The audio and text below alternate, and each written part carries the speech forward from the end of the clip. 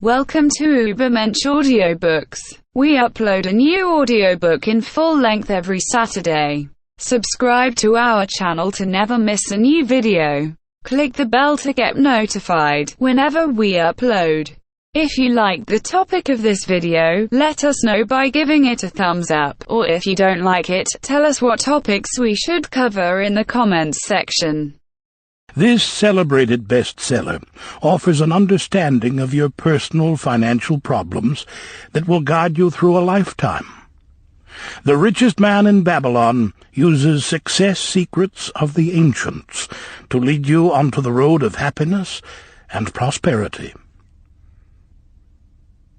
And now, The Richest Man in Babylon. Forward. Our prosperity as a nation depends upon the personal financial prosperity of each of us as individuals. This book deals with the personal successes of each of us. Success means accomplishments as the result of our own efforts and abilities. Proper preparation is the key to our success. Our acts can be no wiser than our thoughts. Our thinking can be no wiser than our understanding. This book of cures for lean purses has been termed a guide to financial understanding. That indeed is its purpose, to offer those who are ambitious for financial success an insight which will aid them to acquire money, to keep money, and to make their surpluses earn more money. In the pages which follow, we are taken back to Babylon, the cradle in which was nurtured the basic principles of finance now recognized and used the world over. To new readers, the author is happy to extend the wish that its pages may contain for them the same inspiration for growing bank accounts, greater financial successes, and the solution of difficult personal financial problems so enthusiastically reported by readers from coast to coast. To the business executives who have distributed these tales in such generous quantities to friends, relatives, employees, and associates, the author takes this opportunity to express his gratitude. No endorsement could be higher than that of practical men who appreciate its teachings because they themselves have worked up to important successes by applying the very principles it advocates. Babylon became the wealthiest city of the ancient world because its citizens were the richest people of their time. They appreciated the value of money. They practiced sound financial principles in acquiring money, keeping money, and making their money earn more money. They provided for themselves what we all desire: incomes for the future. GSC. Chapter 1. The Man Who Desired Gold. Bansir, the chariot builder of Babylon, was thoroughly discouraged. From his seat upon the low wall surrounding his property, he gazed sadly at his simple home and the open workshop in which stood a partially completed chariot. His wife frequently appeared at the open door. Her furtive glances in his direction reminded him that the meal bag was almost empty and he should be at work finishing the chariot, hammering and hewing, polishing and painting, stretching taut the leather over the wheel rims, preparing it for delivery so he could collect from his wealthy customer. Nevertheless, his fat, muscular body sat stolidly upon the wall. His slow mind was struggling patiently with a problem for which he could find no answer. The hot tropical sun, so typical of this valley of the Euphrates, beat down upon him mercilessly. Beads of perspiration formed upon his brow and trickled down unnoticed to lose themselves in the hairy jungle on his chest. Beyond his home towered the high terraced walls surrounding the king's palace. Nearby, cleaving the blue heavens, was the painted tower of the Temple of Bel. In the shadow of such grandeur was his simple home and many others far less neat and well cared for. Babylon was like this, a mixture of grandeur and squalor, of dazzling wealth and direst poverty, crowded together without plan or system within the protecting walls of the city. Behind him, had he cared to turn and look, the noisy chariots of the rich jostled and crowded aside the sandaled tradesmen as well as the barefooted beggars. Even the rich were forced to turn into the gutters to clear the way for the long lines of slave water carriers on the king's business, each bearing a heavy goatskin of water to be poured upon the hanging gardens. Nomasir was too engrossed in his own problem to hear or heed the confused hubbub of the busy city. It was the unexpected twanging of the strings from a familiar lyre that aroused him from his reverie. He turned and looked into the sensitive, smiling face of his best friend, Kalabab, the musician. "May the gods bless thee with great liberality, my good friend," began Kalabab with an elaborate salute. "Yet it does appear they have already been so generous thou needst not to labor. I rejoice with thee in thy good fortune. More, I would even share it with thee. Pray, from thy purse, which must be bulging, else thou wouldst be busy in yon shop, extract but 2 humble shekels and lend them to me until after the nobleman's feast this night. Thou wilt not miss them ere they are returned." "If I did have 2 shekels," Nomasir responded gloomily, "to no one could I lend them, not even to you, my best of friends, for they would be my fortune, my entire fortune." No one lends his entire fortune, not even to his best friend. "What?" exclaimed Kalabab with genuine surprise. "Thou hast not 1 shekel in thy purse, yet sit like a statue upon a wall. Why not complete that chariot? How else canst thou provide for thy noble appetite? 'Tis not like thee, my friend. Where is thy endless energy? Doth something distress thee? Have the gods brought to thee troubles?" "A torment from the gods it must be," Nomasir agreed. "It began with a dream, a senseless dream in which I thought I was a man of means. From my belt hung a handsome purse, heavy with coins. There were shekels which I cast with careless freedom to the beggars. There were pieces of silver with which I did buy finery for my wife and whatever I did desire for myself. There were pieces of gold which made me feel assured of the future and unafraid to spend the silver. A glorious feeling of contentment was within me. You would not have known me for thy hard-working friend, nor wouldst have known my wife, so free from wrinkles was her face and shining with happiness. She was again the smiling maiden of our early married days." "A pleasant dream indeed," commented Kalabab. "But why should such pleasant feelings as it aroused turn thee into a glum statue upon the wall?" "Why, indeed? Because when I awoke and remembered how empty was my purse, a feeling of rebellion swept over me. Let us talk it over together, for, as the sailors do say, we ride in the same boat, we two. As youngsters we went together to the priests to learn wisdom. As young men we shared each other's pleasures. As grown men we have always been close friends. We have been contented subjects of our kind. We have been satisfied to work long hours and spend our earnings freely. We have earned much coin in the years that have passed, yet to know the joys that come from wealth, we must dream about them. Bah! Are we more than dumb sheep? We live in the richest city in all the world.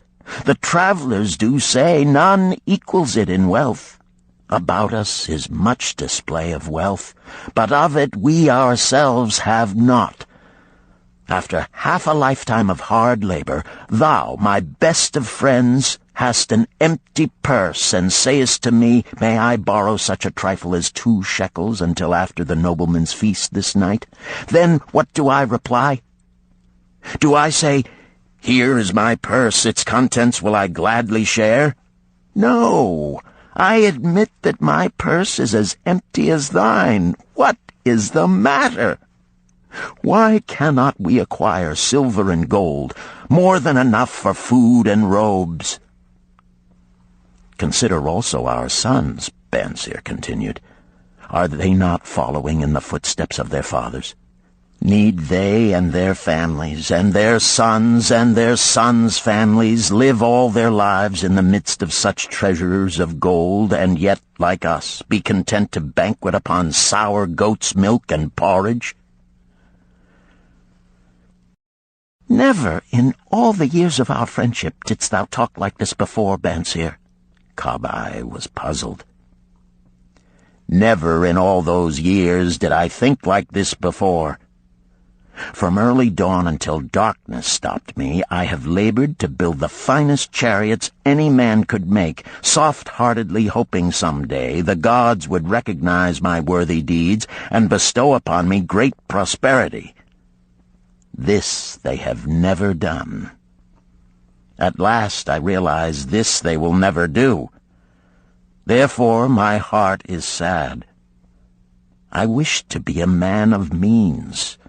I wish to own lands and cattle, to have fine robes and coins in my purse. I am willing to work for these things with all the strength in my back, with all the skill in my hands, with all the cunning in my mind. But I wish my labors to be fairly rewarded. What is the matter with us? Again, I ask you, why cannot we have our just share of the good things so plentiful for those who have the gold with which to buy them? Would I knew the answer, Kabai replied. No better than thou am I satisfied. My earnings from my lyre are quickly gone. Often must I plan and scheme that my family be not hungry.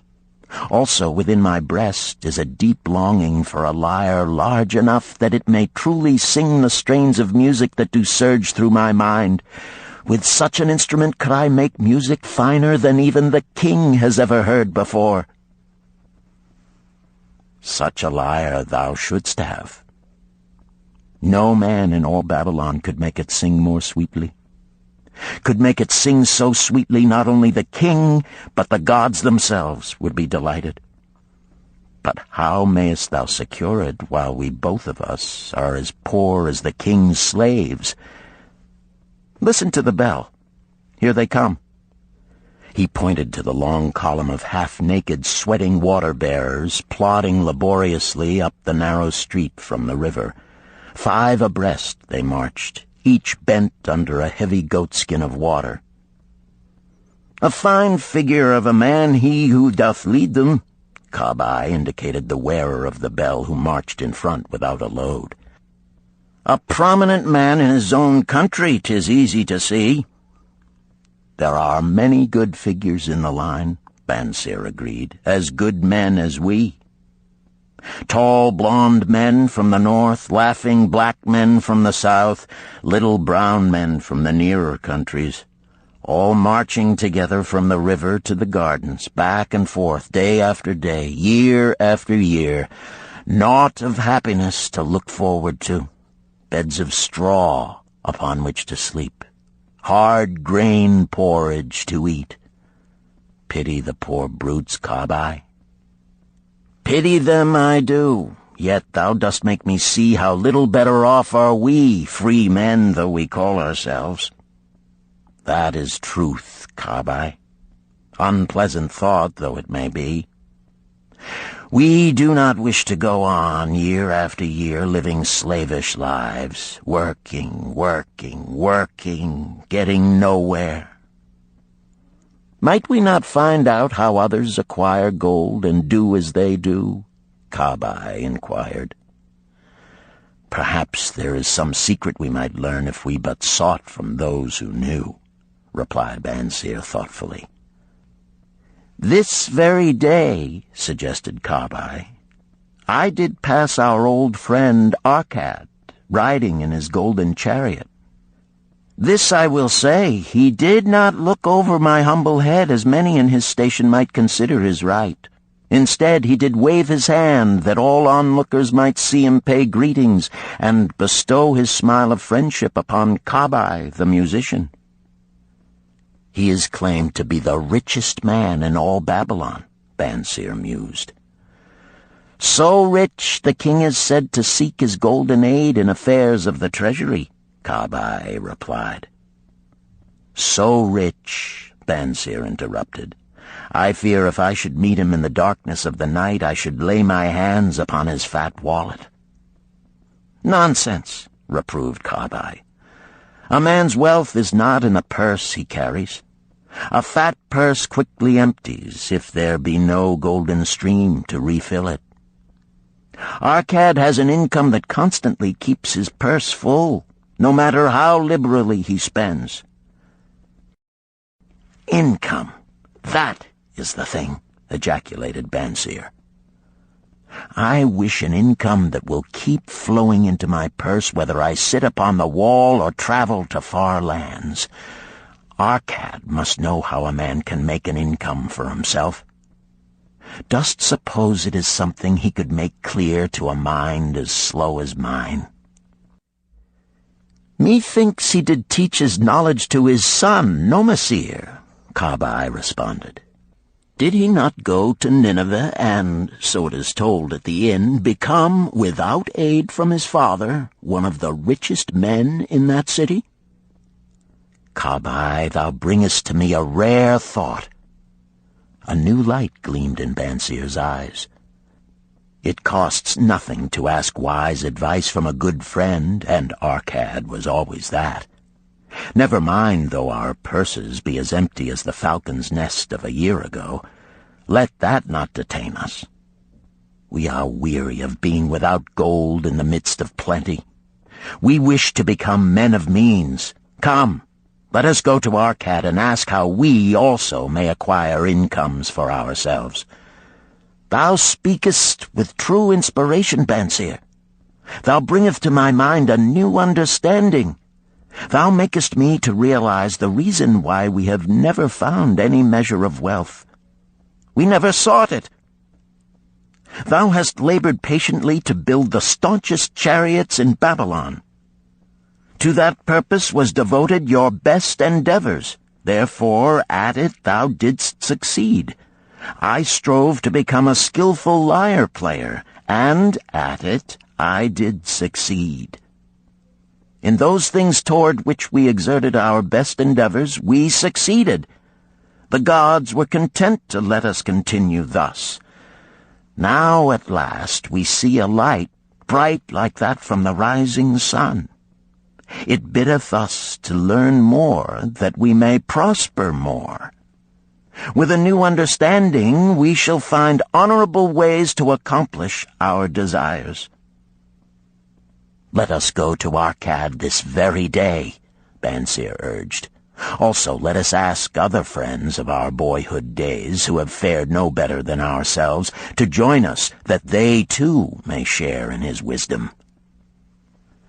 Thou wert ever thus thoughtful to thy friends, Bansir. Therefore hast thou many friends. It shall be as thou sayest. We go this day and take them with us.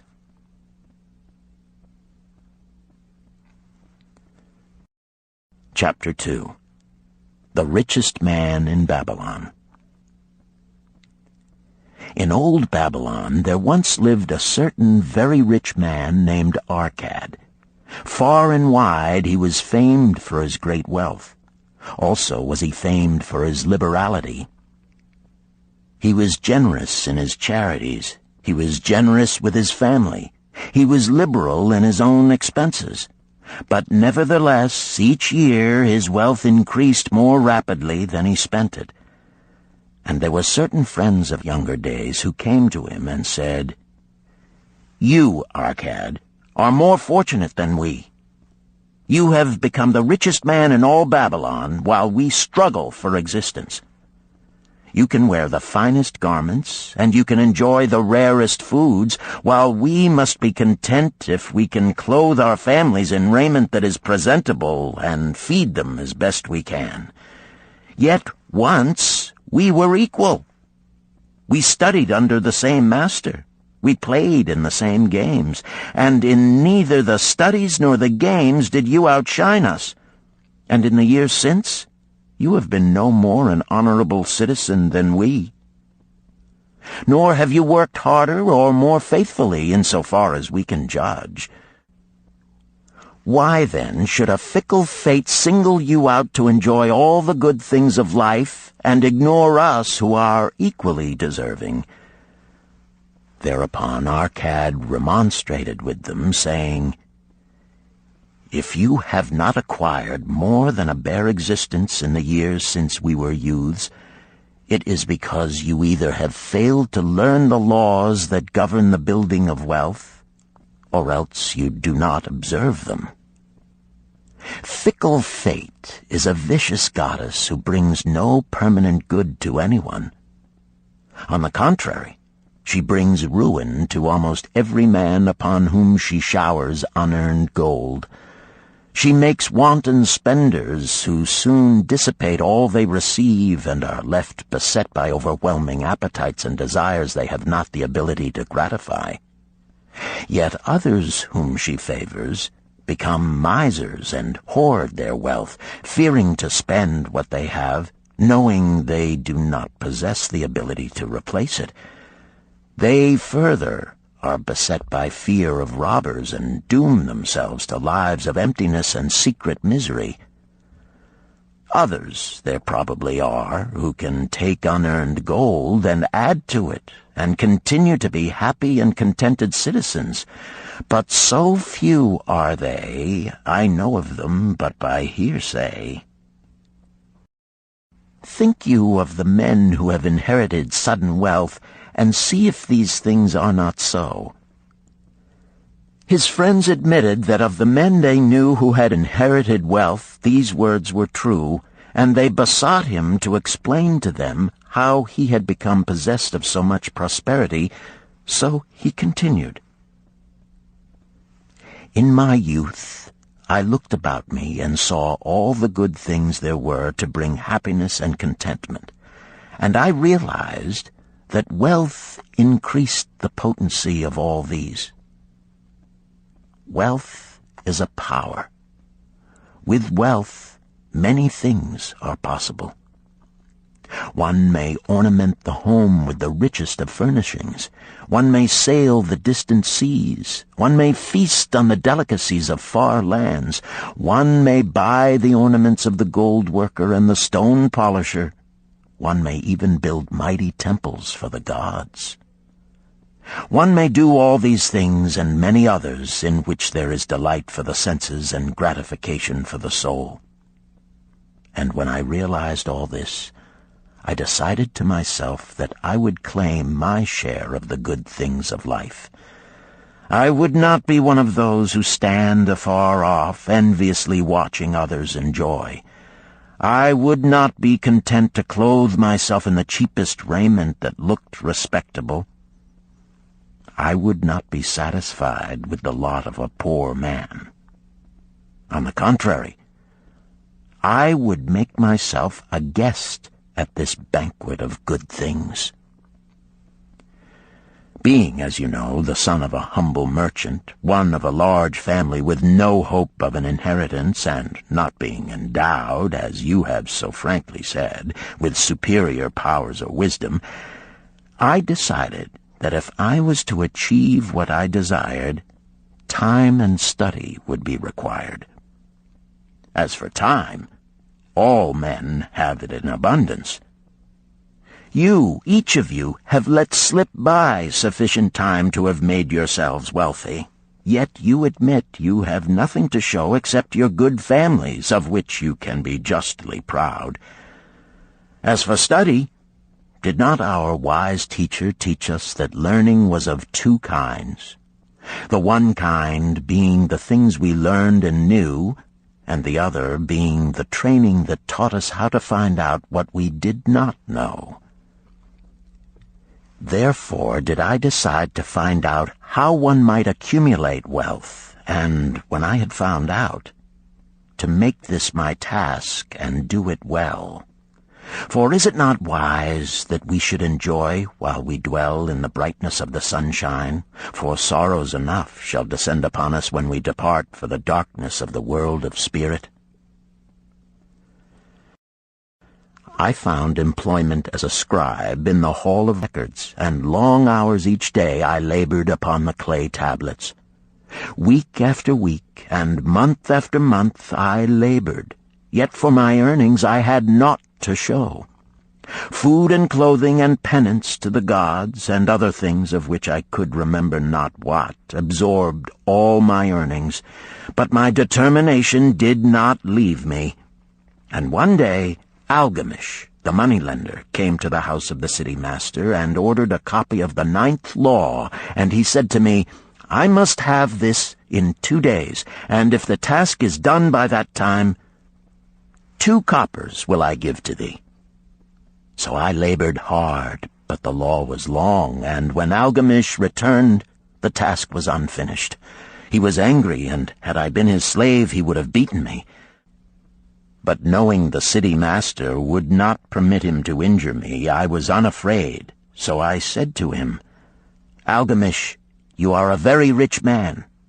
Tell me how I may also become rich, and all night I will carve upon the clay, and when the sun rises, it shall be completed. He smiled at me and replied, You are a forward knave, but we will call it a bargain. All that night I carved, though my back pained and the smell of the wick made my head ache until my eyes could hardly see. But when he returned at sunup, the tablets were complete. Now, I said, tell me what you promised. You have fulfilled your part of our bargain, my son, he said to me kindly, and I am ready to fulfill mine. I will tell you these things you wish to know, because I am becoming an old man, and an old tongue loves to wag. And when youth comes to age for advice, he receives the wisdom of years. But too often does youth think that age knows only the wisdom of days that are gone, and therefore profits not. But remember this, the sun that shines today is the sun that shone when thy father was born, and will still be shining when thy last grandchild shall pass into the darkness. The thoughts of youth, he continued, are bright lights that shine forth like the meteors that oft make brilliant the sky. But the wisdom of age is like the fixed stars that shine so unchanged that the sailor may depend upon them to steer his course. Mark you well my words, for if you do not, you will fail to grasp the truth that I will tell you, and you will think that your night's work has been in vain. Then he looked at me shrewdly from under his shaggy brows, and said in a low, forceful tone, I've found the road to wealth when I decided that a part of all I earned was mine to keep. And so will you. Then he continued to look at me with a glance that I could feel pierce me, but said no more. Is that all? I asked. That was sufficient to change the heart of a sheep-herder into the heart of a money-lender, he replied. But all I earn is mine to keep, is it not? I demanded. Far from it, he replied. Do you not pay the garment-maker? Do you not pay the sandal-maker? Do you not pay for the things you eat? Can you live in Babylon without spending? What have you to show for your earnings of the past month? What for the past year? Fool! You pay to everyone but yourself. Dullard! You labor for others. As well be a slave and work for what your master gives you to eat and wear. If you did keep for yourself 1/10 of all you earn, how much would you have in 10 years? My knowledge of the numbers did not forsake me, and I answered, As much as I earn in 1 year. You speak but half the truth, he retorted. Every gold piece you save is a slave to work for you. Every copper it earns is its child that also can earn for you. If you would become wealthy, then what you save must earn, and its children must earn, that all may help to give to you the abundance you crave. You think I cheat you for your long night's work, he continued.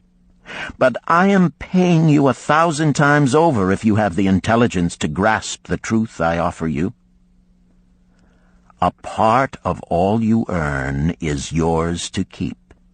It should not be less than 1/10, no matter how little you earn. It can be as much more as you can afford.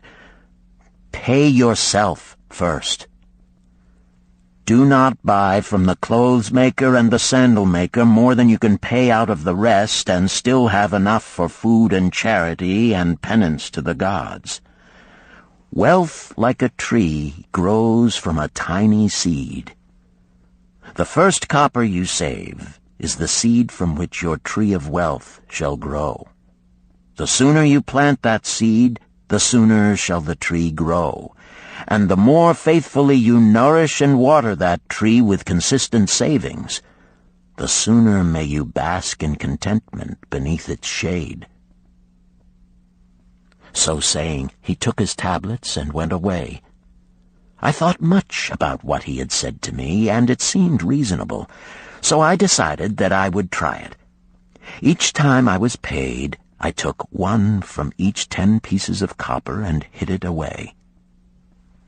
And strange as it may seem, I was no shorter of funds than before. I noticed little difference as I managed to get along without it. But often I was tempted, as my hoard began to grow, to spend it for some of the good things the merchants displayed, brought by camels and ships from the land of the Phoenicians. But I wisely refrained. A 12th month after Algamish had gone, he again returned and said to me, Son, have you paid to yourself not less than 1/10 of all you have earned for the past year? I answered proudly, Yes, master, I have. That is good, he answered, beaming upon me. And what have you done with it? I have given it to Asmer, the brickmaker, who told me he was traveling over the far seas, and in Tyre he would buy from me the rare jewels of the Phoenicians. When he returns, we shall sell these at high prices and divide the earnings. Every fool must learn, he growled. But why trust the knowledge of a brickmaker about jewels? Would you go to the breadmaker to inquire about the stars? No, by my tunic, you would go to the astrologer if you had power to think. Your savings are gone, youth. You have jerked your wealth tree up by the roots. But plant another. Try again. And next time, if you would have advice about jewels, go to the jewel merchant. If you would know the truth about sheep, go to the herdsman.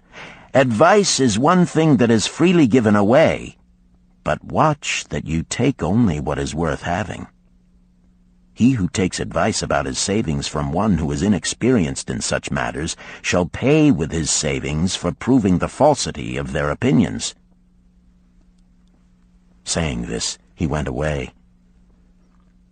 And it was as he said, for the Phoenicians are scoundrels and sold to Asmer worthless bits of glass that looked like gems. But as Algamish had bid me, I again saved each 10th copper, for I now had formed the habit, and it was no longer difficult. Again, 12 months later, Algamish came to the room of the scribes and addressed me. What progress have you made since last I saw you? I have paid myself faithfully, I replied, "and my savings I have entrusted to Agar, the shield-maker, to buy bronze, and each 4th month he does pay me the rental." "That is good. And what do you do with the rental?"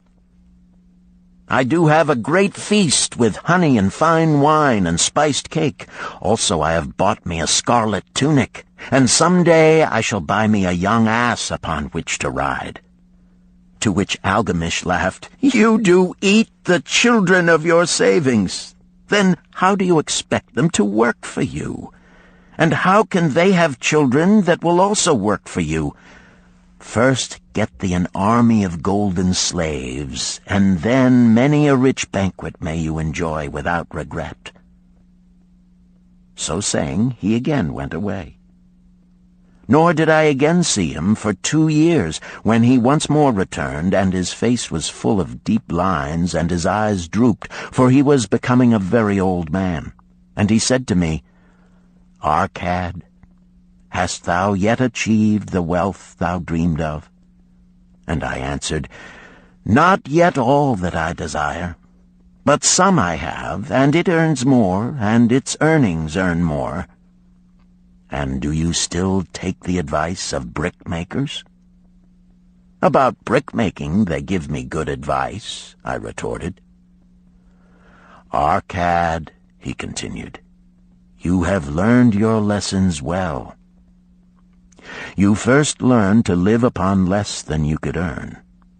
Next, you learned to seek advice from those who were competent through their own experiences to give it. And lastly, you have learned to make gold work for you. You have taught yourself how to acquire money, how to keep it, and how to use it. Therefore, you are competent for a responsible position. I am becoming an old man. My sons think only of spending and give no thought to earning. My interests are great, and I fear too much for me to look after. If you will go to Nippur and look after my lands there, I shall make you my partner, and you shall share in my estate." So I went to Nippur and took charge of his holdings, which were large, and because I was full of ambition and because I had mastered the 3 laws of successfully handling wealth, I was enabled to increase greatly the value of his properties. So I prospered much, and when the spirit of Algamish departed for the sphere of darkness, I did share in his estate as he had arranged under the law. So spake Arkad, and when he had finished his tale, one of his friends said, "You were indeed fortunate that Algamish made you an heir." "Fortunate only in that I had the desire to prosper before I first met him. For 4 years did I not prove my definiteness of purpose by keeping 1/10 of all I earned? Would you call a fisherman lucky who for years so studied the habits of the fish that with each changing wind he could cast his nets about them? Opportunity is a haughty goddess who wastes no time with those who are unprepared. You had strong willpower to keep on after you lost your first year's savings. You are unusual in that way," spoke up another. "Willpower," retorted Arkad. "What nonsense! Do you think willpower gives a man the strength to lift a burden the camel cannot carry, or to draw a load the oxen cannot budge? Willpower is but the unflinching purpose to carry a task you set for yourself to fulfillment. If I set for myself a task, be it ever so trifling, I shall see it through. How else shall I have confidence in myself to do important things? Should I say to myself, for 100 days as I walk across the bridge into the city, I will pick from the road a pebble and cast it into the stream? I would do it. If on the 7th day I passed by without remembering, I would not say to myself, tomorrow I will cast 2 pebbles which will do as well. Instead, I would retrace my steps and cast the pebble. Nor on the 20th day would I say to myself, Arkad, this is useless. What does it avail you to cast a pebble every day? Throw in a handful and be done with it. No, I would not say that, nor do it. When I set a task for myself, I complete it. Therefore, I am careful not to start difficult and impractical tasks, because I love leisure. And then another friend spoke up and said, If what you tell is true, and it does seem, as you have said, reasonable, then being so simple, if all men did it, there would not be enough wealth to go around. Wealth grows wherever men exert energy, Arkad replied. If a rich man builds him a new palace, is the gold he pays out gone?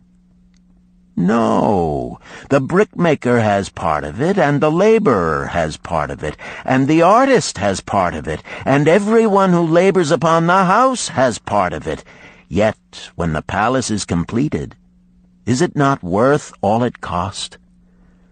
And is the ground upon which it stands not worth more because it is there? And is the ground that adjoins it not worth more because it is there? Wealth grows in magic ways. No man can prophesy the limit of it. Have not the Phoenicians built great cities on barren coasts with the wealth that comes from their ships of commerce on the seas? What then do you advise us to do that we also may become rich?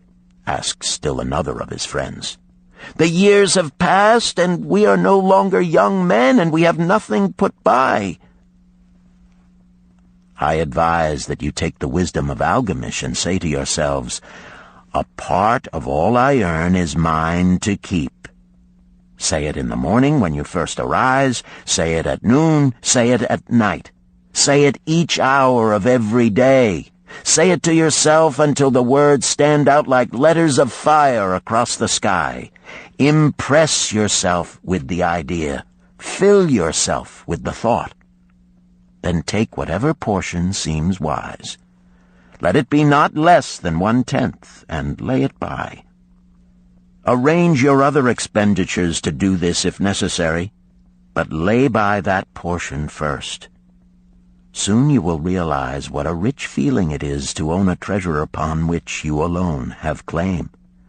As it grows, it will stimulate you. A new joy of life will thrill you. Greater efforts will come to you to earn more. For of your increased earnings, will not the same percentage be also yours to keep? Then learn to make your treasure work for you. Make it your slave. Make its children and its children's children work for you. Ensure an income for thy future. Look thou at the aged, and forget not that in the days to come thou also will be numbered among them. Therefore invest thy treasure with greatest caution that it be not lost. Usurious rates of return are deceitful sirens that sing but to lure the unwary upon the rocks of loss and remorse. Provide also that thy family may not want should the gods call thee to their realms. For such protection it is always possible to make provision with small payments at regular intervals. Therefore the provident man delays not in expectation of a large sum becoming available for such a wise purpose. Counsel with wise men. Seek the advice of men whose daily work is handling money.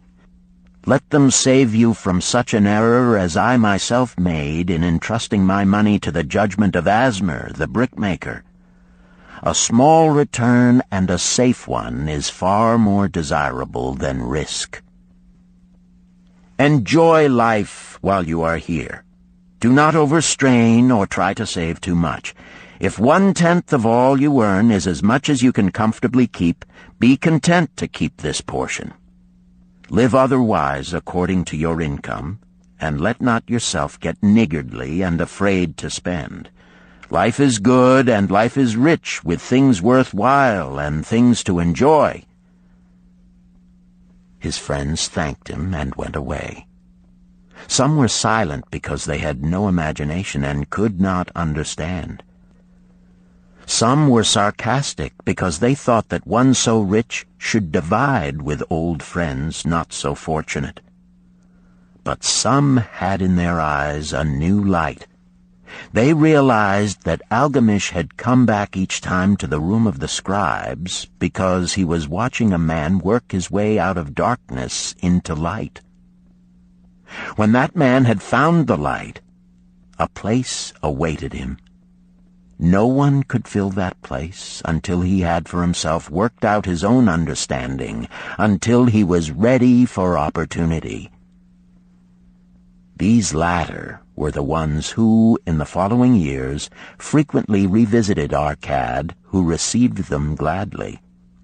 He counseled with them and gave them freely of his wisdom, as men of broad experience are always glad to do, and he assisted them in so investing their savings that it would bring in a good interest with safety and would neither be lost nor entangled in investments that paid no dividends. The turning point in these men's lives came upon that day when they realized the truth that had come from Algamish to Arkad, and from Arkad to them.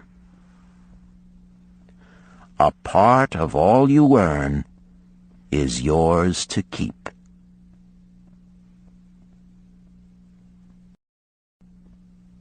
Chapter 3. 7 Cures for a Lean Purse. The glory of Babylon endures. Down through the ages, its reputation comes to us as the richest of cities, its treasures as fabulous. Yet it was not always so. The riches of Babylon were the results of the wisdom of its people. They first had to learn how to become wealthy. When the good King Sargon returned to Babylon after defeating his enemies, the Elamites, he was confronted with a serious situation. The royal chancellor explained it to the king thus: "After many years of great prosperity brought to our people because your majesty built the great irrigation canals and the mighty temples of the gods, now that these works are completed, the people seem unable to support themselves. The laborers are without employment. The merchants have few customers. The farmers are unable to sell their produce. The people have not enough gold to buy food." "But where has all the gold gone that we spent for these great improvements?" demanded the king. "It has found its way, I fear," responded the chancellor, "into the possession of a few very rich men of our city. It filtered through the fingers of most of our people as quickly as the goat's milk goes through the strainer. Now that the stream of gold has ceased to flow, most of our people have nothing to show for their earnings." The king was thoughtful for some time. Then he asked, "Why should so few men be able to acquire all the gold?" "Because they know how," replied the chancellor.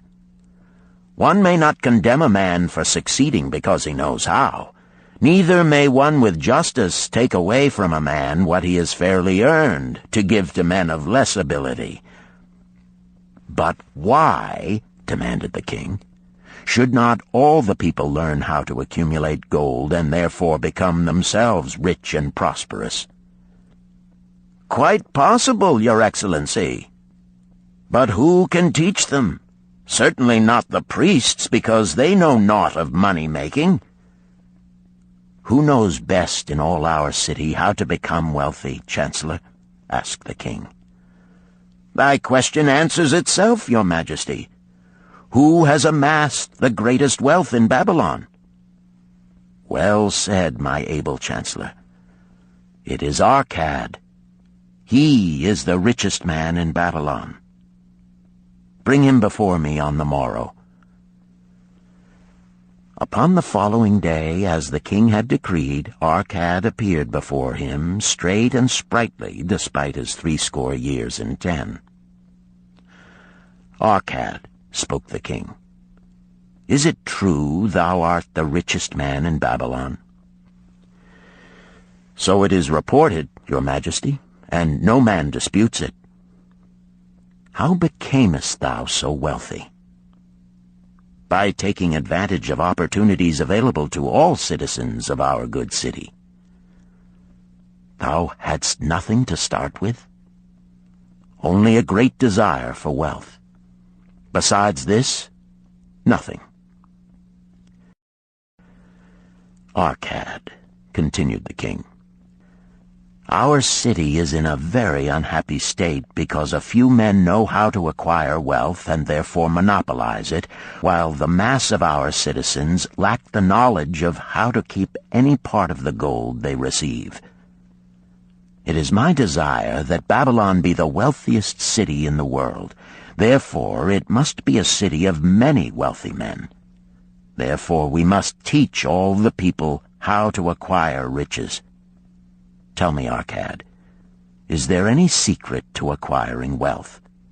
Can it be taught?" "It is practical, your majesty. That which one man knows can be taught to others." The king's eyes glowed. "Arkad, thou speakest the words I wish to hear. Wilt thou lend thyself to this great cause?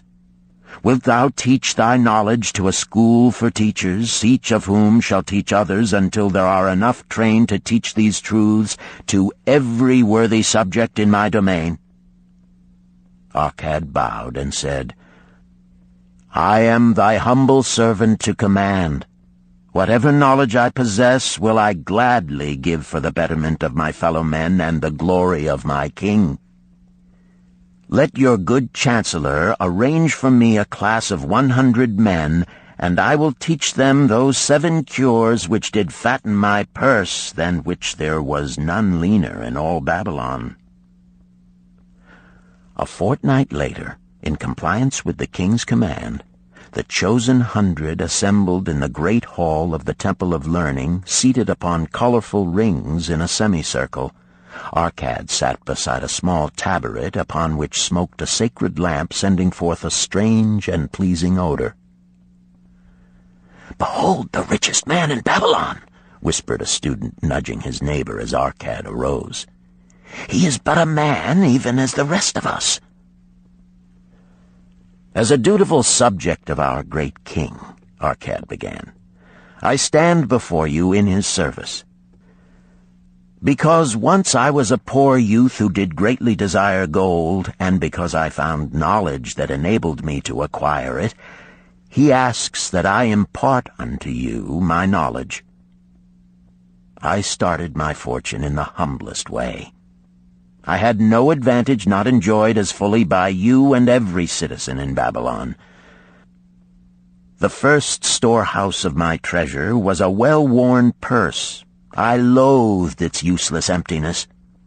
I desired that it be round and full, clinking with the sound of gold. Therefore I sought every remedy for a lean purse. I found 7. To you who are assembled before me shall I explain the 7 cures for a lean purse, which I do recommend to all men who desire much gold. Each day for 7 days will I explain to you one of the 7 remedies. Listen attentively to the knowledge that I will impart. Debate it with me. Discuss it among yourselves. Learn these lessons thoroughly, that ye may also plant in your own purse the seed of wealth. First must each of you start wisely to build a fortune of his own. Then wilt thou be competent, and only then, to teach these truths to others. I shall teach to you in simple ways how to fatten your purses. This is the first step leading to the Temple of Wealth, and no man may climb who cannot plant his feet firmly upon the first step.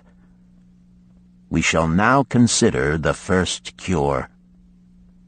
The first cure. Start thy purse to fattening. Arkad addressed the thoughtful man in the second row. My good friend, at what craft workest thou? I, replied the man, am a scribe and carve records upon the clay tablets. Even at such labor did I myself earn my first coppers. Therefore thou hast the same opportunity to build a fortune." He spoke to a florid-faced man farther back. "Pray tell also, what dost thou to earn thy bread?" "I," responded this man, "am a meat butcher. I do buy the goats the farmers raise, and kill them, and sell the meat to the housewives, and the hides to the sandal-makers." "Because thou dost also labor and earn, thou hast every advantage to succeed that I did possess." In this way did Arkad proceed to find out how each man labored to earn his living. When he had done questioning them, he said, "Now, my students, ye can see that there are many trades and labors at which men may earn coins. Each of the ways of earning is a stream of gold from which the worker doth divert by his labors a portion to his own purse. Therefore into the purse of each of you flows a stream of coins, large or small, according to his ability. Is it not so?" Thereupon they agreed that it was so. "Then," continued Arkad, "if each of you desireth to build for himself a fortune, is it not wise to start by utilizing that source of wealth which he already has established?" To this they agreed. Then Arkad turned to a humble man who had declared himself an egg merchant. "If thou select one of thy baskets, and put into it each morning 10 eggs, and take out from it each evening 9 eggs, what will eventually happen?" "It will become in time overflowing." "Why?" "Because each day I put in 1 more egg than I take out." Arkad turned to the class with a smile. "Does any man here have a lean purse?" First they looked amused, then they laughed. Lastly, they waved their purses in jest. "All right," he continued. "Now I shall tell thee the first remedy I learned to cure a lean purse. Do exactly as I have suggested to the egg merchant. For every 10 coins thou placest within thy purse, take out for use but 9. Thy purse will start to fatten at once, and its increasing weight will feel good in thy hand and bring satisfaction to thy soul. Deride not what I say because of its simplicity. Truth is always simple. I told thee I would tell how I built my fortune. This was my beginning. I, too, carried a lean purse and cursed it because there was naught within to satisfy my desires. But when I began to take out from my purse but 9 parts of 10 I put in, it began to fatten. So will thine. Now I will tell a strange truth, the reason for which I know not. When I ceased to pay out more than 9/10 of my earnings, I managed to get along just as well. I was not shorter than before. Also, ere long did coins come to me more easily than before. Surely it is a law of the gods that unto him who keepeth and spendeth not a certain part of all his earnings shall gold come more easily. Likewise him whose purse is empty does gold avoid. Which desirest thou the most? Is it the gratification of thy desires of each day, a jewel, a bit of finery, better raiment, more food, things quickly gone and forgotten? Or is it substantial belongings, gold, lands, herds, merchandise, income-bringing investments?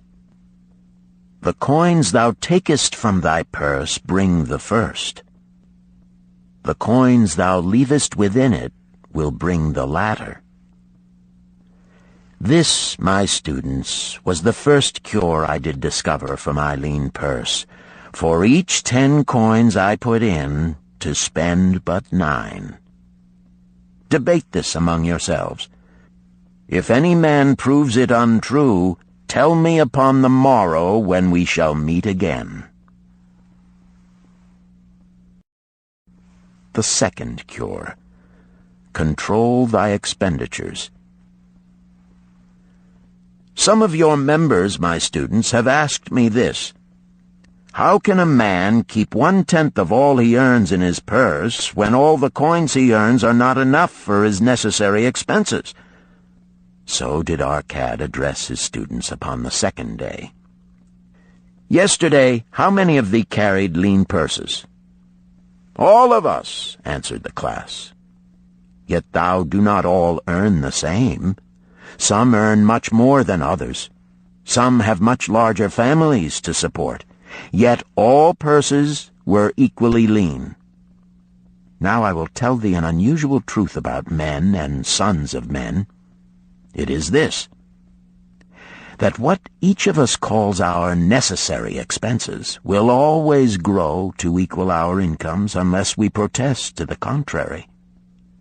Confuse not the necessary expenses with thy desires. Each of you, together with your good families, have more desires than your earnings can gratify. Therefore are thy earnings spent to gratify these desires in so far as they will go. Still thou retainest many ungratified desires. All men are burdened with more desires than they can gratify. Because of my wealth, thinkest thou I may gratify every desire? 'Tis a false idea. There are limits to my time. There are limits to my strength. There are limits to the distance I may travel. There are limits to what I may eat. There are limits to the zest with which I may enjoy. I say to you that just as weeds grow in a field wherever the farmer leaves space for their roots, even so freely do desires grow in men whenever there is a possibility of their being gratified.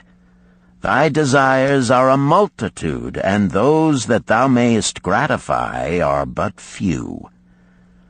Study thoughtfully thy accustomed habits of living. Herein may be most often found certain accepted expenses that may wisely be reduced or eliminated. Let thy motto be 100% of appreciated value demanded for each coin spent. Therefore, engrave upon the clay each thing for which thou desireth to spend. Select those that are necessary and others that are possible through the expenditure of 9/10 of thy income. Cross out the rest and consider them but a part of that great multitude of desires that must go unsatisfied, and regret them not. Budget then thy necessary expenses. Touch not the 1/10 that is fattening thy purse. Let this be thy great desire that is being fulfilled. Keep working with thy budget. Keep adjusting it to help thee. Make it thy first assistant in defending thy fattening purse. Hereupon one of the students, wearing a robe of red and gold, arose and said, I am a free man. I believe that it is my right to enjoy the good things of life. Therefore do I rebel against the slavery of a budget which determines just how much I may spend and for what. I feel it would take much pleasure from my life and make me little more than a pack-ass to carry a burden. To him Arkad replied, Who, my friend, would determine thy budget? I would make it for myself, responded the protesting one. In that case, were a pack-ass to budget his burden, would he include therein jewels and rugs and heavy bars of gold? Not so. He would include hay and grain and a bag of water for the desert trail. The purpose of a budget is to help thy purse to fatten. It is to assist thee to have thy necessities and, insofar as attainable, thy other desires. It is to enable thee to realize thy most cherished desires by defending them from thy casual wishes. Like a bright light in a dark cave, thy budget shows up the leaks from thy purse and enables thee to stop them and control thy expenditures for definite and gratifying purposes. This, then, is the second cure for a lean purse. Budget thy expenses, that thou mayest have coins to pay for thy necessities, to pay for thy enjoyments, and to gratify thy worthwhile desires without spending more than 9/10 of thy earnings. The third cure. Make thy gold multiply. Behold, thy lean purse is fattening. Thou hast disciplined thyself to leave therein 1/10 of all thou earnest. Thou hast controlled thy expenditures to protect thy growing treasure. Next, we will consider means to put thy treasure to labor and to increase. Gold in a purse is gratifying to own, and satisfieth a miserly soul, but earns nothing. The gold we may retain from our earnings is but the start. The earnings it will make shall build our fortunes. So spoke Arkad upon the third day to his class. How, therefore, may we put our gold to work? My first investment was unfortunate, for I lost all. Its tale I will relate later. My first profitable investment was a loan I made to a man named Agar, a shield maker. Once each year did he buy large shipments of bronze brought from across the sea to use in his trade. Lacking sufficient capital to pay the merchants, he would borrow from those who had extra coins. He was an honorable man. His borrowing he would repay, together with a liberal rental as he sold his shields. Each time I loaned to him, I loaned back also the rental he had paid to me. Therefore not only did my capital increase, but its earnings likewise increased. Most gratifying was it to have these sums returned to my purse. I tell you, my students, a man's wealth is not in the coins he carries in his purse. It is the income he buildeth, the golden stream that continually floweth into his purse and keepeth it always bulging. That is what every man desireth. That is what thou, each one of thee, desireth. An income that continueth to come whether thou work or travel. Great income I have acquired, so great that I am called a very rich man. My loans to Agar were my first training in profitable investment. Gaining wisdom from this experience, I extended my loans and investments as my capital increased. From a few sources at first, from many sources later, flowed into my purse a golden stream of wealth available for such wise uses as I should decide. Behold, from my humble earnings, I had begotten a horde of golden slaves, each laboring and earning more gold. As they labored for me, so their children also labored, and their children's children, until great was the income from their combined efforts. Gold increaseth rapidly when making reasonable earnings, as thou wilt see from the following. A farmer, when his first son was born, took 10 pieces of silver to a moneylender and asked him to keep it on rental for his son until he became 20 years of age. This the moneylender did, and agreed the rental should be 1/4 of its value each 4 years. The farmer asked, because this sum he had set aside as belonging to his son, that the rental be added to the principal. When the boy had reached the age of 20 years, the farmer again went to the moneylender to inquire about the silver. The moneylender explained that because this sum had been increased by compound interest, the original 10 pieces of silver had now grown to 30½ pieces.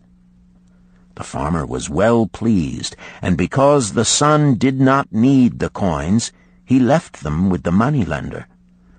When the son became 50 years of age, the father meantime having passed to the other world, the moneylender paid the son in settlement 167 pieces of silver.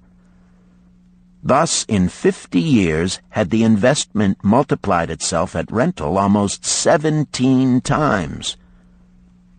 This, then, is the third cure for a lean purse: to put each coin to laboring, that it may reproduce its kind, even as the flocks of the field, and help bring to thee income, a stream of wealth that shall flow constantly into thy purse.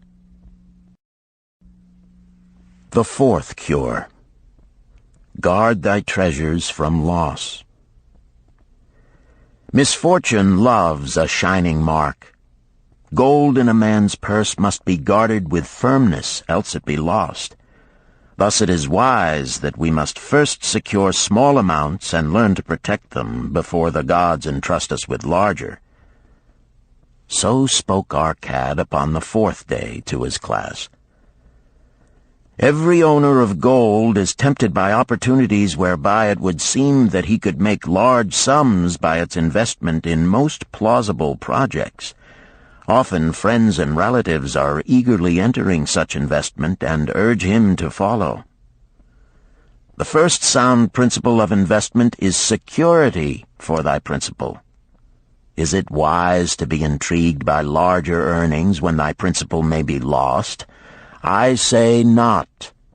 The penalty of risk is probable loss. Study carefully, before parting with thy treasure, each assurance that it may be safely reclaimed. Be not misled by thine own romantic desires to make wealth rapidly. Before thou loan it to any man, assure thyself of his ability to repay and his reputation for doing so, that thou mayest not unwittingly be making him a present of thy hard-earned treasure. Before thou entrust it as an investment in any field, acquaint thyself with the dangers which may beset it. My own first investment was a tragedy to me at the time. The guarded savings of a year I did entrust to a brickmaker named Asmer, who was traveling over the far seas, and in Tyre agreed to buy for me the rare jewels of the Phoenicians. These we would sell upon his return and divide the profits. The Phoenicians were scoundrels and sold him bits of glass. My treasure was lost. Today, my training would show to me at once the folly of entrusting a brickmaker to buy jewels. Therefore do I advise thee from the wisdom of my experiences, be not too confident of thine own wisdom in entrusting thy treasures to the possible pitfalls of investments. Better by far to consult the wisdom of those experienced in handling money for profit. Such advice is freely given for the asking, and may readily possess a value equal in gold to the sum thou considerest investing. In truth, such is its actual value if it save thee from loss. This, then, is the fourth cure for a lean purse, and of great importance if it prevent thy purse from being emptied once it has become well filled. Guard thy treasure from loss by investing only where thy principal is safe, where it may be reclaimed if desirable, and where thou wilt not fail to collect a fair rental. Consult with wise men. Secure the advice of those experienced in the profitable handling of gold. Let their wisdom protect thy treasure from unsafe investments. This ends Disc 1. The Richest Man in Babylon, Disc 2. The fifth cure. Make of thy dwelling a profitable investment. If a man setteth aside 9 parts of his earnings upon which to live and enjoy life, and if any part of this 9 parts he can turn into a profitable investment without detriment to his well-being, then so much faster will his treasures grow. So spake Arkad to his class at their 5th lesson. All too many of our men of Babylon do raise their families in unseemly quarters. They do pay to exacting landlords liberal rentals for rooms where their wives have not a spot to raise the blooms that gladden a woman's heart, and their children have no place to play their games except in the unclean alleys. No man's family can fully enjoy life unless they do have a plot of ground wherein children can play in the clean earth, and where the wife may raise not only blossoms but good rich herbs to feed her family. To a man's heart it brings gladness to eat the figs from his own trees and the grapes of his own vines, to own his own domicile and to have it a place he is proud to care for, putteth confidence in his heart and greater effort behind all his endeavors. Therefore do I recommend that every man own the roof that sheltereth him and his. Nor is it beyond the ability of any well-intentioned man to own his home. Hath not our great king so widely extended the walls of Babylon that within them much land is now unused, and may be purchased at sums most reasonable? Also I say to you, my students, that the money-lenders gladly consider the desires of men who seek homes and land for their families. Readily may thou borrow to pay the brickmaker and the builder for such commendable purposes, if thou can show a reasonable portion of the necessary sum which thou thyself hast provided for the purpose. Then when the house be built, thou canst pay the money-lender with the same regularity as thou didst pay the landlord, because each payment will reduce thy indebtedness to the money-lender. A few years will satisfy his loan. Then will thy heart be glad, because thou wilt own in thy own right a valuable property, and thy only cost will be the king's taxes. Also wilt thy good wife go more often to the river to wash thy robes, that each time returning she may bring a goatskin of water to pour upon the growing things. Thus come many blessings to the man who owneth his own house, and greatly will it reduce his cost of living, making available more of his earnings for pleasures and the gratification of his desires. This, then, is the fifth cure for a lean purse. Own thy own home. The sixth cure. Ensure a future income. The life of every man proceedeth from his childhood to his old age. This is the path of life, and no man may deviate from it, unless the gods call him prematurely to the world beyond. Therefore do I say that it behooves a man to make preparation for a suitable income in the days to come, when he is no longer young, and to make preparations for his family, should he be no longer with them to comfort and support them. This lesson shall instruct thee in providing a full purse when time has made thee less able to earn. So Arkad addressed his class upon the sixth day. The man who, because of his understanding of the laws of wealth, acquireth a growing surplus, should give thought to those future days. He should plan certain investments or provisions that may endure safely for many years, yet will be available when the time arrives which he has so wisely anticipated. There are diverse ways by which a man may provide with safety for his future. He may provide a hiding place and there bury a secret treasure. Yet no matter with what skill it be hidden, it may nevertheless become the loot of thieves. For this reason I recommend not this plan. A man may buy houses or lands for this purpose. If wisely chosen as to their usefulness and value in the future, they are permanent in their value and their earnings, or their sale will provide well for his purpose. A man may loan a small sum to the moneylender and increase it at regular periods.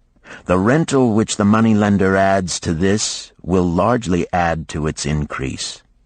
I do know a sandal-maker named Ansan, who explained to me not long ago that each week for 8 years he had deposited with his moneylender 2 pieces of silver. The moneylender had but recently given him an accounting over which he greatly rejoiced. The total of his small deposits with their rental at the customary rate of 1/4 their value for each 4 years had now become 1,040 pieces of silver.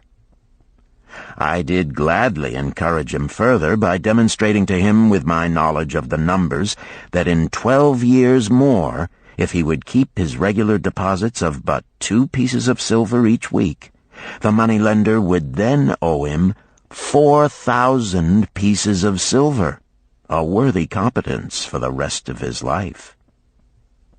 Surely when such a small payment made with regularity doth produce such profitable results, no man can afford not to insure a treasure for his old age and the protection of his family, no matter how prosperous his business and his investments may be. I would that I might say more about this. In my mind rests a belief that someday wise-thinking men will devise a plan to insure against death, whereby many men pay in but a trifling sum regularly, the aggregate making a handsome sum for the family of each member who passeth to the beyond. This do I see as something desirable and which I could highly recommend. But today it is not possible, because it must reach beyond the life of any man or any partnership to operate. It must be as stable as the king's throne. Some day do I feel that such a plan shall come to pass, and be a great blessing to many men, because even the first small payment will make available a snug fortune for the family of a member, should he pass on. But because we live in our own day, and not in the days which are to come, must we take advantage of those means and ways of accomplishing our purposes. Therefore do I recommend to all men that they, by wise and well-thought-out methods, do provide against a lean purse in their mature years. For a lean purse to a man no longer able to earn, or to a family without its head, is a sore tragedy. This, then, is the 6th cure for a lean purse. Provide in advance for the needs of thy growing age and the protection of thy family. The 7th cure. Increase thy ability to earn. This day do I speak to thee, my students, of one of the most vital remedies for a lean purse. Yet I will not talk of gold, but of yourselves, of the men beneath the robes of many colors who do sit before me. I will talk to you of those things within the minds and lives of men which do work for or against their success. So did Arkad address his class upon the 7th day. Not long ago came to me a young man seeking to borrow. When I questioned him the cause of his necessity, he complained that his earnings were insufficient to pay his expenses. Thereupon I explained to him, this being the case, he was a poor customer for the moneylender, as he possessed no surplus earning capacity to repay the loan. What you need, young man, I told him, is to earn more coins. What dost thou to increase thy capacity to earn? All that I can do, he replied. 6 times within 2 moons have I approached my master to request my pay be increased, but without success. No man can go oftener than that. We may smile at his simplicity, yet he did possess one of the vital requirements to increase his earnings. Within him was a strong desire to earn more, a proper and commendable desire. Preceding accomplishment must be desire. Thy desires must be strong and definite. General desires are but weak longings. For a man to wish to be rich is of little purpose. For a man to desire 5 pieces of gold is a tangible desire which he can press to fulfillment. After he has backed his desire for 5 pieces of gold with strength of purpose to secure it, next he can find similar ways to obtain 10 pieces, and then 20 pieces, and later 1,000 pieces, and, behold, he has become wealthy. In learning to secure his one definite small desire, he hath trained himself to secure a larger one. This is the process by which wealth is accumulated, first in small sums, then in larger ones as a man learns and becomes more capable. Desires must be simple and definite. They defeat their own purpose should they be too many, too confusing, or beyond a man's training to accomplish. As a man perfecteth himself in his calling, even so doth his ability to earn increase. In those days when I was a humble scribe carving upon the clay for a few coppers each day, I observed that other workers did more than I, and were paid more. Therefore did I determine that I would be exceeded by none. Nor did it take long for me to discover the reason for their greater success. More interest in my work, more concentration upon my task, more persistence in my effort, and, behold, few men could carve more tablets in a day than I. With reasonable promptness my increased skill was rewarded, nor was it necessary for me to go 6 times to my master to request recognition. The more of wisdom we know, the more we may earn. That man who seeks to learn more of his craft shall be richly rewarded. If he is an artisan, he may seek to learn the methods and the tools of those most skillful in the same line. If he laboreth at the law or at healing, he may consult and exchange knowledge with others of his calling. If he be a merchant, he may continually seek better goods that can be purchased at lower prices. Always do the affairs of men change and improve, because keen-minded men seek greater skill that they may better serve those upon whose patronage they depend. Therefore I urge all men to be in the front rank of progress, and not to stand still, lest they be left behind.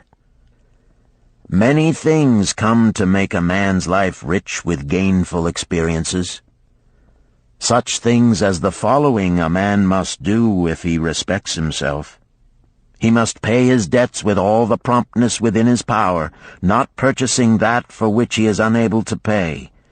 He must take care of his family, that they may think and speak well of him. He must make a will of record, that in case the gods call him, proper and honorable division of his property be accomplished. He must have compassion upon those who are injured and smitten by misfortune, and aid them within reasonable limits. He must do deeds of thoughtfulness to those dear to him. Thus, the 7th and last remedy for a lean purse is to cultivate thy own powers, to study and become wiser, to become more skillful, to so act as to respect thyself. Thereby shalt thou acquire confidence in thyself to achieve thy carefully considered desires.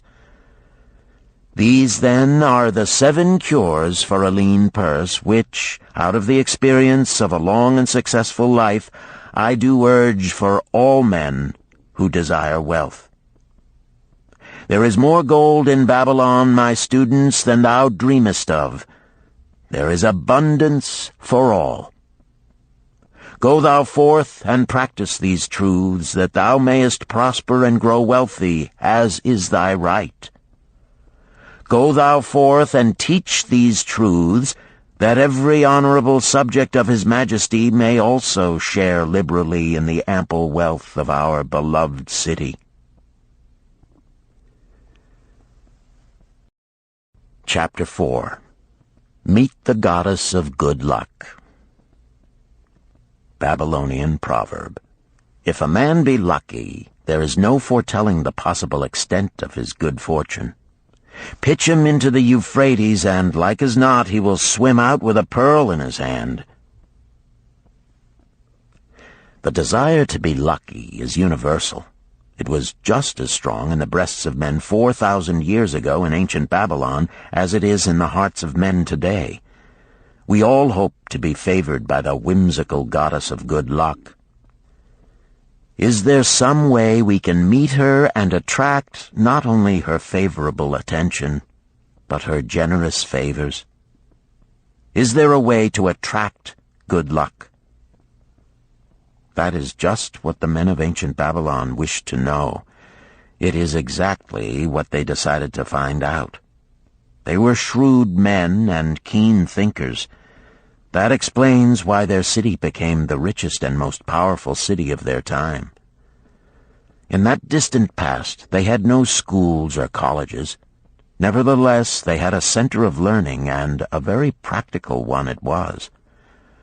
Among the towered buildings in Babylon was one that ranked in importance with the palace of the king, the hanging gardens, and the temples of the gods.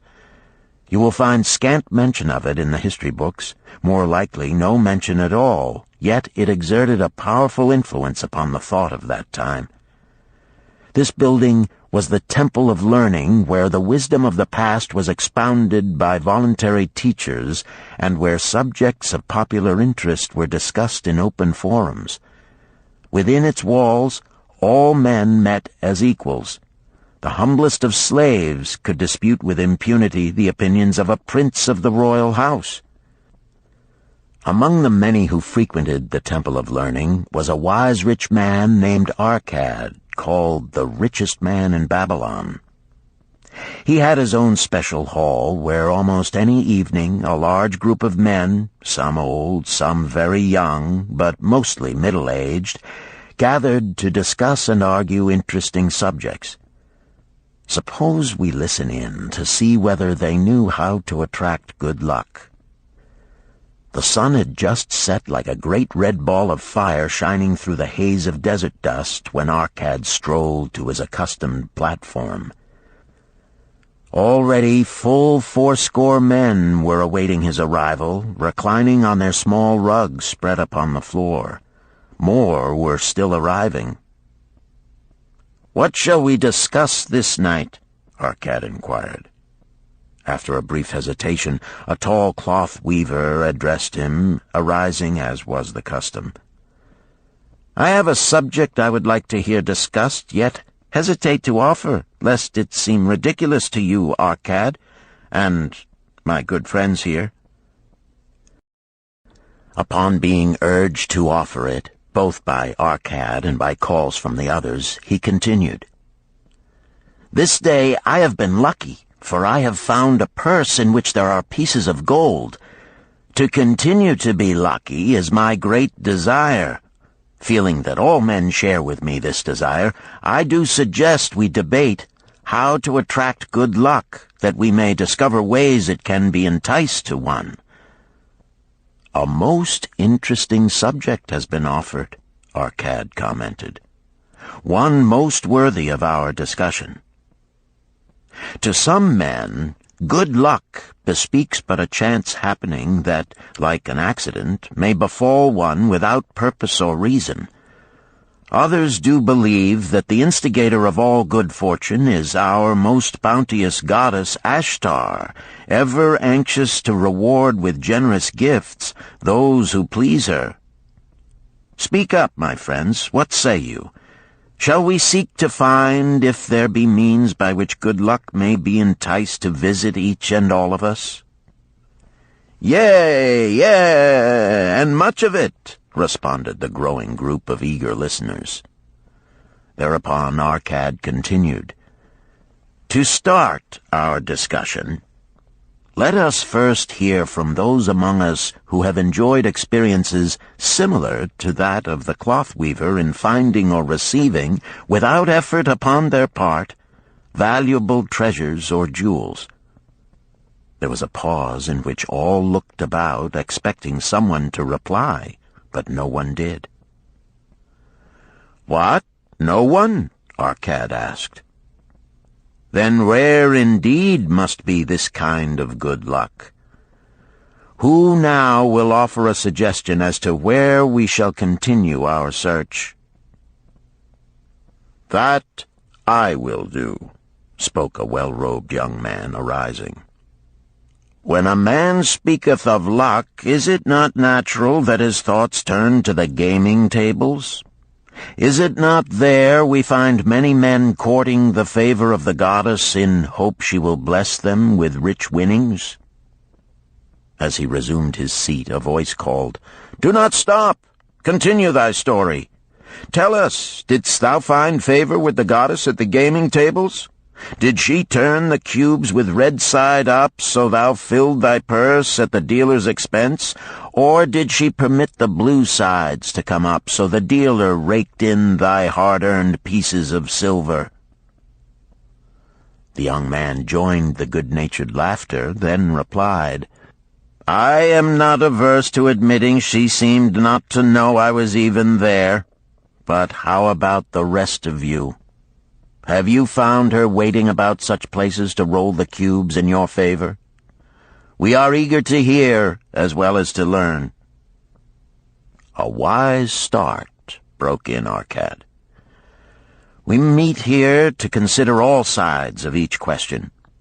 To ignore the gaming table would be to overlook an instinct common to most men, the love of taking a chance with a small amount of silver in the hope of winning much gold." "That doth remind me of the races but yesterday," called out another listener. "If the goddess frequents the gaming tables, certainly she doth not overlook the races where the gilded chariots and the foaming horses offer far more excitement. Tell us honestly, Arkad, didst she whisper to you to place your bet upon those gray horses from Nineveh yesterday?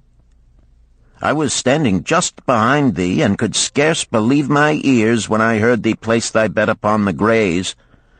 Thou knowest as well as any of us that no team in all Assyria can beat our beloved bays in a fair race. Didst the goddess whisper in thy ear to bet upon the grays, because at the last turn the inside black would stumble and so interfere with our bays that the grays would win the race and score an unearned victory?" Arkad smiled indulgently at the banter. "What reason have we to feel the good goddess would take that much interest in any man's bet upon a horse race? To me, she is a goddess of love and dignity, whose pleasure it is to aid those who are in need and to reward those who are deserving. I look to find her, not at the gaming tables or the races where men lose more gold than they win, but in other places where the doings of men are more worthwhile and more worthy of reward. In tilling the soil, in honest trading, in all of man's occupations, there is opportunity to make a profit upon his efforts and his transactions.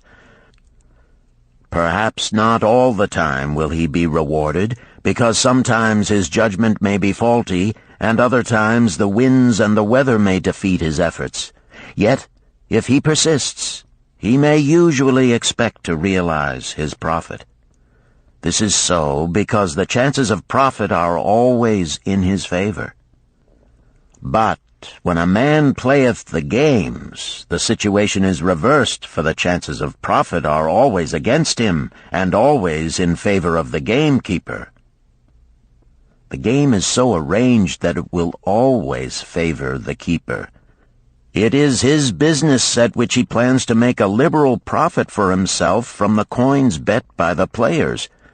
Few players realize how certain are the gamekeeper's profits and how uncertain are their own chances to win.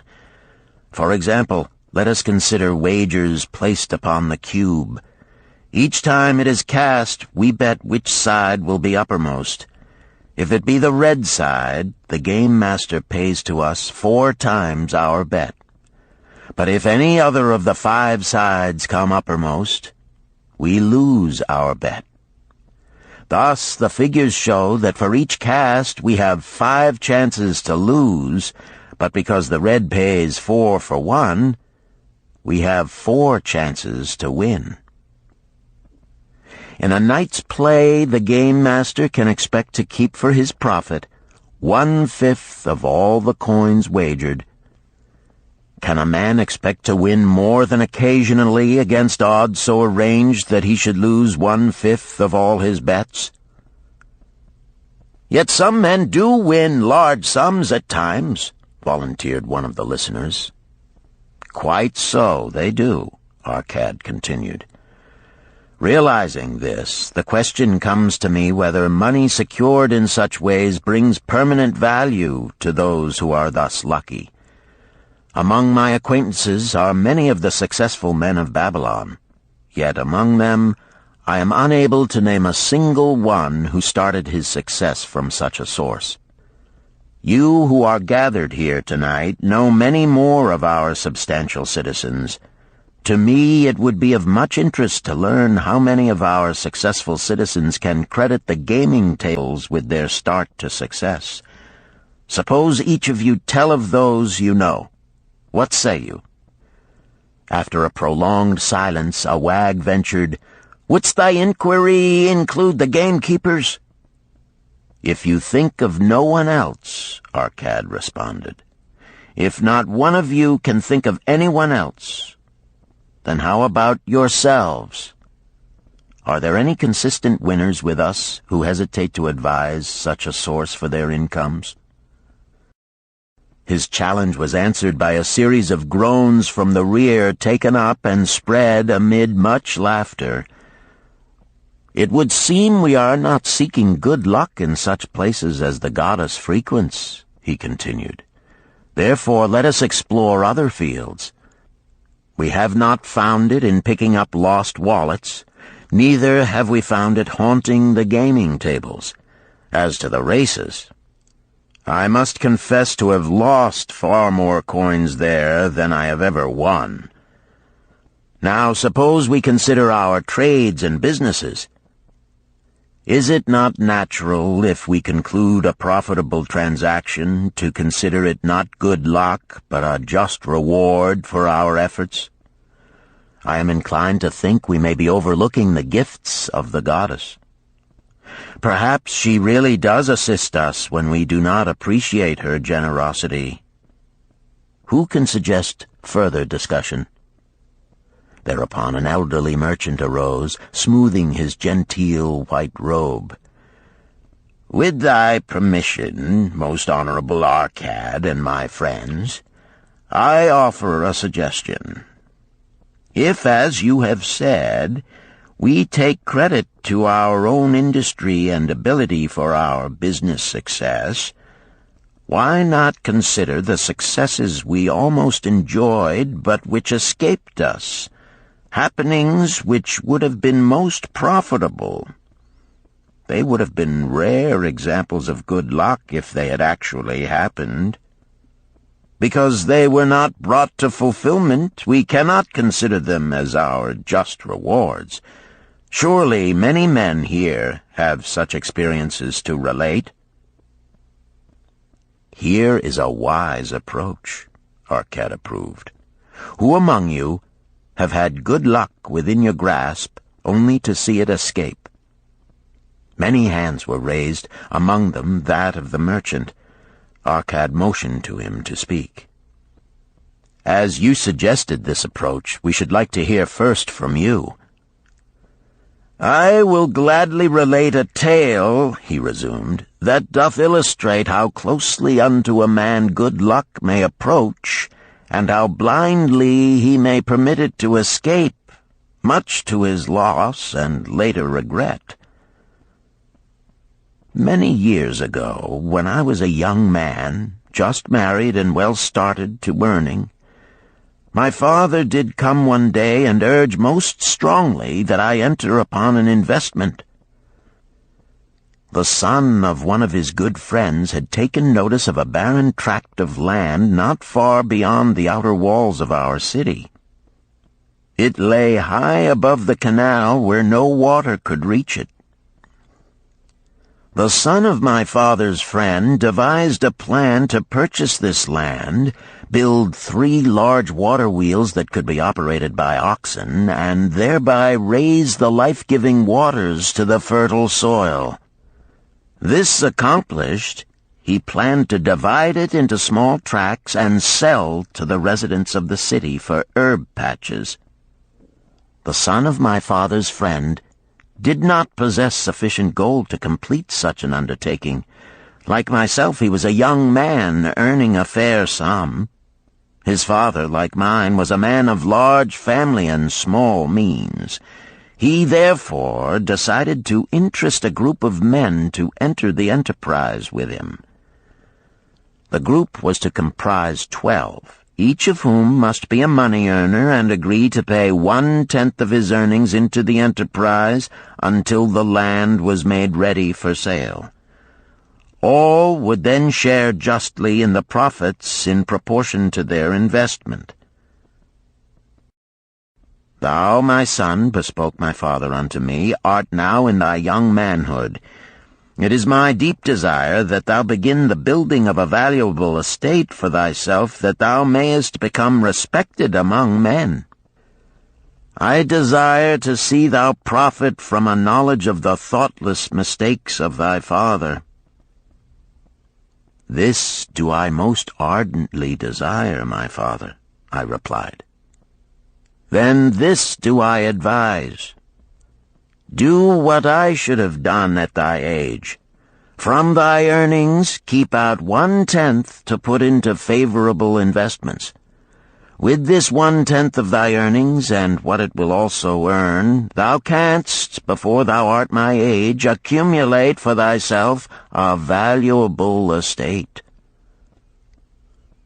"Thy words are words of wisdom, my father. Greatly do I desire riches. Yet there are many uses to which my earnings are called. Therefore do I hesitate to do as thou dost advise. I am young. There is plenty of time."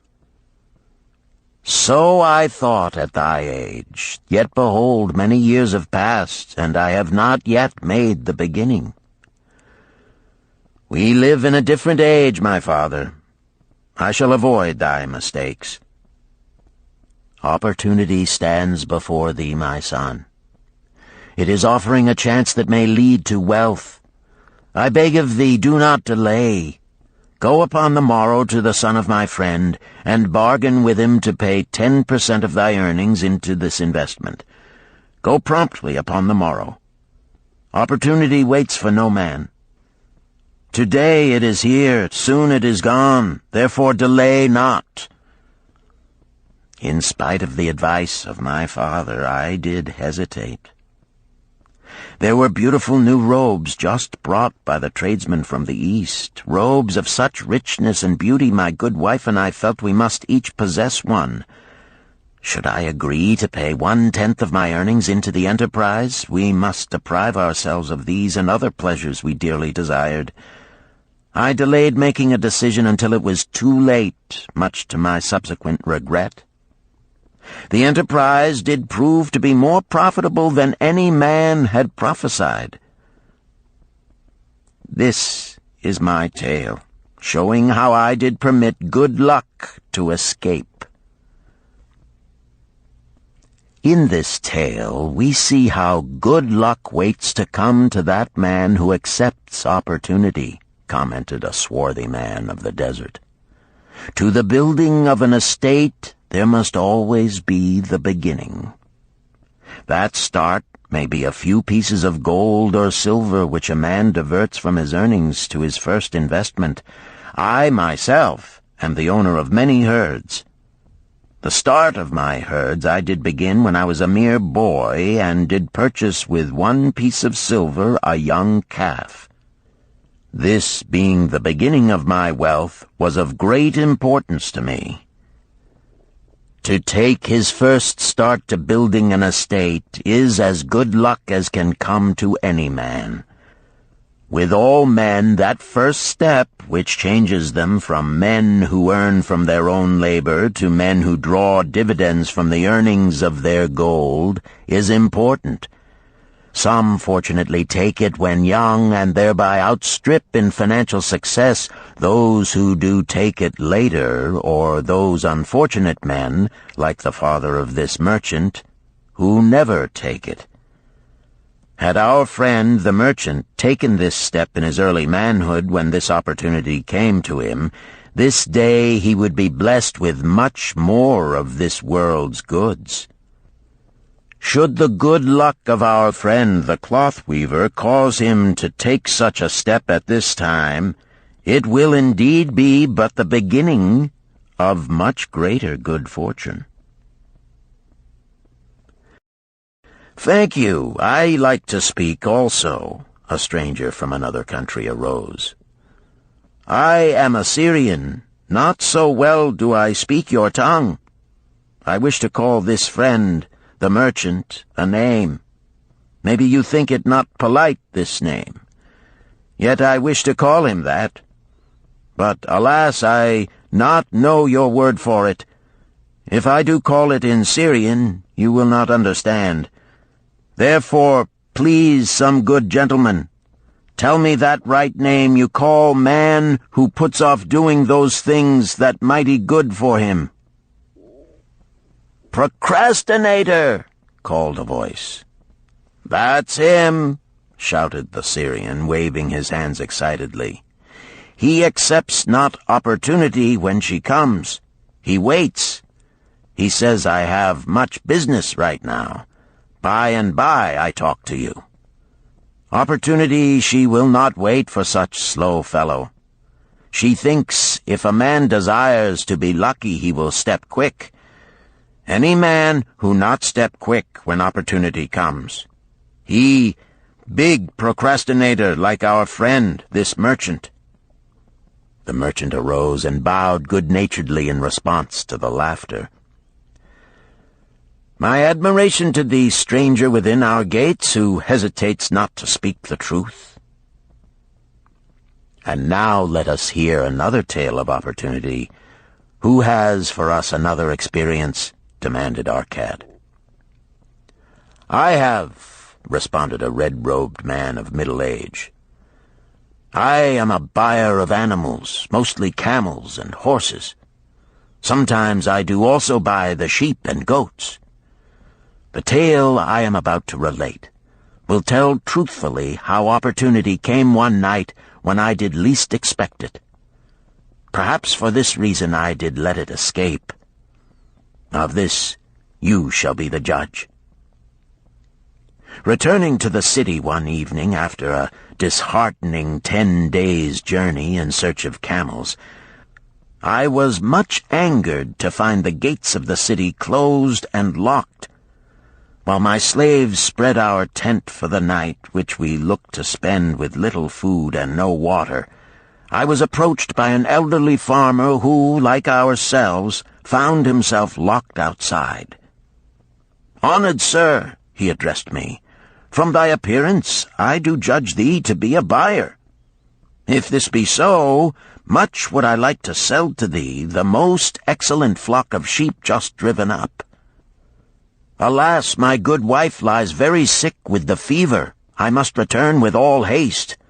Buy thou my sheep, that I and my slaves may mount our camels and travel back without delay." So dark it was that I could not see his flock, but from the bleating I did know it must be large. Having wasted 10 days searching for camels I could not find, I was glad to bargain with him. In his anxiety he did set a most reasonable price. I accepted, well knowing my slaves could drive the flock through the city gates in the morning and sell at a substantial profit. The bargain concluded, I called my slaves to bring torches that we might count the flock which the farmer declared to contain 900. I shall not burden you, my friends, with a description of our difficulty in attempting to count so many thirsty, restless, milling sheep. It proved to be an impossible task. Therefore, I bluntly informed the farmer I would count them at daylight and pay him then. "Please, most honorable sir," he pleaded, Pay me but 2/3 of the price tonight, that I may be on my way. I will leave my most intelligent and educated slave to assist to make the count in the morning. He is trustworthy, and to him thou canst pay the balance." But I was stubborn and refused to make payment that night. Next morning, before I awoke, the city gates opened, and 4 buyers rushed out in search of flocks. They were most eager and willing to pay high prices because the city was threatened with siege and food was not plentiful. Nearly 3 times the price at which he had offered the flock to me did the old farmer receive for it. Thus was rare good luck allowed to escape. "Here is a tale most unusual," commented Arkad. "What wisdom doth it suggest?" "The wisdom of making a payment immediately when we are convinced our bargain is wise," suggested a venerable saddle-maker. "If the bargain be good, then dost thou need protection against thy own weaknesses as much as against any other man. We mortals are changeable. Alas, I must say, more apt to change our minds when right than wrong. Wrong, we are stubborn indeed. Right, we are prone to vacillate and let opportunity escape. My first judgment is my best. Yet always have I found it difficult to compel myself to proceed with a good bargain when made. Therefore, as a protection against my own weaknesses, I do make a prompt deposit thereon. This doth save me from later regrets for the good luck that should have been mine." "Thank you. Again I like to speak." The Syrian was upon his feet once more. "These tales much alike. Each time opportunity fly away for same reason. Each time she come to procrastinator, bringing good plan. Each time they hesitate, not say, right now, best time, I do it quick. How can men succeed that way?" "Wise are thy words, my friend," responded the buyer. "Good luck fled from procrastination in both these tales. Yet this is not unusual. The spirit of procrastination is within all men. We desire riches, yet how often, when opportunity doth appear before us, that spirit of procrastination from within doth urge various delays in our acceptance. In listening to it, we do become our own worst enemies.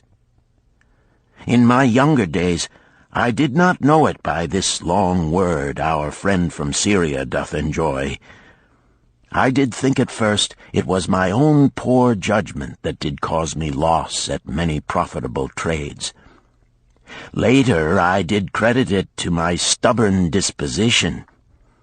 At last I did recognize it for what it was, a habit of needless delaying where action was required, action prompt and decisive. How I did hate it when its true character stood revealed. With the bitterness of a wild ass hitched to a chariot, I did break loose from this enemy to my success. "Thank you. I like ask question from Mr. Merchant," the Syrian was speaking. "You wear fine robes, not like those of poor man. You speak like successful man. Tell us, do you listen now when procrastination whispers in your ear?" "Like our friend the buyer, I also had to recognize and conquer procrastination," responded the merchant. "To me, it proved to be an enemy ever watching and waiting to thwart my accomplishments.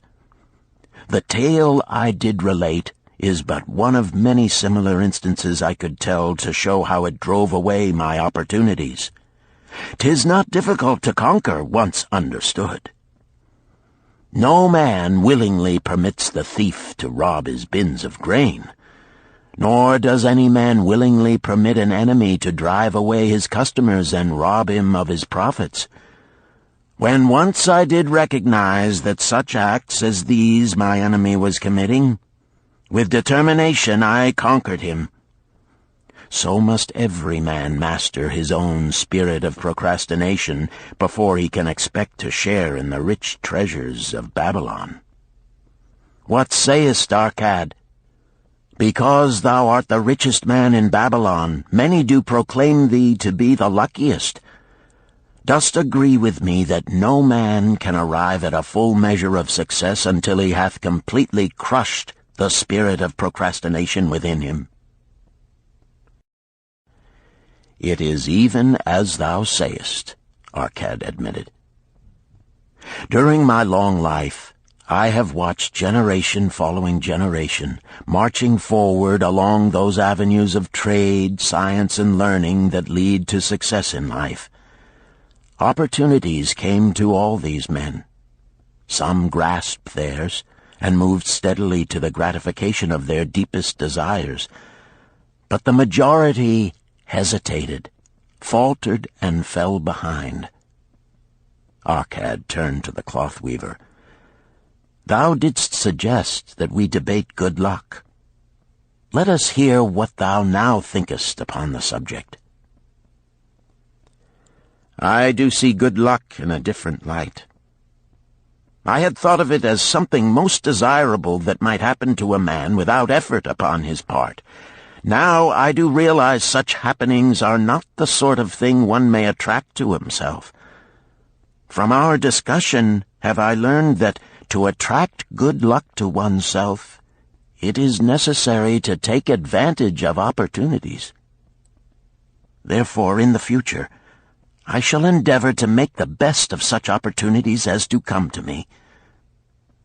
Thou hast well grasped the truths brought forth in our discussion, Arkad replied. Good luck, we do find, often follows opportunity, but seldom comes otherwise. Our merchant friend would have found great good luck had he accepted the opportunity the good goddess did present to him. Our friend the buyer likewise would have enjoyed good luck had he completed the purchase of the flock and sold at such a handsome profit. We did pursue this discussion to find a means by which good luck could be enticed to us. I feel that we have found the way. Both the tales did illustrate how good luck follows opportunity. Herein lies a truth that many similar tales of good luck, won or lost, could not change. The truth is this: good luck can be enticed by accepting opportunity. Those eager to grasp opportunities for their betterment do attract the interest of the good goddess. She is ever anxious to aid those who please her. Men of action please her best. Action will lead thee forward to the successes thou dost desire. Men of action are favored by the goddess of good luck.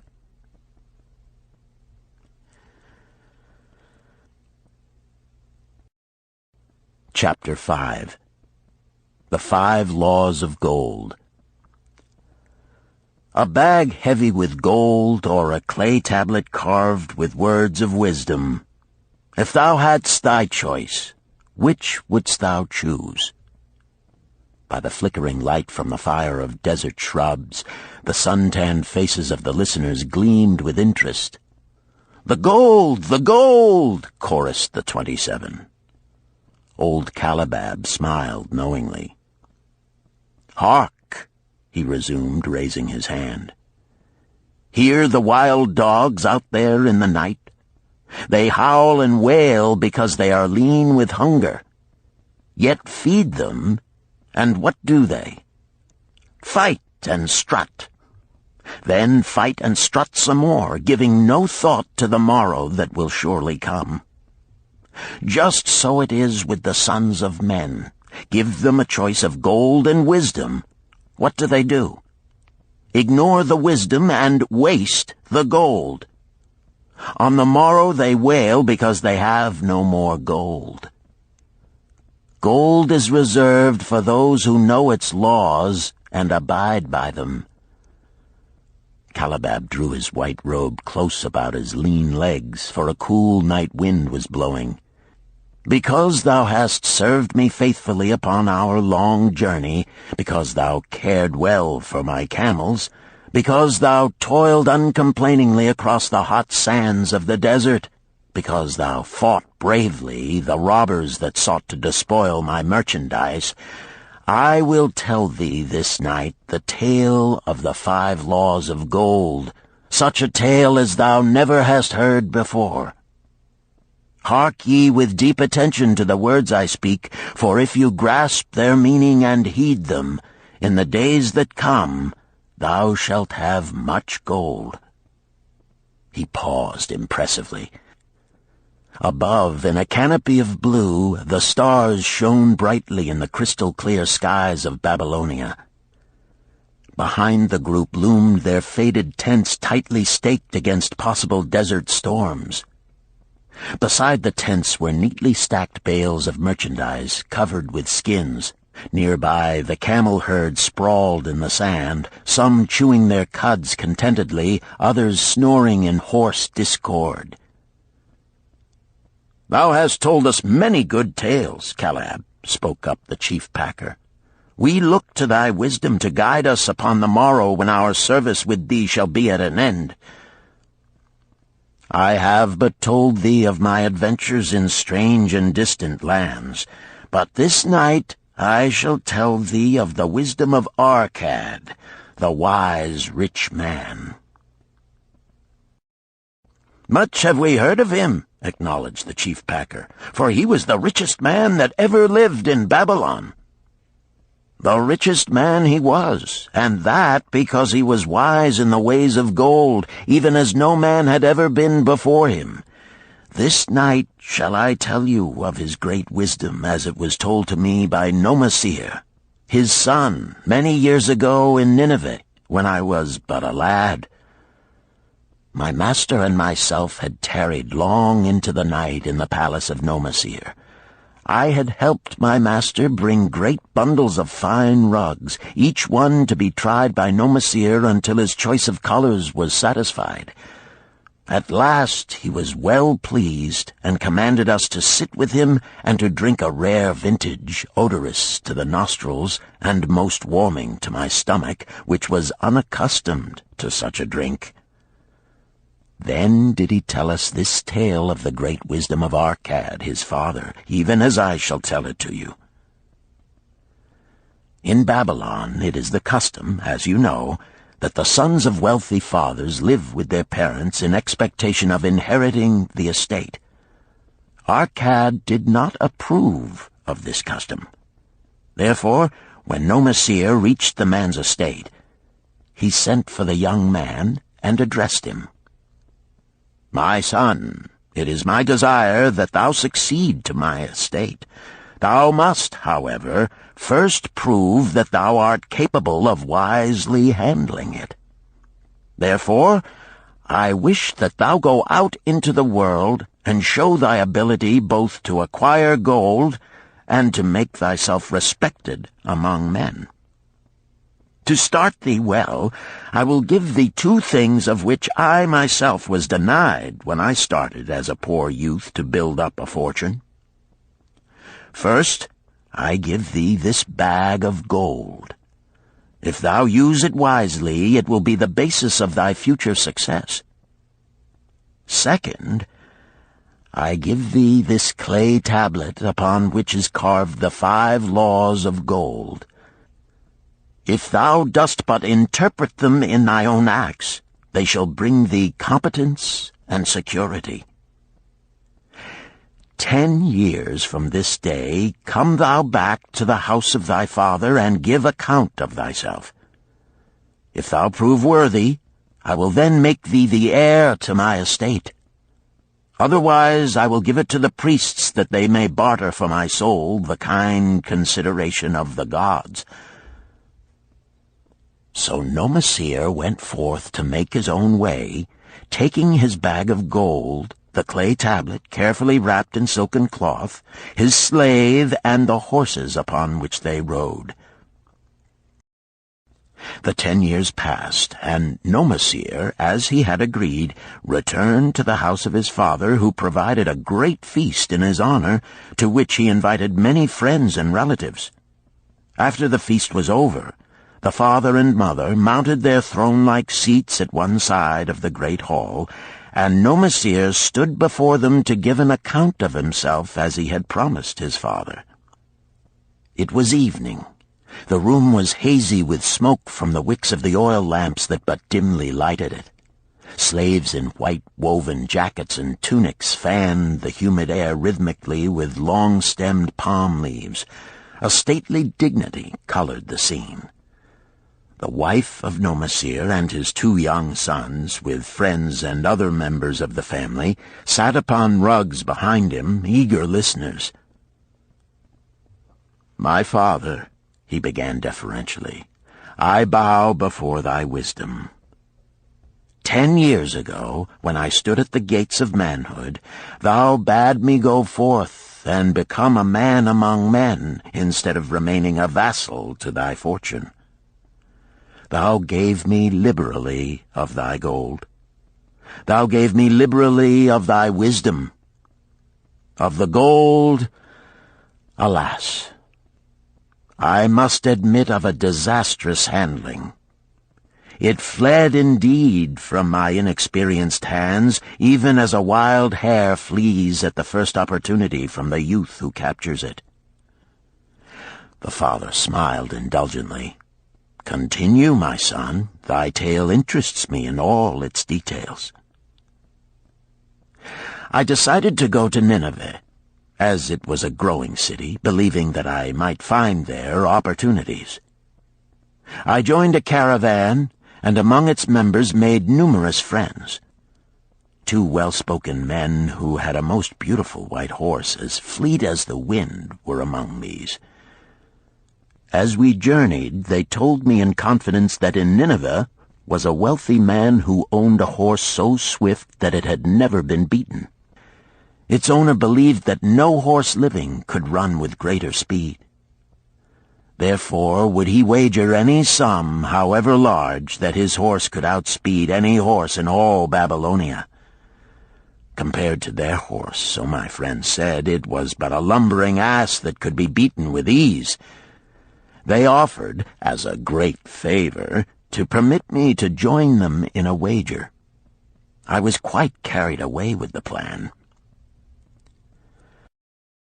Our horse was badly beaten, and I lost much of my gold." The father laughed.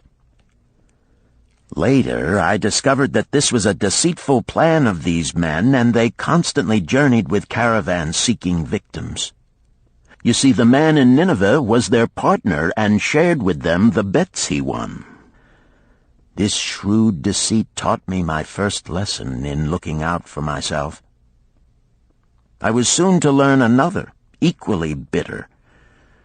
In the caravan was another young man with whom I became quite friendly. He was the son of wealthy parents and, like myself, journeying to Nineveh to find a suitable location.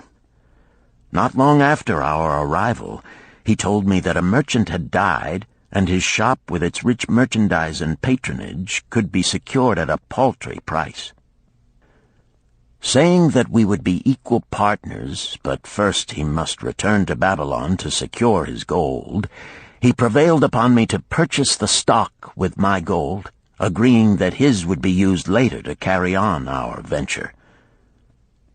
He long delayed the trip to Babylon, proving in the meantime to be an unwise buyer and a foolish spender. I finally put him out, but not before the business had deteriorated to where we had only unsaleable goods and no gold to buy other goods. I sacrificed what was left to an Israelite for a pitiful sum. Soon there followed, I tell you, my father, bitter days. I sought employment and found it not, for I was without trade or training that would enable me to earn. I sold my horses, I sold my slave. I sold my extra robes that I might have food and a place to sleep, but each day grim want crouched closer. But in those bitter days, I remembered thy confidence in me, my father. Thou hadst sent me forth to become a man, and this I was determined to accomplish. The mother buried her face and wept softly. At this time I bethought me of the table thou had given to me, upon which thou had carved the 5 laws of gold. Thereupon I read most carefully thy words of wisdom, and realized that had I but sought wisdom first, my gold would not have been lost to me. I learned by heart each law, and determined that when once more the goddess of good fortune smiled upon me, I would be guided by the wisdom of age, and not by the inexperience of youth. For the benefit of you who are seated here this night, I will read the wisdom of my father as engraved upon the clay tablet which he gave to me 10 years ago. The 5 laws of gold. 1. Gold cometh gladly and in increasing quantity to any man who will put by not less than 1/10 of his earnings to create an estate for his future and that of his family. 2. Gold laboreth diligently and contentedly for the wise owner who finds for it profitable employment, multiplying even as the flocks of the field. 3. Gold clingeth to the protection of the cautious owner who invests it under the advice of men wise in its handling. 4. Gold slippeth away from the man who invests it in businesses or purposes with which he is not familiar or which are not approved by those skilled in its keep. 5. Gold flees the man who would force it to impossible earnings, or who followeth the alluring advice of tricksters and schemers, or who trusts it to his own inexperience and romantic desires in investment. These are the 5 laws of gold as written by my father. I do proclaim them as of greater value than gold itself, as I will show by the continuance of my tale. He again faced his father. I have told thee of the depth of poverty and despair to which my inexperience brought me. However, there is no chain of disasters that will not come to an end. Mine came when I secured employment managing a crew of slaves working upon the new outer wall of the city. Profiting from my knowledge of the first law of gold, I saved a copper from my first earnings, adding to it at every opportunity until I had a piece of silver. It was a slow procedure, for one must live. I did spend grudgingly, I admit, because I was determined to earn back before the 10 years were over as much gold as you, my father, had given to me. One day the slave-master with whom I had become quite friendly said to me, "Thou art a thrifty youth who spends not wantonly what he earns. Hast thou gold put by that is not earning?" "Yes," I replied. "It is my greatest desire to accumulate gold, to replace that which my father gave to me and which I have lost. 'Tis a worthy ambition, I will grant, and do you know that the gold which you have saved can work for you and earn much more gold?" "Alas, my experience has been bitter, for my father's gold has fled from me, and I am in much fear lest my own do the same." "If thou hast confidence in me, I will give thee a lesson in the profitable handling of gold," he replied. "Within a year the outer wall will be complete and ready for the great gates of bronze that will be built at each entrance to protect the city from the king's enemies. In all Nineveh there is not enough metal to make these gates, and the king has not thought to provide it. Here is my plan. A group of us will pool our gold and send a caravan to the mines of copper and tin which are distant, and bring to Nineveh the metal for the gates. When the king says, 'Make the great gates,' we alone can supply the metal, and a rich price he will pay. If the king will not buy from us, we will yet have the metal which can be sold for a fair price." In his offer, I recognized an opportunity to abide by the third law and invest my savings under the guidance of wise men. Nor was I disappointed. Our pool was a success, and my small store of gold was greatly increased by the transaction.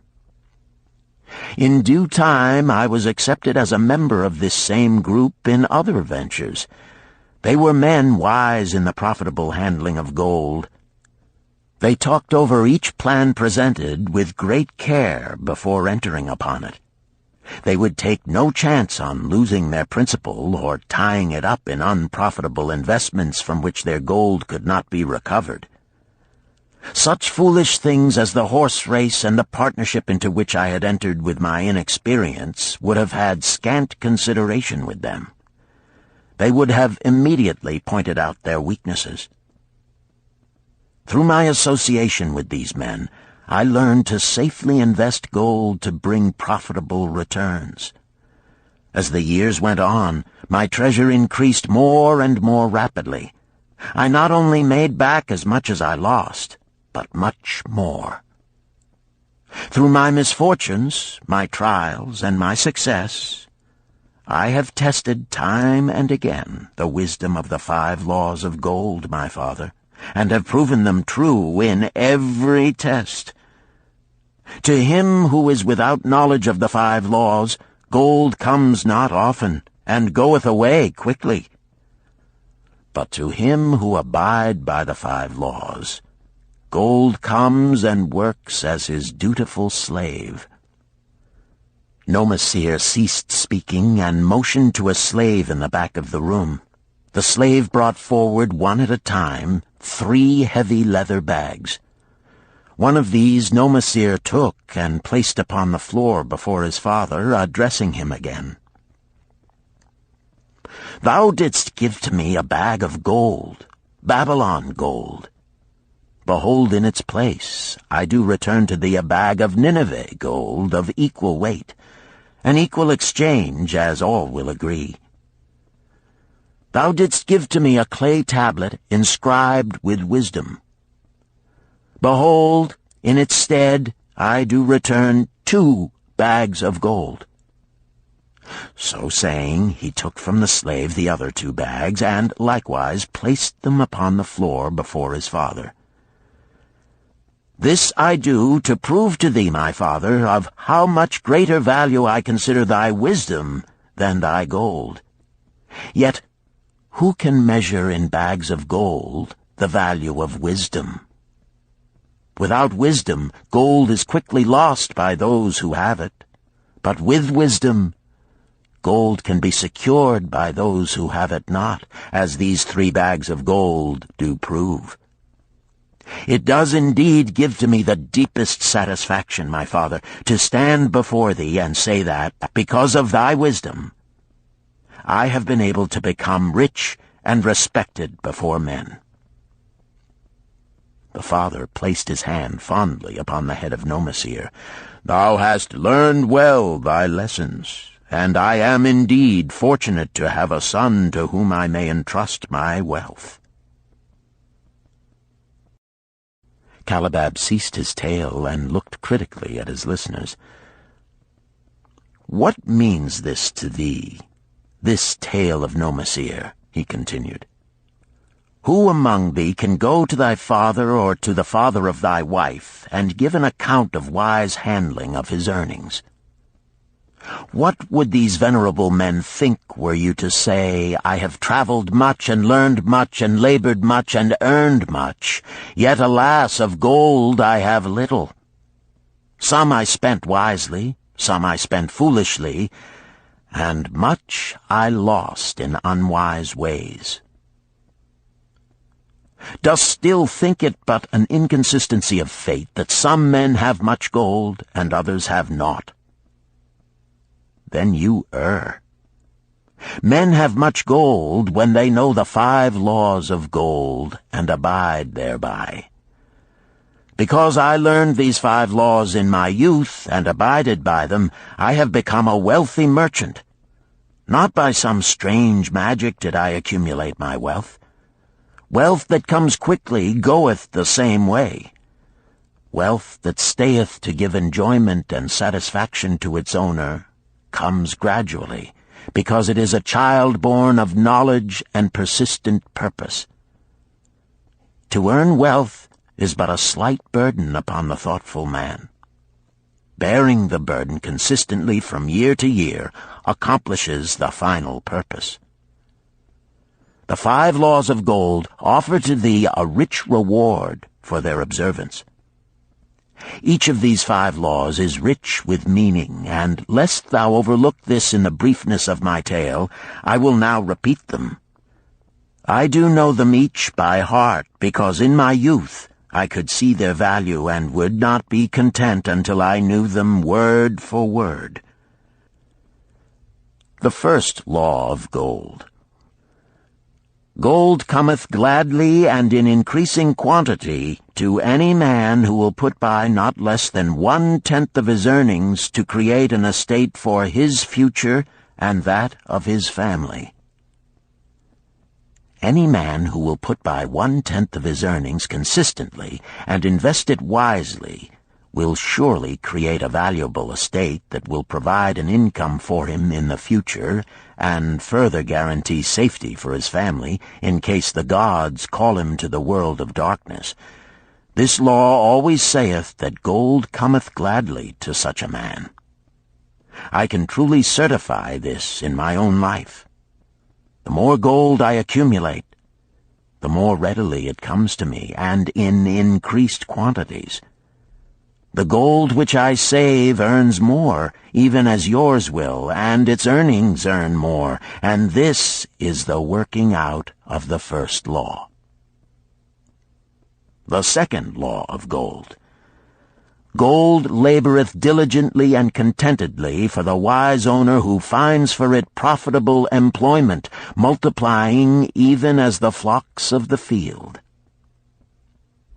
Gold indeed is a willing worker. It is ever eager to multiply when opportunity presents itself. To every man who hath a store of gold set by, opportunity comes for its most profitable use. As the years pass, it multiplies itself in surprising fashion. The third law of gold. Gold clingeth to the protection of the cautious owner who invests it under the advice of men wise in its handling. Gold indeed clingeth to the cautious owner, even as it flees the careless owner. The man who seeks the advice of men wise in handling gold soon learneth not to jeopardize his treasure, but to preserve in safety and to enjoy in contentment its consistent increase. This ends Disc 2. The Richest Man in Babylon, Disc 3. The fourth law of gold.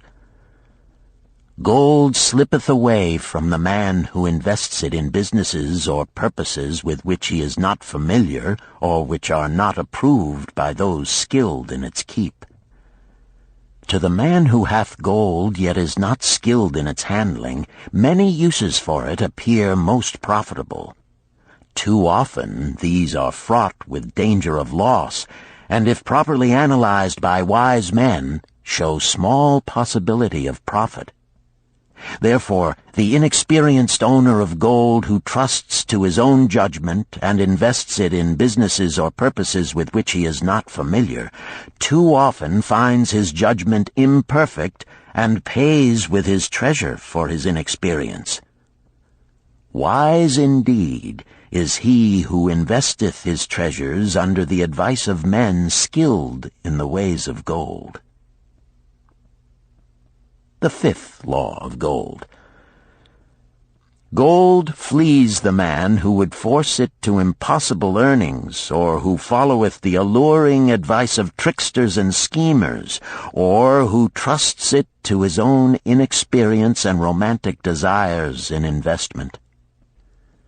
Fanciful propositions that thrill like adventure tales always come to the new owner of gold. These appear to endow his treasure with magic powers that will enable it to make impossible earnings.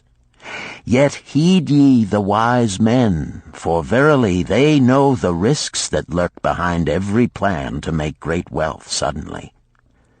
Forget not the rich men of Nineveh, who would take no chance of losing their principal or tying it up in unprofitable investments.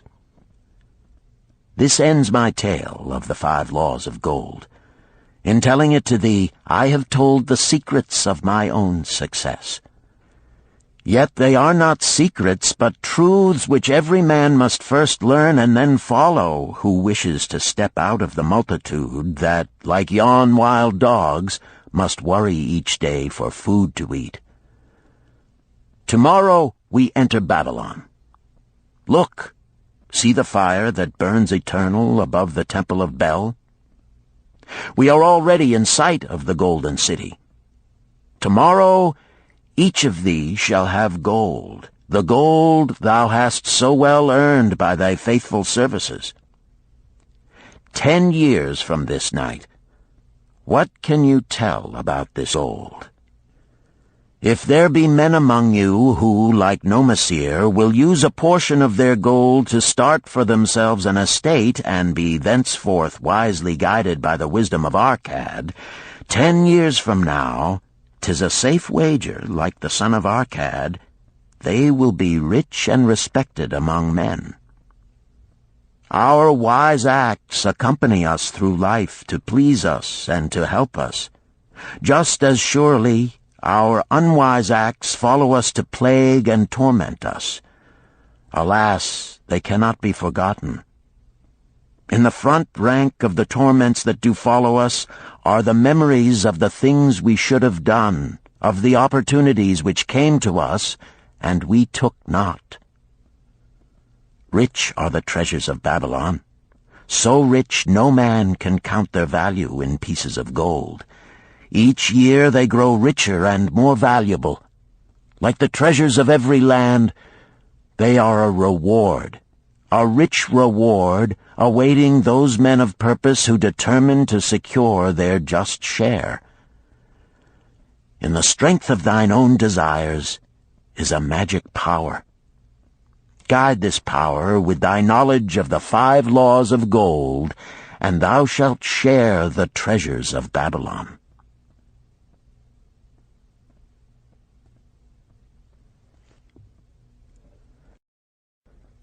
Chapter 6. The Gold Lender of Babylon. 50 pieces of gold. Never before had Rodan, the spearmaker of old Babylon, carried so much gold in his leather wallet. Happily down the king's highway from the palace of his most liberal majesty he strode. Cheerfully the gold clinked as the wallet at his belt swayed with each step, the sweetest music he had ever heard. 50 pieces of gold, all his. He could hardly realize his good fortune. What power in those clinking discs! They could purchase anything he wanted. A grand house, land, cattle, camels, horses, chariots, whatever he might desire. What use should he make of it? This evening, as he turned into a side street toward the home of his sister, he could think of nothing he would rather possess than those same glittering, heavy pieces of gold, his to keep. It was upon an evening some days later that a perplexed Rodan entered the shop of Mathon, the lender of gold and dealer in jewels and rare fabrics. Glancing neither to the right nor the left at the colorful articles artfully displayed, he passed through to the living quarters at the rear. Here he found the genteel Mathon lounging upon a rug partaking of a meal served by a black slave. I would counsel with thee, for I know not what to do." Rodan stood stolidly, feet apart, hairy breast exposed by the gaping front of his leather jacket. Mathon's narrow, sallow face smiled a friendly greeting. "What indiscretions hast thou done that thou shouldst seek the lender of gold? Hast been unlucky at the gaming table? Or hath some plump dame entangled thee? For many years have I known thee, yet never hast thou sought me to aid thee in thy troubles. No, no, not such as that. I seek no gold. Instead I crave thy wise advice. Hear, hear, what this man doth say. No one comes to the lender of gold for advice. My ears must play me false. They listen true. Can this be so? Rodan, the spear-maker, doth display more cunning than all the rest, for he comes to Mathon not for gold, but for advice. Many men come to me for gold to pay for their follies, but as for advice, they want it not. Yet who is more able to advise than the lender of gold to whom many men come in trouble? Thou shalt eat with me, Rodan," he continued. "Thou shalt be my guest for the evening. Ando," he commanded of the black slave, "draw up a rug for my friend Rodan, the spear-maker, who comes for advice. He shall be mine honored guest. Bring to him much food, and get for him my largest cup. Choose well of the best wine, that he may have satisfaction in the drinking. Now tell me, what troubles thee?" "It is the king's gift." "The king's gift? The king did make thee a gift, and it gives thee trouble? What manner of gift?" "Because he was much pleased with the design I did submit to him for a new point on the spears of the royal guard, he did present me with 50 pieces of gold, and now I am much perplexed. I am beseeched each hour the sun doth travel across the sky by those who would share it with me." "That is natural. More men want gold than have it, and would wish one who comes by it easily to divide. But can you not say no? Is thy will not as strong as thy fist?" "To many I can say no, yet sometimes it would be easier to say yes.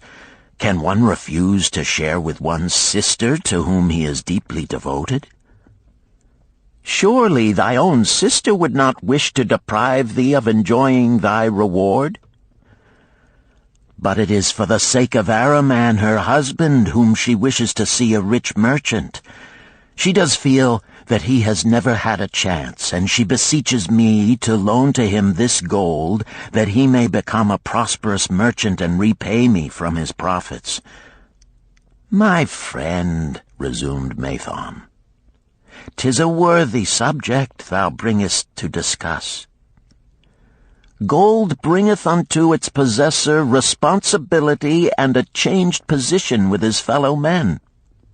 It bringeth fear lest he lose it, or it be tricked away from him. It bringeth a feeling of power and ability to do good. Likewise, it bringeth opportunities whereby his very good intentions may bring him into difficulties. Didst ever hear of the farmer of Nineveh who could understand the language of animals? I wot not, for 'tis not the kind of tale men like to tell over the bronze-caster's forge. I will tell it to thee, for thou shouldst know that to borrowing and lending there is more than the passing of gold from the hands of one to the hands of another. This farmer, who could understand what the animals said to each other, did linger in the farmyard each evening just to listen to their words. One evening he did hear the ox bemoaning to the ass the hardness of his lot. I do labor pulling the plough from morning until night, no matter how hot the day, or how tired my legs, or how the bow doth chafe my neck, still must I work. But you are a creature of leisure. You are trapped with a colorful blanket and do nothing more than carry our master about where he wishes to go. When he goes nowhere, you do rest and eat the green grass all the day." Now the ass, in spite of his vicious heels, was a goodly fellow and sympathized with the ox. "My good friend," he replied, "you do work very hard, and I would help ease your lot. Therefore will I tell you how you may have a day of rest. In the morning, when the slave comes to fetch you to the plough, lie upon the ground and bellow much, that he may say you are sick and cannot work."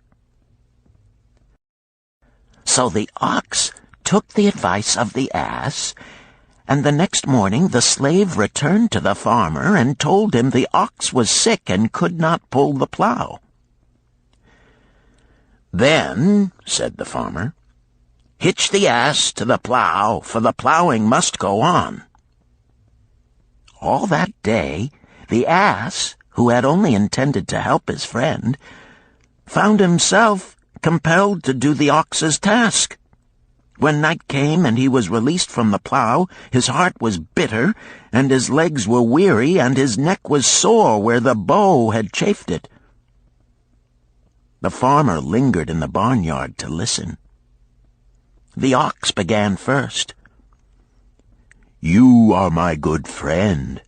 Because of your wise advice I have enjoyed a day of rest." "And I," retorted the ass, "am like many another simple-hearted one who starts to help a friend and ends up by doing his task for him. Hereafter you draw your own plough, for I did hear the master tell the slave to send for the butcher were you sick again. I wish he would, for you are a lazy fellow." Thereafter they spoke to each other no more. This ended their friendship.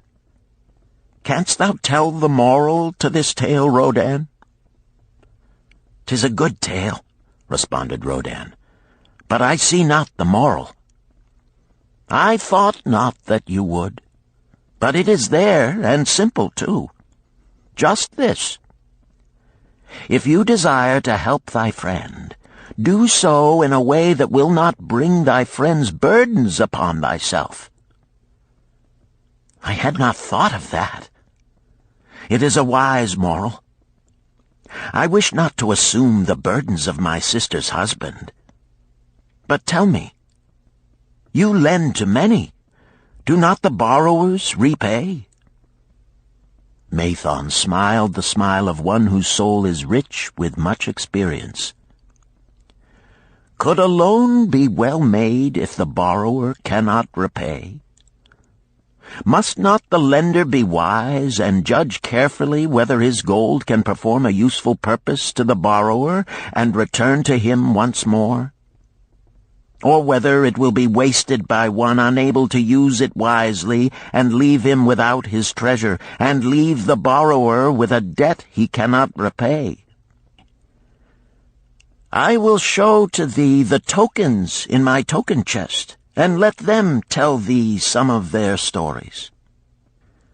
Into the room he brought a chest as long as his arm, covered with red pigskin and ornamented with bronze designs.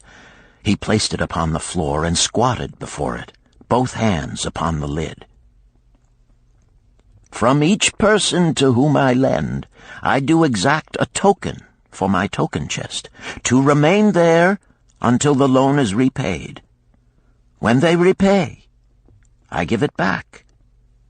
But if they never repay, it will always remind me of one who was not faithful to my confidence. The safest loans, my token box tells me, are to those whose possessions are of more value than the one they desire. They own lands or jewels or camels or other things which could be sold to repay the loan. Some of the tokens given to me are jewels of more value than the loan. Others are promises that if the loan be not repaid as agreed, they will deliver to me certain property settlement. On loans like those I am assured that my gold will be returned with the rental thereon, for the loan is based on property. In another class are those who have the capacity to earn. They are such as you, who labor or serve and are paid. They have income. And if they are honest and suffer no misfortune, I know that they also can repay the gold I loan them and the rental to which I am entitled. Such loans are based on human effort. Others are those who have neither property nor assured earning capacity. Life is hard, and there will always be some who cannot adjust themselves to it. Alas for the loans I make them, even though they be no larger than a pence. My token box may censure me in the years to come unless they be guaranteed by good friends of the borrower who know him honorable. Mathon released the clasp and opened the lid. Rodan leaned forward eagerly. At the top of the chest, a bronze neckpiece lay upon a scarlet cloth. Mathon picked up the piece and patted it affectionately. "This shall always remain in my token chest, because the owner has passed on into the great darkness. I treasure it, his token, and I treasure his memory, for he was my good friend. We traded together with much success until out of the East he brought a woman to wed, beautiful, but not like our women, a dazzling creature. He spent his gold lavishly to gratify her desires. He came to me in distress when his gold was gone. I counseled with him. I told him I would help him to once more master his own affairs. He swore by the sign of the great bull that he would. But it was not to be. In a quarrel, she thrust a knife into the heart he dared her to pierce." "And she?" questioned Rodan. "Yes, of course. This was hers." He picked up the scarlet cloth. "In bitter remorse, she threw herself into the Euphrates. These two loans will never be repaid. The chest tells you, Rodan, that humans in the throes of great emotions are not safe risks for the gold lender. Here, now, this is different." He reached for a ring carved of oxbone. "This belongs to a farmer. I buy the rugs of his women. The locusts came, and they had not food. I helped him, and when the new crop came, he repaid me. Later he came again and told of strange goats in a distant land, as described by a traveler. They had long hair so fine and soft it would weave into rugs more beautiful than any ever seen in Babylon. He wanted a herd, but he had no money. So I did lend him gold to make the journey and bring back goats. Now his herd is begun, and next year I shall surprise the lords of Babylon with the most expensive rugs it has been their good fortune to buy. Soon I must return his ring. He doth insist on repaying promptly." "Some borrowers do that?" queried Rodan. "If they borrow for purposes that bring money back to them, I find it so. But if they borrow because of their indiscretions, I warn thee to be cautious if thou wouldst ever have thy gold back in hand again." "Tell me about this," requested Rodan, picking up a heavy gold bracelet inset with jewels in rare designs. "The women do appeal to my good friend," bantered Mathon. "I am still much younger than you," retorted Rodan. "I grant that, but this time thou doth suspicion romance where it is not. The owner of this is fat and wrinkled, and doth talk so much and say so little, she drives me mad. Once they had much money and were good customers, but ill times came upon them. She has a son of whom she would make a merchant. So she came to me and borrowed gold that he might become a partner of a caravan owner who travels with his camels, bartering in one city what he buys in another. This man proved a rascal, for he left the poor boy in a distant city without money and without friends, pulling out early while the youth slept. Perhaps when this youth has grown to manhood he will repay. Until then I get no rental for the loan, only much talk. But I do admit the jewels are worthy of the loan." "Did this lady ask thy advice as to the wisdom of the loan?" "Quite otherwise. She had pictured to herself this son of hers as a wealthy and powerful man of Babylon. To suggest the contrary was to infuriate her. A fair rebuke I had. I knew the risk for this inexperienced boy, but as she offered security, I could not refuse her." "This," continued Mathon, waving a bit of pack rope tied into a knot, "belongs to Nebator, the camel trader. When he would buy a herd larger than his funds, he brings to me this knot, and I lend to him according to his needs. He is a wise trader. I have confidence in his good judgment and can lend him freely. Many other merchants of Babylon have my confidence because of their honorable behavior. Their tokens come and go frequently in my token box.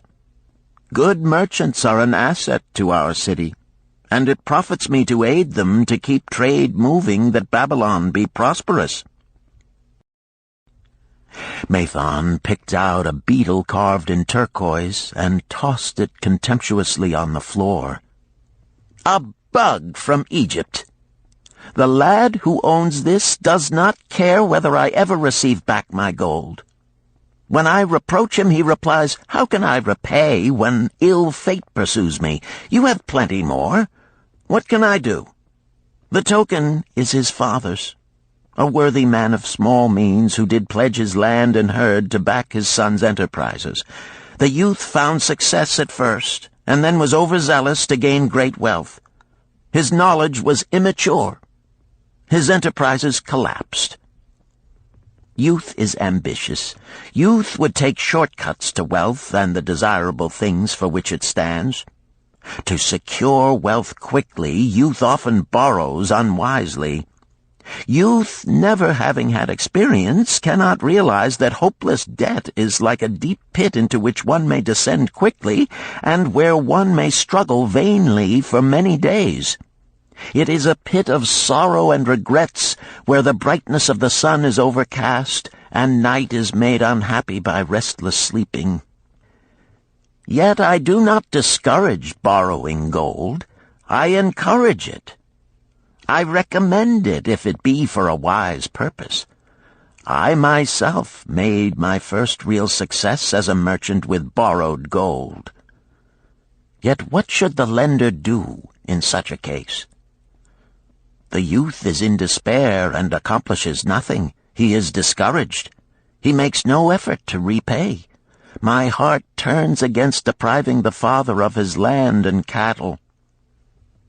"You tell me much that I am interested to hear," ventured Rodan, "but I hear no answer to my question. Should I lend my 50 pieces of gold to my sister's husband? They mean much to me." "Thy sister is a sterling woman whom I do much esteem. Should her husband come to me and ask to borrow 50 pieces of gold, I should ask him for what purpose he would use it. If he answered that he desired to become a merchant like myself and deal in jewels and rich furnishings, I would say, 'What knowledge have you of the ways of trade? Do you know where you can buy at lowest cost? Do you know where you can sell at a fair price? Could he say yes to these questions? No, he could not, Rodan admitted. He has helped me much in making spears, and he has helped some in the shops. Then would I say to him that his purpose was not wise. Merchants must learn their trade. His ambition, though worthy, is not practical, and I would not lend him any gold. But supposing he could say, yes, I have helped merchants much. I know how to travel to Smyrna and to buy at low cost the rugs the housewives weave. I also know many of the rich people of Babylon to whom I can sell these at a large profit. Then I would say, your purpose is wise and your ambition honorable. I shall be glad to lend you the 50 pieces of gold if you can give me security that they will be returned. But would he say, I have no security other than that I am an honored man and will pay you well for the loan? Then would I reply, I treasure much each piece of gold. Were the robbers to take it from you as you journeyed to Smyrna, or take the rugs from you as you returned, then you would have no means of repaying me, and my gold would be gone. Gold, you see, Rodan, is the merchandise of the lender of money. It is easy to lend. If it is lent unwisely, then it is difficult to get back. The wise lender wishes not the risk of the undertaking, but the guarantee of safe repayment. "'Tis well," he continued, "to assist those that are in trouble. 'Tis well to help those upon whom fate has laid a heavy hand. 'Tis well to help those who are starting, that they may progress and become valuable citizens. But help must be given wisely, lest, like the farmer's ass, in our desire to help, we but take upon ourselves the burden that belongs to another." Again I wandered from thy question, Rodan, but hear my answer. Keep thy 50 pieces of gold. What thy labor earns for thee and what is given thee for reward is thine own, and no man can put an obligation upon thee to part with it unless it do be thy wish. If thee wouldst lend it so that it may earn thee more gold, then lend with caution and in many places. I like not idle gold, even less I like too much of risk. How many years hast thou labored as a spear-maker? Fully 3. How much besides the king's gift hast saved? 3 gold pieces. Each year that thou hast labored, thou hast denied thyself good things to save from thine earnings 1 piece of gold? 'Tis as you say. Then mightest save in 50 years of labor 50 pieces of gold by thy self-denial? A lifetime of labor it would be. Thinkest thou thy sister would wish to jeopardize the savings of 50 years of labor over the bronze melting pot, that her husband might experiment on being a merchant? Not if I spoke in your words. Then go to her and say, 3 years I have labored each day except fast days, from morning until night, and I have denied myself many things that my heart craved. For each year of labor and self-denial, I have to show 1 piece of gold. Thou art my favored sister, and I wish that thy husband may engage in business in which he will prosper greatly. If he will submit to me a plan that seems wise and possible to my friend Mathon, then will I gladly lend to him my savings of an entire year, that he may have an opportunity to prove that he can succeed. Do that, I say, and if he has within him the soul to succeed, he can prove it. If he fails, he will not owe thee more than he can hope some day to repay. I am a gold lender because I own more gold than I can use in my own trade. I desire my surplus gold to labor for others and thereby earn more gold. I do not wish to take risk of losing my gold, for I have labored much and denied myself much to secure it. Therefore I will no longer lend any of it where I am not confident that it is safe and will be returned to me. Neither will I lend it where I am not convinced that its earnings will be promptly paid to me. I have told to thee, Rodan, a few of the secrets of my token chest. From them you may understand the weakness of men and their eagerness to borrow that which they have no certain means to repay. From this you can see how often their high hopes of the great earnings they could make if they but had gold are but false hopes they have not the ability or training to fulfill. Thou, Rodan, now have gold which thou shouldst put to earning more gold for thee. Thou art about to become, even as I, a gold lender. If thou dost safely preserve thy treasure, it will produce liberal earnings for thee, and be a rich source of pleasure and profit during all thy days. But if thou dost let it escape from thee, it will be a source of constant sorrow and regret as long as thy memory doth last. What desirest thou most of this gold in thy wallet? To keep it safe. Wisely spoken, replied Mathon approvingly. Thy first desire is for safety. Thinkest thou that in the custody of thy sister's husband it would be truly safe from possible loss? I fear not, for he is not wise in guarding gold. Then be not swayed by foolish sentiments of obligation to trust thy treasure to any person. If thou wouldst help thy family or thy friends, find other ways than risking the loss of thy treasure. Forget not that gold slippeth away in unexpected ways from those unskilled in guarding it. As well waste thy treasure in extravagance as let others lose it for thee. What next after safety dost desire of this treasure of thine? That it earn more gold. Again thou speakest with wisdom. It should be made to earn and grow larger. Gold wisely lent may even double itself with its earnings before a man like you groweth old. If you risk losing it, you risk losing all that it would earn as well. Therefore, be not swayed by the fantastic plans of impractical men who think they see ways to force thy gold to make earnings unusually large. Such plans are the creations of dreamers unskilled in the safe and dependable laws of trade. Be conservative in what thou expectest to earn, that thou mayest keep and enjoy thy treasure. To hire it out with a promise of usurious returns is to invite loss.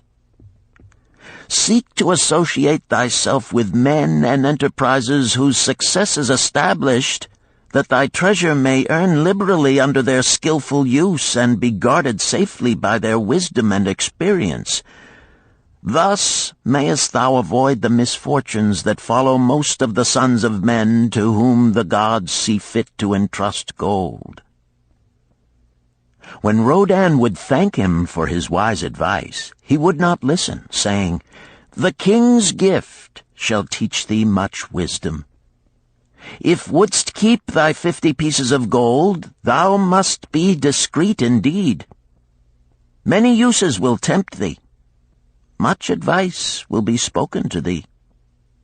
Numerous opportunities to make large profits will be offered thee. The stories from my token box should warn thee, before thou let any piece of gold leave thy pouch, to be sure that thou hast a safe way to pull it back again. Should my further advice appeal to thee, return again. It is gladly given. Ere thou goest, read this which I have carved beneath the lid of my token box. It applies equally to the borrower and the lender. Better a little caution than a great regret.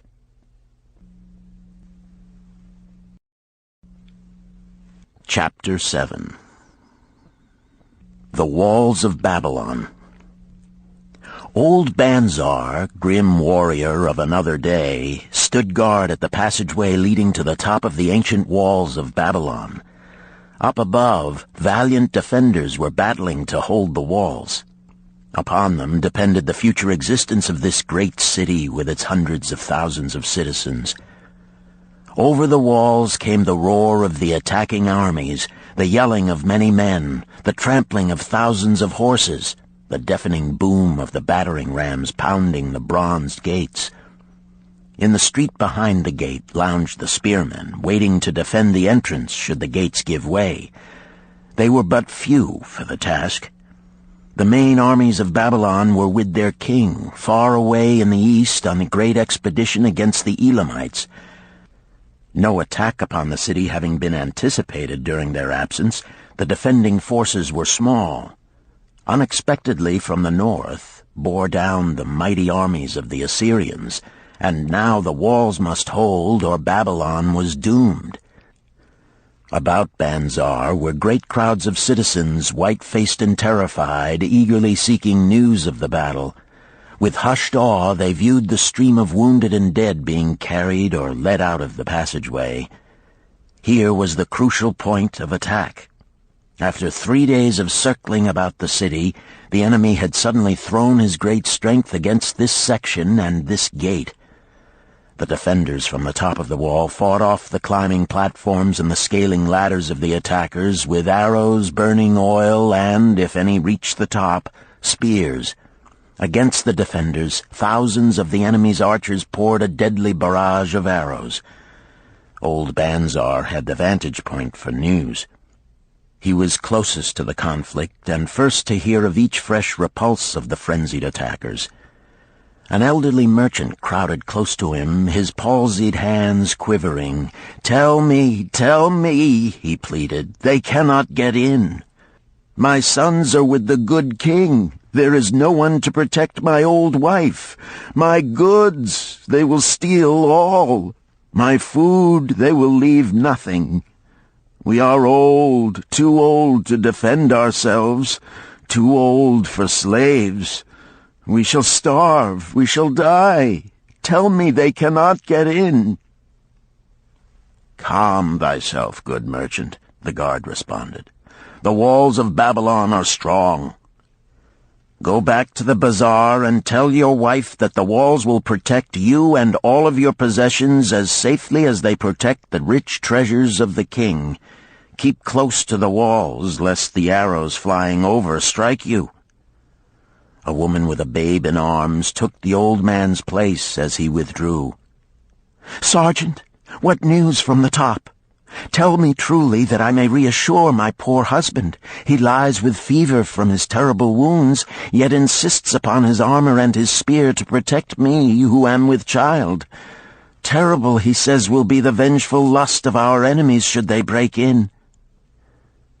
"Be thou good of heart, thou mother that is and is again to be. The walls of Babylon will protect you and your babes. They are high and strong. Hear ye not the yells of our valiant defenders as they empty the cauldrons of burning oil upon the ladder scalers?"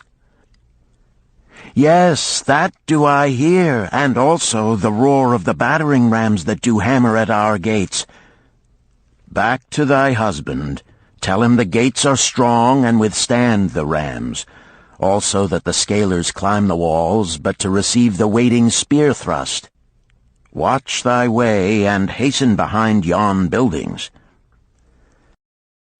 Banzar stepped aside to clear the passage for heavily armed reinforcements, as, with clanking bronze shields and heavy tread they tramped by, a small girl plucked at his girdle. "Tell me, soldier, are we safe?" she pleaded. "I hear the awful noises. I see the men all bleeding. I am so frightened. What will become of our family, of my mother, little brother, and the baby? The grim old campaigner blinked his eyes and thrust forward his chin as he beheld the child. "Be not afraid, little one," he reassured her. "The walls of Babylon will protect you and mother and little brother and the baby. It was for the safety of such as you that the good Queen Semiramis built them over 100 years ago. Never have they been broken through. Go back and tell your mother and little brother and the baby that the walls of Babylon will protect them and they need have no fear." Day after day, old Banzar stood at his post and watched the reinforcements file up the passageway, there to stay and fight until, wounded or dead, they came down once more. Around him unceasingly crowded the throngs of frightened citizens, eagerly seeking to learn if the walls would hold. To all he gave his answer with the fine dignity of an old soldier: "The walls of Babylon will protect you." For 3 weeks and 5 days the attack waged with scarcely ceasing violence. Harder and grimmer set the jaw of Banzar as the passage behind, wet with the blood of the many wounded, was churned into mud by the never-ceasing streams of men passing up and staggering down. Each day the slaughtered attackers piled up in heaps before the wall. Each night they were carried back and buried by their comrades. Upon the 5th night of the 4th week, the clamor without diminished. The first streaks of daylight illuminated the plains, disclosed great clouds of dust raised by the retreating armies. A mighty shout went up from the defenders. There was no mistaking its meaning. It was repeated by the waiting troops behind the walls. It was echoed by the citizens upon the streets. It swept over the city with the violence of a storm. People rushed from the houses. The streets were jammed with a throbbing mob. The pent-up fear of weeks found an outlet in the wild chorus of joy. From the top of the high tower of the Temple of Bel burst forth the flames of victory. Skyward floated the column of blue smoke to carry the message far and wide. The walls of Babylon had once again repulsed a mighty and vicious foe determined to loot her rich treasures and to ravish and enslave her citizens. Babylon endured century after century because it was fully protected. It could not afford to be otherwise. The walls of Babylon were an outstanding example of man's need and desire for protection. This desire is inherent in the human race. It is just as strong today as it ever was, but we have developed broader and better plans to accomplish the same purpose. In this day, behind the impregnable walls of insurance, savings accounts, and dependable investments, we can guard ourselves against the unexpected tragedies that may enter any door and seat themselves before any fireside. We cannot afford to be without adequate protection.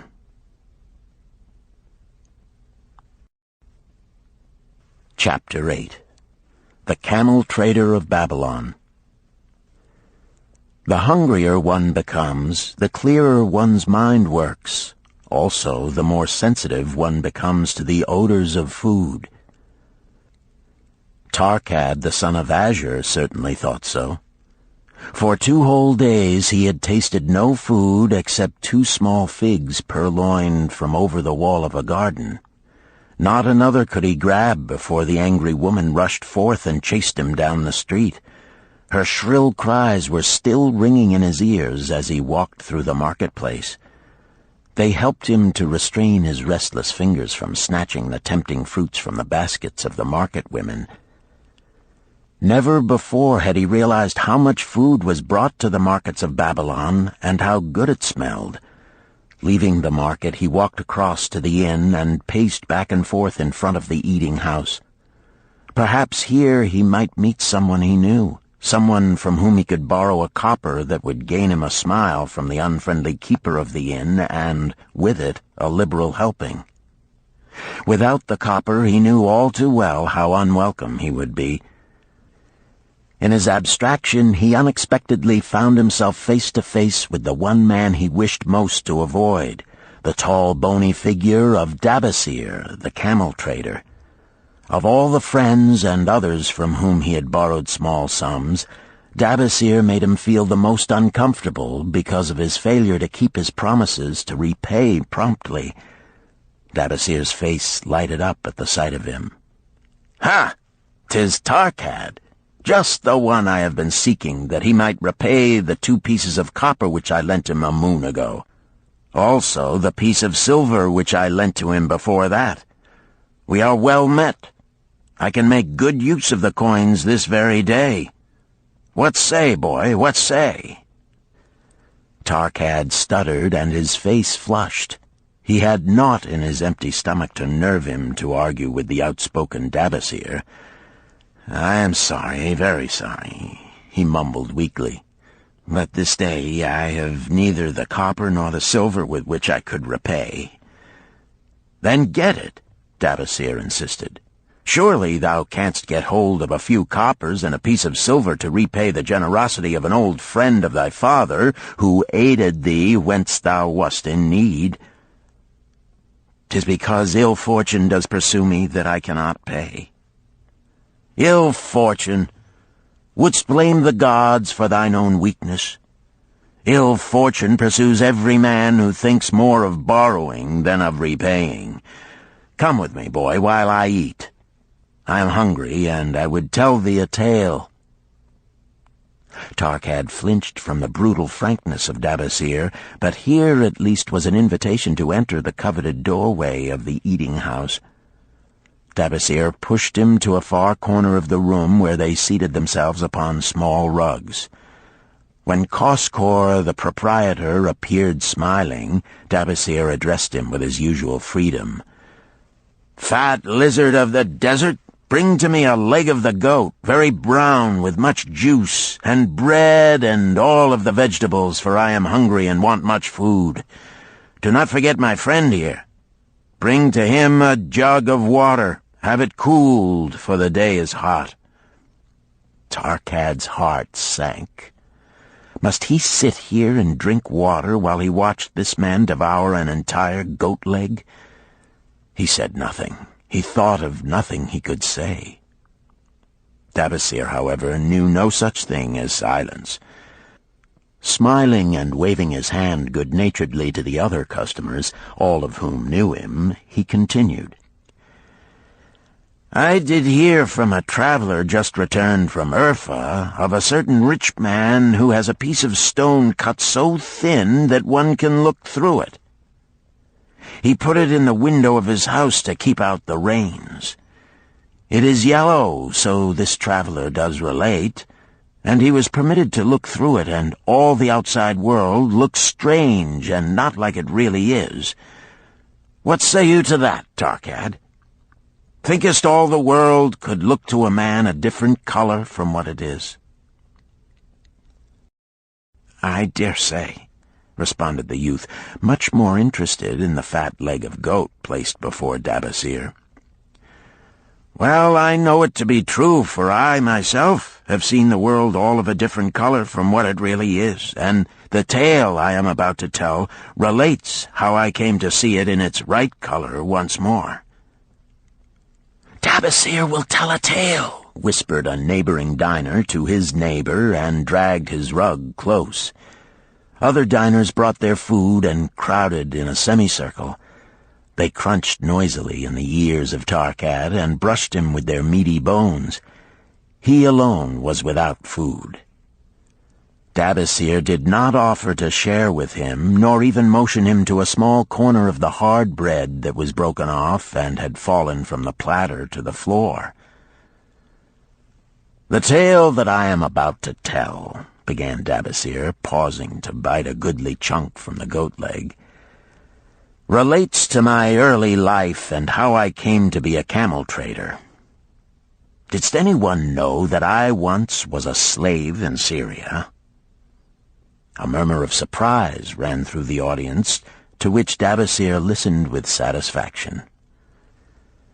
"When I was a young man," continued Nomasir after another vicious onslaught on the goat leg, "I learned the trade of my father, the making of saddles. I worked with him in his shop and took to myself a wife. Being young and not greatly skilled, I could earn but little, just enough to support my excellent wife in a modest way. I craved good things which I could not afford. Soon I found that the shopkeepers would trust me to pay later, even though I could not pay at the time. Being young and without experience, I did not know that he who spends more than he earns is sowing the winds of needless self-indulgence from which he is sure to reap the whirlwinds of trouble and humiliation. So I indulged my whims for fine raiment and bought luxuries for my good wife and our home beyond our means. I paid as I could, and for a while all went well. But in time I discovered I could not use my earnings both to live upon and to pay my debts. Creditors began to pursue me to pay for my extravagant purchases, and my life became miserable. I borrowed from my friends, but could not repay them either. Things went from bad to worse. My wife returned to her father, and I decided to leave Babylon and seek another city where a young man might have better chances. For 2 years I had a restless and unsuccessful life working for caravan traders. From this I fell in with a set of likable robbers who scoured the desert for unarmed caravans. Such deeds were unworthy of the son of my father, but I was seeing the world through a colored stone and did not realize to what degradation I had fallen. We met with success on our first trip, capturing a rich haul of gold and silks and valuable merchandise. This loot we took to Ganir and squandered. The second time we were not so fortunate. Just after we had made our capture, we were attacked by the spearsmen of a native chief to whom the caravans paid for protection. Our 2 leaders were killed, and the rest of us were taken to Damascus, where we were stripped of our clothing and sold as slaves. I was purchased for 2 pieces of silver by a Syrian desert chief. With my hair shorn and but a loincloth to wear, I was not so different from the other slaves. Being a reckless youth, I thought it merely an adventure until my master took me before his 4 wives and told them they could have me for a eunuch. Then, indeed, did I realize the hopelessness of my situation. These men of the desert were fierce and warlike. I was subject to their will without weapons or means of escape. Fearful I stood as those 4 women looked me over. I wondered if I could expect pity from them. Sirah, the first wife, was older than the others. Her face was impassive as she looked upon me. I turned from her with little consolation. The next was a contemptuous beauty who gazed at me as indifferently as if I had been a worm of the earth. The 2 younger ones tittered as though it were all an exciting joke. It seemed an age that I stood waiting sentence. Each woman appeared willing for the others to decide. Finally, Sirah spoke up in a cold voice. "Of eunuchs we have plenty, but of camel-tenders we have few, and they are a worthless lot. Even this day I would visit my mother who is sick with the fever, and there is no slave I would trust to lead my camel. Ask this slave if he can lead a camel." My master thereupon questioned me, "What know you of camels?" Striving to conceal my eagerness, I replied, "I can make them kneel, I can load them, I can lead them on long trips without tiring. If need be, I can repair their trappings." "The slave speaks forward enough," observed my master. "If thou so desire, Sirah, take this man for thy camel-tender." So I was turned over to Sirah, and that day I led her camel upon a long journey to her sick mother. I took the occasion to thank her for her intercession, and also to tell her that I was not a slave by birth, but the son of a freeman, an honorable saddle-maker of Babylon. I also told her much of my story. Her comments were disconcerting to me, and I pondered much afterward on what she said. How can you call yourself a free man when your weakness has brought you to this? If a man has in himself the soul of a slave, will he not become one, no matter what his birth, even as water seeks its level? If a man has within him the soul of a free man, will he not become respected and honored in his own city in spite of his misfortune? For over a year I was a slave and lived with the slaves, but I could not become as one of them. One day Sira asked me, "In the eventime, when the other slaves can mingle and enjoy the society of each other, why dost thou sit in thy tent alone?" To which I responded, "I am pondering what you have said to me. I wonder if I have the soul of a slave. I cannot join them, so I must sit apart." "I, too, must sit apart," she confided. "My dowry was large, and my lord married me because of it. Yet he does not desire me. What every woman longs for is to be desired. Because of this, and because I am barren and have neither son nor daughter, must I sit apart. Were I a man, I would rather die than be such a slave, but the conventions of our tribe make slaves of women." "What think thou of me by this time?" I asked her suddenly. "Have I the soul of a man, or have I the soul of a slave?" "Have you a desire to repay the just debts you owe in Babylon?" she parried. "Yes, I have the desire, but I see no way." "If thou contentedly let the years slip by and make no effort to repay, then thou hast but the contemptible soul of a slave. No man is otherwise who cannot respect himself, and no man can respect himself who does not repay honest debts." "But what can I do who am a slave in Syria?" "Stay a slave in Syria, thou weakling." "I am not a weakling," I denied hotly. "Then prove it." "How?" "Does not thy great king fight his enemies in every way he can and with every force he has? Thy debts are thy enemies. They ran thee out of Babylon. You left them alone, and they grew too strong for thee. Hadst fought them as a man, thou couldst have conquered them and been one honored among the townspeople. But thou had not the soul to fight them, and behold, thy pride hast gone down until thou art a slave in Syria." Much I thought over her unkind accusations, and many defensive phrases I worded to prove myself not a slave at heart. But I was not to have the chance to use them. 3 days later, the maid of Sira took me to her mistress. "My mother is again very sick," she said. "Saddle the 2 best camels in my husband's herd. Tie on waterskins and saddlebags for a long journey. The maid will give thee food at the kitchen tent." I packed the camels, wondering much at the quantity of provisions the maid provided, for the mother dwelt less than a day's journey away. The maid rode the rear camel which followed, and I led the camel of my mistress. When we reached her mother's house, it was just dark. Sira dismissed the maid and said to me, "Nomasir, hast thou the soul of a free man, or the soul of a slave?"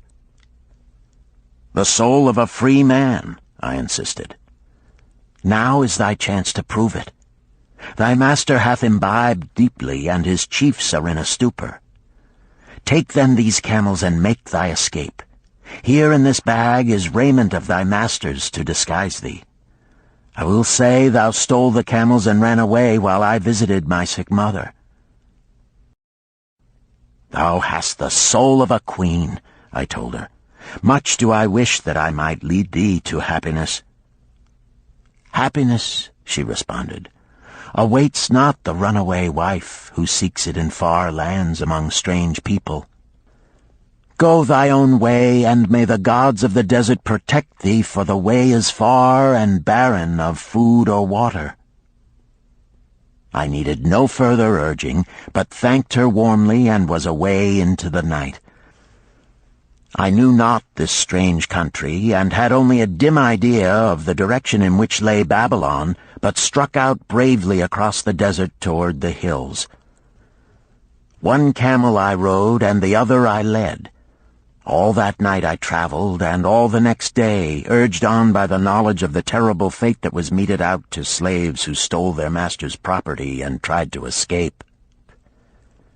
Late that afternoon I reached a rough country as uninhabitable as the desert.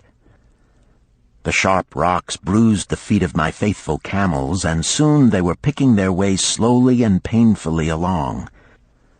I met neither man nor beast, and could well understand why they shunned this inhospitable land. It was such a journey from then on as few men lived to tell of. Day after day we plodded along. Food and water gave out. The heat of the sun was merciless. At the end of the 9th day, I slid from the back of my mount with the feeling that I was too weak to ever remount, and I would surely die, lost in this abandoned country. I stretched out upon the ground and slept, not waking until the first gleam of daylight. I sat up and looked about me. There was a coolness in the morning air. My camels lay dejected not far away. About me was a vast waste of broken country covered with rock and sand and thorny things. No sign of water, not to eat for man or camel. Could it be that in this peaceful quiet I faced my end? My mind was clearer than it had ever been before. My body now seemed of little importance. My parched and bleeding lips, my dry and swollen tongue, my empty stomach, all had lost their supreme agonies of the day before. I looked across into the uninviting distance, and once again came to me the question, have I the soul of a slave or the soul of a free man? Then, with clearness, I realized that if I had the soul of a slave, I should give up, lie down in the desert and die, a fitting end for a runaway slave. But if I had the soul of a free man, what then? Surely I would force my way back to Babylon, repay the people who had trusted me, bring happiness to my wife who truly loved me, and bring peace and contentment to my parents. Thy debts are thine enemies who have run thee out of Babylon, Sirrah had said. Yes, it was so. Why had I refused to stand my ground like a man? Why had I permitted my wife to go back to her father? Then a strange thing happened. All the world seemed to be of a different color, as though I had been looking at it through a colored stone which had suddenly been removed. At last I saw the true values in life. Die in the desert, not I. With a new vision I saw the things that I must do. First I would go back to Babylon and face every man to whom I owed an unpaid debt. I should tell them that after years of wandering and misfortune, I had come back to pay my debts as fast as the gods would permit. Next, I should make a home for my wife and become a citizen of whom my parents should be proud. My debts were my enemies, but the men I owed were my friends, for they had trusted me and believed in me. I staggered weakly to my feet. What mattered hunger? What mattered thirst? They were but incidents on the road to Babylon. Within me surged the soul of a free man going back to conquer his enemies and reward his friends. I thrilled with the great resolve. The glazed eyes of my camels brightened at the new note in my husky voice. With great effort, after many attempts, they gained their feet. With pitiful perseverance, they pushed on toward the north, where something within me said we would find Babylon. We found water. We passed into a more fertile country where were grass and fruit. We found the trail to Babylon because the soul of a free man looks at life as a series of problems to be solved, and solves them. while the soul of a slave whines, "What can I do who am but a slave?" How about thee, Arkad? Does thy empty stomach make thy head exceedingly clear? Art ready to take the road that leads back to self-respect? Canst thou see the world in its true color? Hast thou the desire to pay thy honest debts, however many they may be, and once again be a man respected in Babylon? Moisture came to the eyes of the youth. He rose eagerly to his knees. "Thou hast shown me a vision. Already I feel the soul of a free man surge within me." "But how fared you upon your return?" questioned an interested listener. "Where the determination is, the way can be found," Nomasir replied. "I now had the determination, so I set out to find a way. First I visited every man to whom I was indebted, and begged his indulgence until I could earn that with which to repay. Most of them met me gladly. Several reviled me, but others offered to help me. One indeed did give me the very help I needed. It was Mathon, the gold lender. Learning that I had been a camel tender in Syria, he sent me to old Nebator, the camel trader, just commissioned by our good king to purchase many herds of sound camels for the great expedition. With him, my knowledge of camels I put to good use. Gradually, I was able to repay every copper and every piece of silver. Then at last I could hold up my head and feel that I was an honorable man among men." Again Nomasir turned to his food. "Kaskor, thou snail," he called loudly to be heard in the kitchen. "The food is cold. Bring me more meat fresh from the roasting. Bring thou also a very large portion for Arkad, the son of my old friend, who is hungry and shall eat with me." So ended the tale of Nomasir, the camel trader of old Babylon. He found his own soul when he realized a great truth, a truth that had been known and used by wise men long before his time. It has led men of all ages out of difficulties and into success, and it will continue to do so for those who have the wisdom to understand its magic power. It is for any man to use who reads these lines. Where the determination is, the way can be found.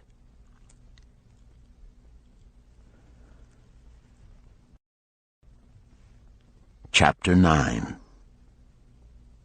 The Clay Tablets from Babylon. St. Swithin's College, Nottingham University, Newark-on-Trent, Nottingham. October 21st, 1934. Professor Franklin Caldwell, care of British Scientific Expedition, Hilla, Mesopotamia. My dear Professor, the 5 clay tablets from your recent excavation in the ruins of Babylon arrived on the same boat with your letter. I have been fascinated no end and have spent many pleasant hours translating their inscriptions. I should have answered your letter at once, but delayed until I could complete the translations which are attached. The tablets arrived without damage thanks to your careful use of preservatives and excellent packing. You will be as astonished as we in the laboratory at the story they relate. One expects the dim and distant past to speak of romance and adventure. Arabian Nights sort of things, you know. When instead it discloses the problem of a person named Nomasir to pay off his debts, one realizes that conditions upon this old world have not changed as much in 5,000 years as one might expect. It's odd, you know, but these old inscriptions rather rag me, as the students say. Being a college professor, I am supposed to be a thinking human being possessing a working knowledge of most subjects. Yet here comes this old chap out of the dust-covered ruins of Babylon to offer a way I had never heard of to pay off my debts and at the same time acquire gold to jingle in my wallet.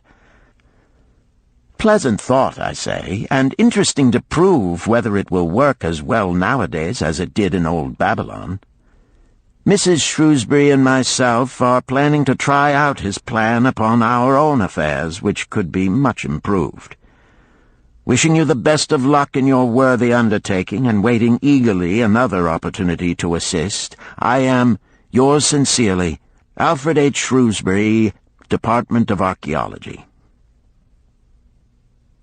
Tablet 1. Now, when the moon becometh full, I, Nomasir, who am but recently returned from slavery in Syria, with the determination to pay my many just debts and become a man of means worthy of respect in my native city of Babylon, do here engrave upon the clay a permanent record of my affairs to guide and assist me in carrying through my high desires. Under the wise advice of my good friend Mathon, the gold lender, I am determined to follow an exact plan that he doth say will lead any honorable man out of debt into means and self-respect. This plan includeth 3 purposes which are my hope and desire. First, the plan doth provide for my future prosperity. Therefore, 1/10 of all I earn shall be set aside as my own to keep. For Mathon speaketh wisely when he saith, That man who keepeth in his purse both gold and silver that he need not spend is good to his family and loyal to his king. The man who hath but a few coppers in his purse is indifferent to his family and indifferent to his king. But the man who hath naught in his purse is unkind to his family and disloyal to his king, for his own heart is bitter. Therefore the man who wisheth to achieve must have coin that he may keep to jingle in his purse, that he have in his heart love for his family and loyalty to his king. Second, the plan doth provide that I shall support and clothe my good wife who hath returned to me with loyalty from the house of her father. For Mathon doth say that to take good care of a faithful wife putteth self-respect into the heart of a man, and addeth strength and determination to his purposes. Therefore 7/10 of all I earn shall be used to provide a home, clothes to wear, and food to eat, with a bit extra to spend, that our lives be not lacking in pleasure and enjoyment. But he doth further enjoin the greatest care that we spend not greater than 7/10 of what I earn for these worthy purposes. Herein lieth the success of the plan. I must live upon this portion, and never use more, nor buy what I may not pay for out of this portion. This ends Disc 3. The Richest Man in Babylon, Disc 4. Tablet 2. Third, the plan doth provide that out of my earnings my debts shall be paid. Therefore each time the moon is full, 2/10 of all I have earned shall be divided honorably and fairly among those who have trusted me and to whom I am indebted. Thus in due time will all my indebtedness be surely paid. Therefore do I here engrave the name of every man to whom I am indebted, and the honest amount of my debt. Faru the cloth weaver, 2 silver, 6 copper. Sinjar the couch maker, 1 silver. Amar my friend, 3 silver, 1 copper. Zankar my friend, 4 silver, 7 copper. Askamir my friend, 1 silver, 3 copper. Haransir the jewel maker, 6 silver, 2 copper. Diarbakir my father's friend, 4 silver, 1 copper. Alkahad the house owner, 14 silver. Mathon the gold lender, 9 silver. Birajik the farmer, 1 silver, 7 copper. From here on, disintegrated, cannot be deciphered. Tablet 3. To these creditors do I owe in total 119 pieces of silver and 141 pieces of copper. Because I did owe these sums and saw no way to repay, in my folly I did permit my wife to return to her father, and didst leave my native city and seek easy wealth elsewhere, only to find disaster and to see myself sold into the degradation of slavery. Now that Mathon doth show me how I can repay my debts in small sums of my earnings, do I realize the great extent of my folly in running away from the results of my extravagances. Therefore have I visited my creditors and explained to them that I have no resources with which to pay except my ability to earn, and that I intend to apply 2/10 of all I earn upon my indebtedness evenly and honestly. This much can I pay, but no more. Therefore, if they be patient, in time my obligations will be paid in full. Amar, whom I thought my best friend, reviled me bitterly, and I left him in humiliation. Birajik, the farmer, pleaded that I pay him first, as he didst badly need help. Arkad, the house owner, was indeed disagreeable, and insisted that he would make me trouble unless I did soon settle in full with him. All the rest willingly accepted my proposal. Therefore am I more determined than ever to carry through, being convinced that it is easier to pay one's just debts than to avoid them. Even though I cannot meet the needs and demands of a few of my creditors, I will deal impartially with all. Tablet 4. Again the moon shines full. I have worked hard with a free mind. My good wife hath supported my intentions to pay my creditors. Because of our wise determination, I have earned during the past moon, buying camels of sound wind and good legs for Nibertor, the sum of 19 pieces of silver. This I have divided according to the plan. 1/10 have I set aside to keep as my own, 7/10 have I divided with my good wife to pay for our living, 2/10 have I divided among my creditors as evenly as could be done in coppers. I did not see Amar, but left it with his wife. Birajik was so pleased that he would kiss my hand. Old Arkad alone was grouchy and said I must pay faster. To which I replied that if I were permitted to be well fed and not worried, that alone would enable me to pay faster. All the others thanked me and spoke well of my efforts. Therefore, at the end of one moon, my indebtedness is reduced by almost 4 pieces of silver, and I possess almost 2 pieces of silver besides, upon which no man hath claim. My heart is lighter than it hath been for a long time. Again the moon shines full. I have worked hard, but with poor success. Few camels have I been able to buy. Only 11 pieces of silver have I earned. Nevertheless, my good wife and I have stood by the plan, even though we have bought no new raiment and eaten little but herbs. Again I paid ourselves 1/10 of the 11 pieces, while we lived upon 7/10. I was surprised when Amar commended my payment, even though small. So did Birajik.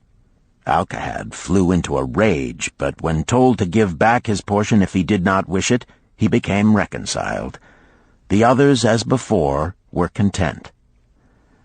Again the moon shines full, and I am greatly rejoiced. I intercepted a fine herd of camels and bought many sound ones, therefore my earnings were 42 pieces of silver. This moon my wife and myself have bought much-needed sandals and raiment. Also we have dined well on meat and fowl. More than 8 pieces of silver we have paid to our creditors. Even Arkad did not protest. Great is the plan, for it leadeth us out of debt, and giveth us wealth which is ours to keep. 3 times the moon hath been full since I last carved upon this clay. Each time I paid to myself 1/10 of all I earned. Each time my good wife and I have lived upon 7/10, even though at times it was difficult. Each time have I paid to my creditors 2/10. In my purse I now have 21 pieces of silver that are mine. It maketh my head to stand straight upon my shoulders, and maketh me proud to walk among my friends. My wife keepeth well our home, and is becomingly gowned. We are happy to live together. The plan is of untold value. Hath it not made an honorable man of an ex-slave? Tablet 5. Again the moon shines full, and I remember that it is long since I carved upon the clay. 12 moons in truth have come and gone. But this day I will not neglect my record, because upon this day I have paid the last of my debts. This is the day upon which my good wife and my thankful self celebrate with great feasting that our determination hath been achieved. Many things occurred upon my final visit to my creditors that I shall long remember. Amar begged my forgiveness for his unkind words, and said that I was one of all others he most desired for a friend. Old Alcahad is not so bad after all, for he said, "Thou wert once a piece of soft clay to be pressed and molded by any hand that touched thee. But now thou art a piece of bronze, capable of holding an edge. If thou needst silver or gold at any time, come to me." Nor is he the only one who holdeth me in high regard. Many others speak deferentially to me. My good wife looketh upon me with a light in her eyes that doth make a man have confidence in himself. Yet it is the plan that hath made my success. It hath enabled me to pay all my debts and to jingle both gold and silver in my purse. I do commend it to all who wish to get ahead. For truly, if it will enable an ex-slave to pay his debts and have gold in his purse, will it not aid any man to find independence? Nor am I, myself, finished with it, for I am convinced that if I follow it further, it will make me rich among men. St. Swithin's College, Nottingham University, Newark-on-Trent, Nottingham, November 7th, 1936. Professor Franklin Caldwell, care of British Scientific Expedition, Hilla, Mesopotamia. My dear Professor, if in your further digging into those ruins of Babylon you encounter the ghost of a former resident, an old camel-trader named Dabasir, do me a favor. Tell him that his scribbling upon those clay tablets so long ago has earned for him the lifelong gratitude of a couple of college folks back here in England. You will possibly remember my writing a year ago that Mrs. Shrewsbury and myself intended to try his plan for getting out of debt and at the same time having gold to jingle. You may have guessed, even though we tried to keep it from our friends, our desperate straits. We were frightfully humiliated for years by a lot of old debts, and worried sick for fear some of the tradespeople might start a scandal that would force me out of the college. We paid and paid, every shilling we could squeeze out of income, but it was hardly enough to hold things even. Besides, we were forced to do all our buying where we could get further credit regardless of higher costs. It developed into one of those vicious circles that grow worse instead of better. Our struggles were getting hopeless. We could not move to less costly rooms because we owed the landlord. There did not appear to be anything we could do to improve our situation. Then here comes your acquaintance, the old camel-trader from Babylon, with a plan to do just what we wished to accomplish. He jolly well stirred us up to follow his system. We made a list of all our debts, and I took it around and showed it to every one we owed. I explained how it was simply impossible for me to ever repay them the way things were going along. They could readily see this themselves from the figures. Then I explained that the only way I saw to pay in full was to set aside 20% of my income each month to be divided pro rata, which would pay them in full in a little over 2 years.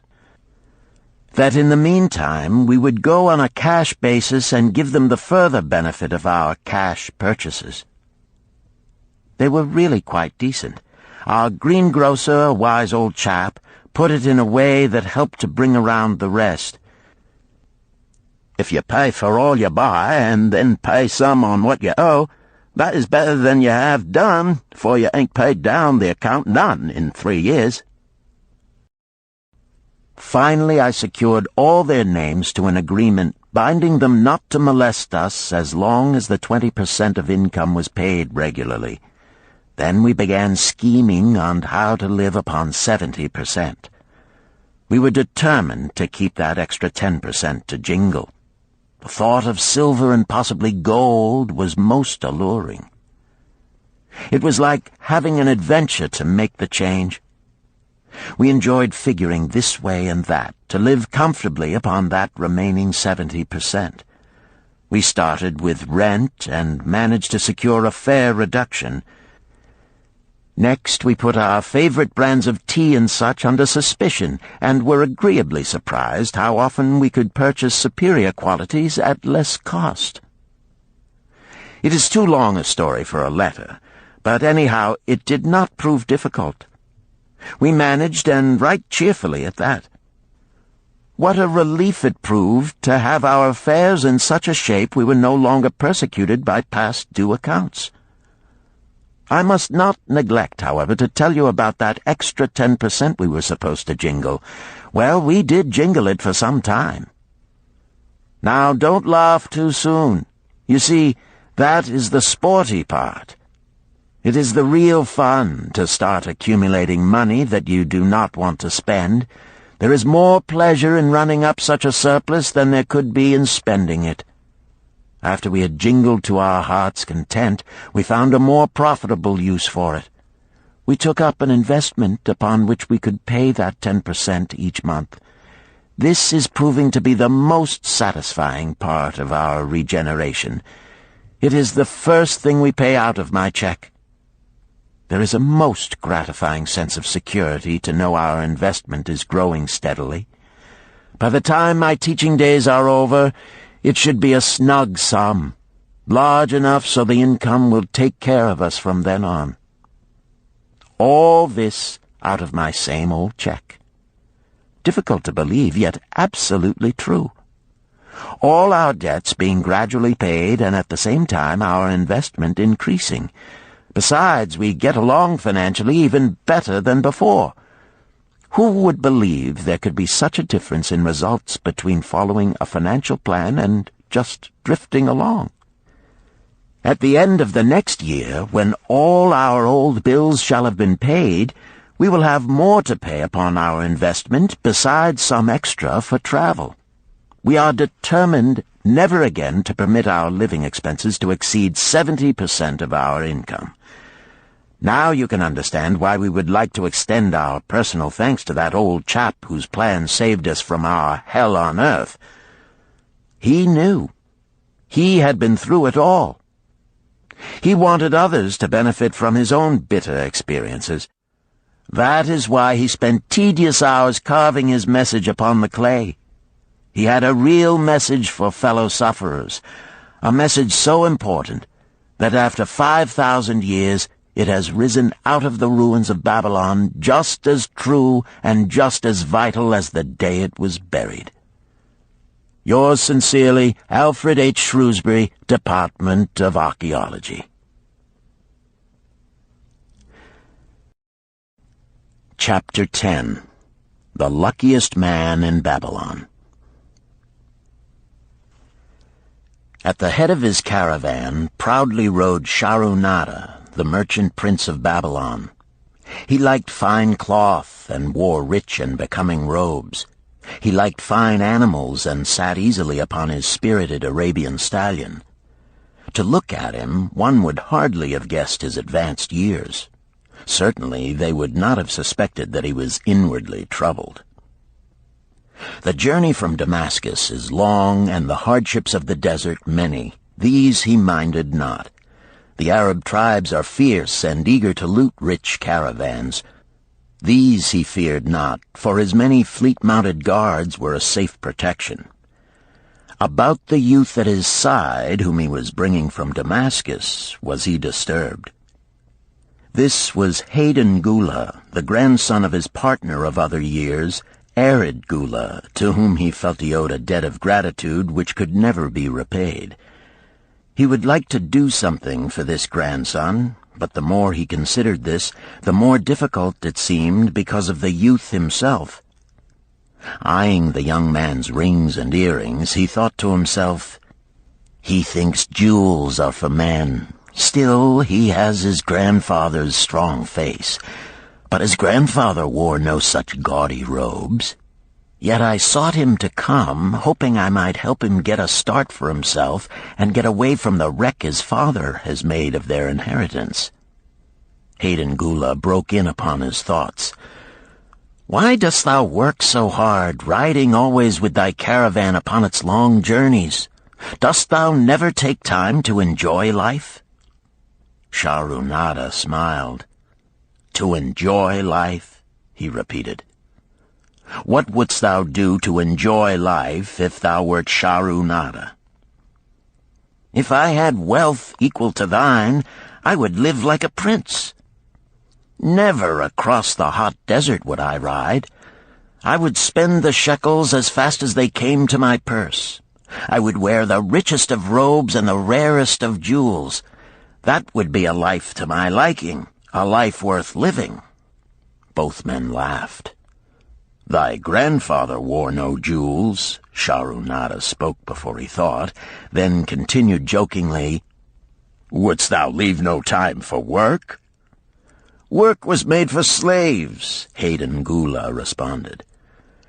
Sharunada bit his lip but made no reply, riding in silence until the trail led them to the slope. Here he reined his mount, and pointing to the green valley far away, "See, there is the valley. Look far down, and thou canst faintly see the walls of Babylon. The tower is the temple of Bel. If thine eyes are sharp, thou mayest even see the smoke from the eternal fire upon its crest." "So that is Babylon? Always have I longed to see the wealthiest city in all the world," Hayden Gula commented. "Babylon, where my grandfather started his fortune. Would he were still alive, we would not be so sorely pressed. Why wish his spirit to linger on earth beyond its allotted time? Thou and thy father can well carry on his good work. Alas, of us neither has his gift. Father and myself know not his secret for attracting the golden shekels." Sharunada did not reply, but gave rein to his mount and rode thoughtfully down the trail to the valley. Behind them followed the caravan in a cloud of reddish dust. Some time later they reached the King's Highway and turned south through the irrigated farms. 3 old men plowing a field caught Sharunada's attention. They seemed strangely familiar. How ridiculous! One does not pass a field after 40 years and find the same men plowing there. Yet something within him said they were the same. One, with an uncertain grip, held the plow. The others laboriously plodded beside the oxen, ineffectually beating them with their barrel staves to keep them pulling. 40 years ago, he had envied these men. How gladly he would have exchanged places. But what a difference now! With pride he looked back at his trailing caravan, well-chosen camels and donkeys loaded high with valuable goods from Damascus. All this was but one of his possessions. He pointed to the plowers, saying, "Still plowing the same field where they were 40 years ago. They look it, but why thinkest thou they are the same?" "I saw them there," Sharunada replied. Recollections were racing rapidly through his mind.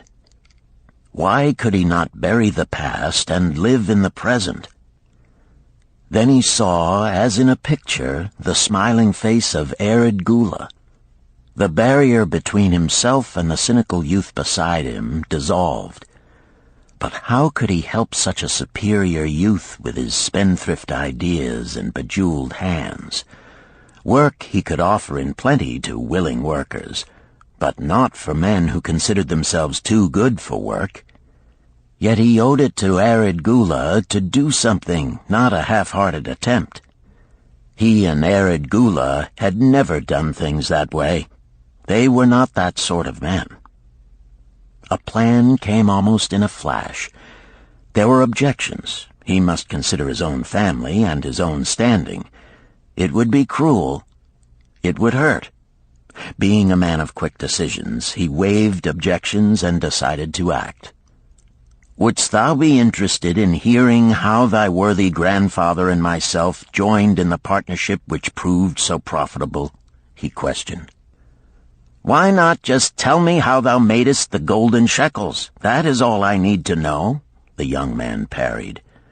Sharunada ignored the reply and continued, "We start with those men plowing. I was no older than thou. As the column of men in which I marched approached, good old Megiddo, the farmer, scoffed at the slipshod way in which they plowed. Megiddo was chained next to me. 'Look at the lazy fellows,' he protested. 'The plow holder makes no effort to plow deep, nor do the beaters keep the oxen in the furrow. How can they expect to raise a good crop with poor plowing?' "'Didst thou say Megiddo was chained to thee?' Arkad Gula asked in surprise. "'Yes, with bronze collars about our necks and a length of heavy chain between us. Next to him was Zabado, the sheep thief. I had known him in Harun. At the end was a man we called Pirate because he told us not his name. We judged him as a sailor as he had entwined serpents tattooed upon his chest in sailor fashion. The column was made up thus, so the men could walk in fours." "Thou wert chained as a slave?" Arkad Gula asked incredulously. "Did not thy grandfather tell thee I was once a slave? He often spoke of thee, but never hinted of this. He was a man thou couldst trust with innermost secrets. Thou, too, are a man I may trust, am I not right?" Sharunada looked him squarely in the eye. "Thou mayest rely upon my silence, but I am amazed. Tell me, how didst thou come to be a slave?" Sharunada shrugged his shoulders. "Any man may find himself a slave. It was a gaming house and barley beer that brought me disaster. I was the victim of my brother's indiscretions. In a brawl he killed his friend. I was bonded to the widow by my father, desperate to keep my brother from being prosecuted under the law. When my father could not raise the silver to free me, she in anger sold me to the slave dealer." "What a shame and injustice," Arkad Gula protested. "But tell me, how didst thou regain freedom?" "We shall come to that, but not yet. Let us continue my tale. As we passed, the plowers jeered at us. One did doff his ragged hat and bow low, calling out, 'Welcome to Babylon, guests of the king! He waits for thee on the city walls where the banquet is spread, mud bricks and onion soup.' With that, they laughed uproariously. Pirate flew into a rage and cursed them roundly. 'What do those men mean by the king awaiting us on the walls?' I asked him. 'To the city walls ye march to carry bricks until the back breaks. Maybe they beat thee to death before it breaks. They won't beat me. I'll kill 'em.' Then Megiddo spoke up. 'It doesn't make sense to me to talk of masters beating willing, hard-working slaves to death. Masters like good slaves and treat them well." "Who wants to work hard?" commented Zabato. "Those plowers are wise fellows. They're not breaking their backs, just letting on as if they be." "Thou can't get ahead by shirking," Megiddo protested. "If thou plow a hectare, that's a good day's work, and any master knows it. But when thou plow only a half, that's shirking. I don't shirk. I like to work, and I like to do good work, for work is the best friend I've ever known. It has brought me all the good things I've had, my farm and cows and crops, everything." "Yea, and where be these things now?" scoffed Zabato. "I figure it pays better to be smart and get by without working. You watch Zabato. If we're sold to the walls, he'll be carrying the water bag or some easy job, when thou, who like to work, will be breaking thy back carrying bricks." He laughed his silly laugh. Terror gripped me that night. I could not sleep. I crowded close to the guard rope, and when the others slept, I attracted the attention of Godoso, who was doing the first guard watch. He was one of those brigand Arabs, the sort of rogue who, if he robbed thee of thy purse, would think he must also cut thy throat. "Tell me, Godoso," I whispered, "when we get to Babylon, will we be sold to the walls?" "Why want to know?" he questioned cautiously. "Canst thou not understand?" I pleaded. "I am young. I want to live. I don't want to be worked or beaten to death on the walls. Is there any chance for me to get a good master?" He whispered back, "I tell something. Thou good fellow, give Godoso no trouble. Most times we go first to slave market. Listen now. When buyers come, tell 'em you good worker, like to work hard for good master, make 'em want to buy. You not make 'em buy, next day you carry brick. Mighty hard work." After he walked away, I lay in the warm sand looking up at the stars and thinking about work. What Megiddo had said about it being his best friend made me wonder if it would be my best friend. Certainly it would be if it helped me out of this. When Megiddo awoke, I whispered my good news to him. It was our one ray of hope as we marched toward Babylon. Late in the afternoon, we approached the walls and could see the lines of men, like black ants, climbing up and down the steep diagonal paths. As we drew closer, we were amazed at the thousands of men working. Some were digging in the moat, others mixed the dirt into mud bricks. The greatest number were carrying the bricks in large baskets up those steep trails to the masons. Overseers cursed the laggards and cracked bullock whips over the backs of those who failed to keep in line. Poor, worn-out fellows were seen to stagger and fall beneath their heavy baskets, unable to rise again. If the lash failed to bring them to their feet, they were pushed to the side of the paths and left writhing in agony. Soon they would be dragged down to join other craven bodies beside the roadway to await unsanctified graves. As I beheld the ghastly sight, I shuddered. So this was what awaited my father's son if he failed at the slave market. Godoso had been right. We were taken through the gates of the city to the slave prison, and next morning marched to the pens in the market. Here the rest of the men huddled in fear, and only the whips of our guard could keep them moving so the buyers could examine them.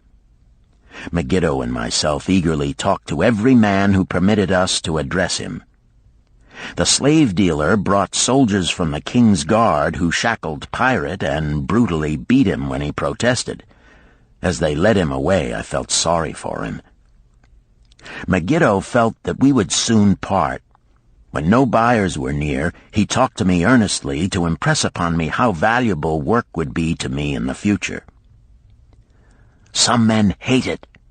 They make it their enemy. better to treat it like a friend.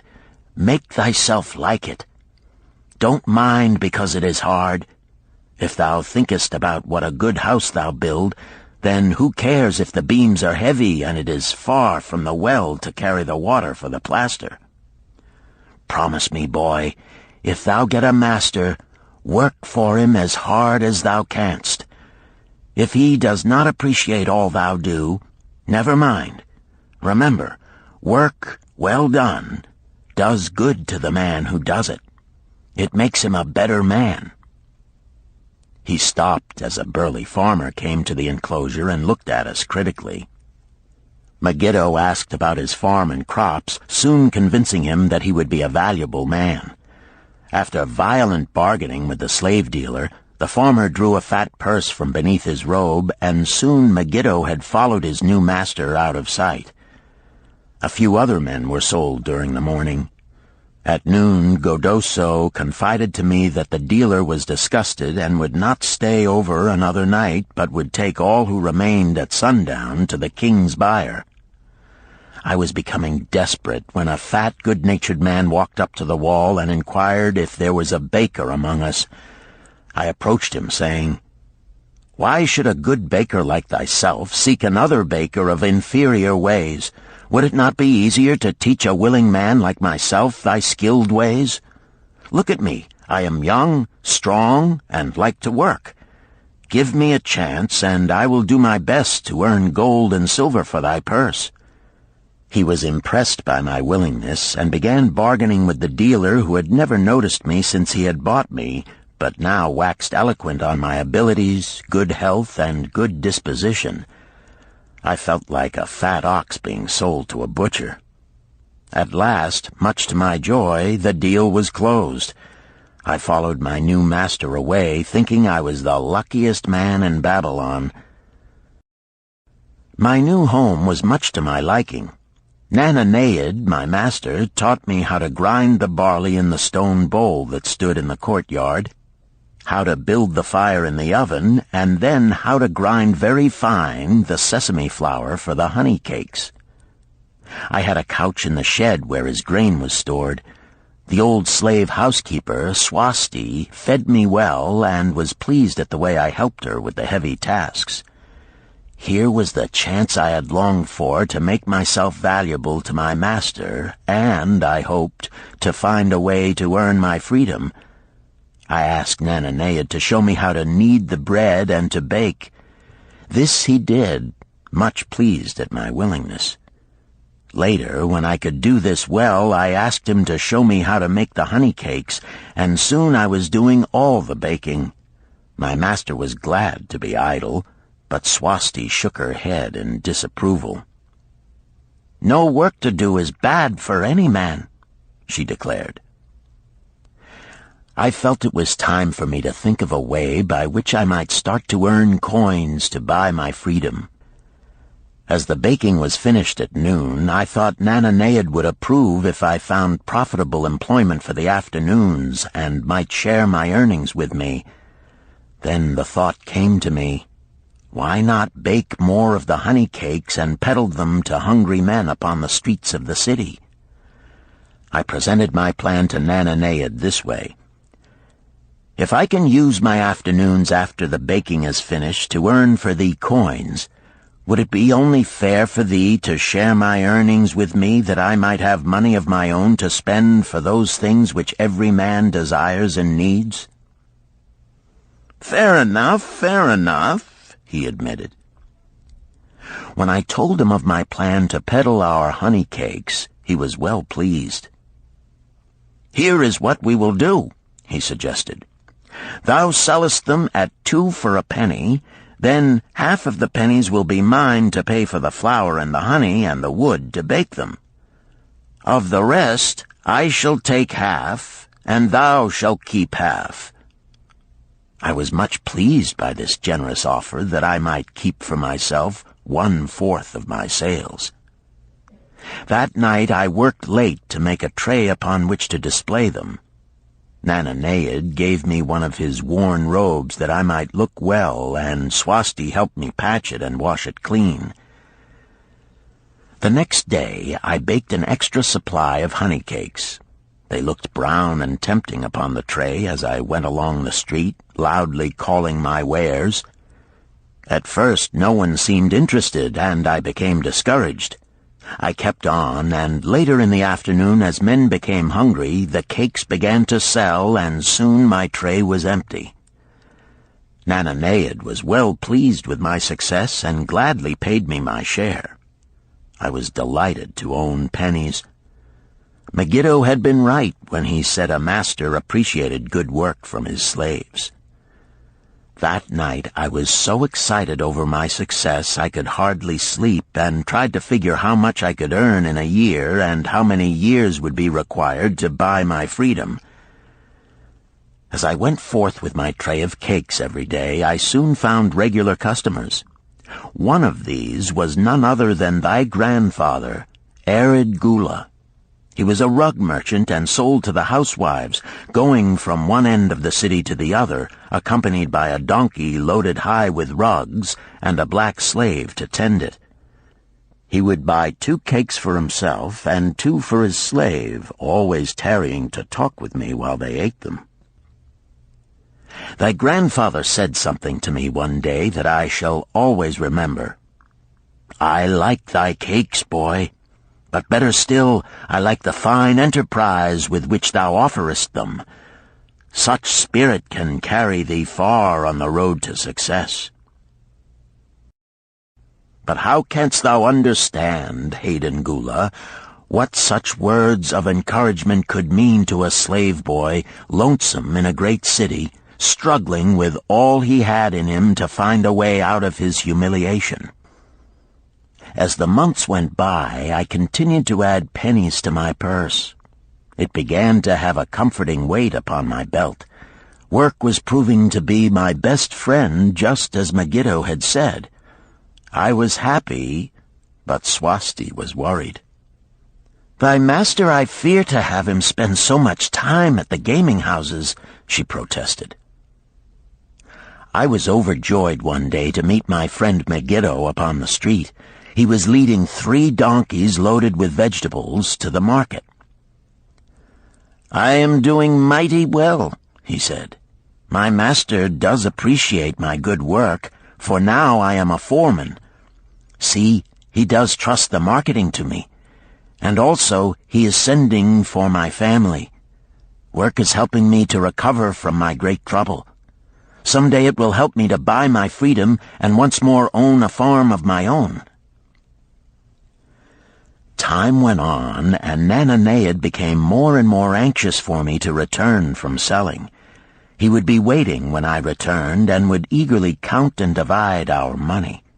He would also urge me to seek further markets and increase my sales. Often I went outside the city gates to solicit the overseers of the slaves building the walls. I hated to return to the disagreeable sights, but found the overseers liberal buyers. One day I was surprised to see Zabado waiting in line to fill his basket with bricks. He was gaunt and bent, and his back was covered with welts and sores from the whips of the overseers. I was sorry for him, and handed him a cake which he crushed into his mouth like a hungry animal. Seeing the greedy look in his eyes, I ran before he could grab my tray.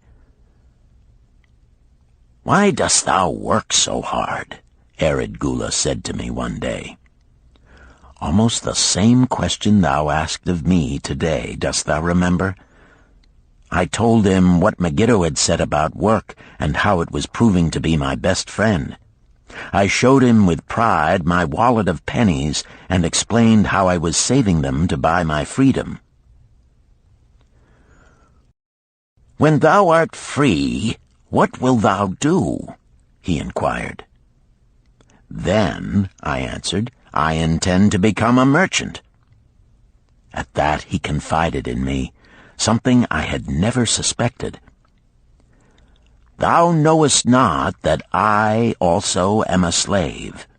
I am in partnership with my master." "Stop," demanded Arkad.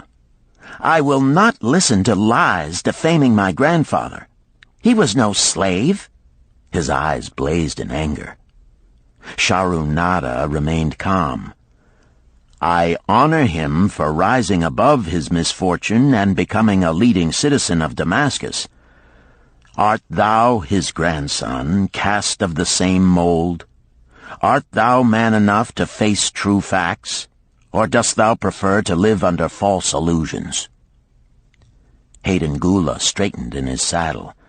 In a voice suppressed with deep emotion, he replied, "My grandfather was beloved by all. Countless were his good deeds. When the famine came, did not his gold buy grain in Egypt, and did not his caravan bring it to Damascus and distribute it to the people so none would starve? Now thou sayest he was but a despised slave in Babylon. Had he remained a slave in Babylon, then he might well have been despised. But when, through his own efforts, he became a great man in Damascus, the gods indeed condoned his misfortunes and honored him with their respect," Sharunada replied. "After telling me that he was a slave," Sharunada continued, "he explained how anxious he had been to earn his freedom. Now that he had enough money to buy this, he was much disturbed as to what he should do. He was no longer making good sales and feared to leave the support of his master." I protested his indecision. "Cling no longer to thy master. Get once again the feeling of being a free man. Act like a free man and succeed like one. Decide what thou desirest to accomplish, and then work will aid thee to achieve it." He went on his way, saying he was glad I had shamed him for his cowardice. One day I went outside the gates again, and was surprised to find a great crowd gathering there.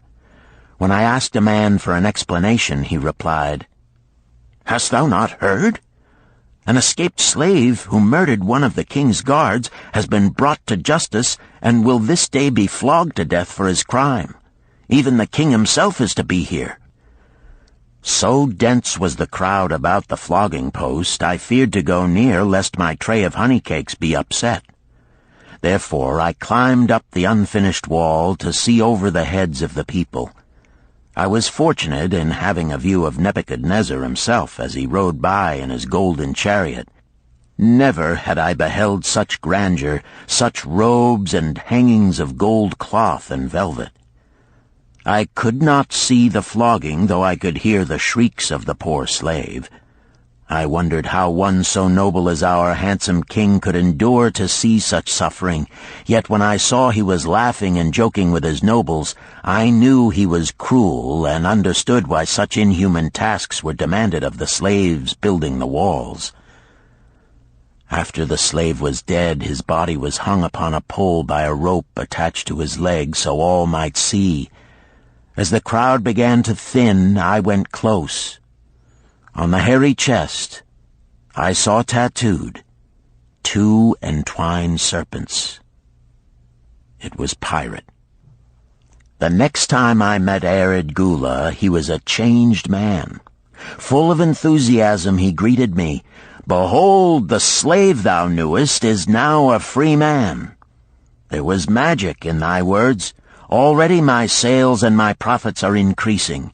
My wife is overjoyed. She was a free woman, the niece of my master. She much desires that we move to a strange city where no man shall know I was once a slave.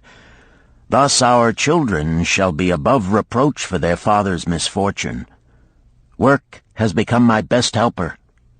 It has enabled me to recapture my confidence and my skill to sell."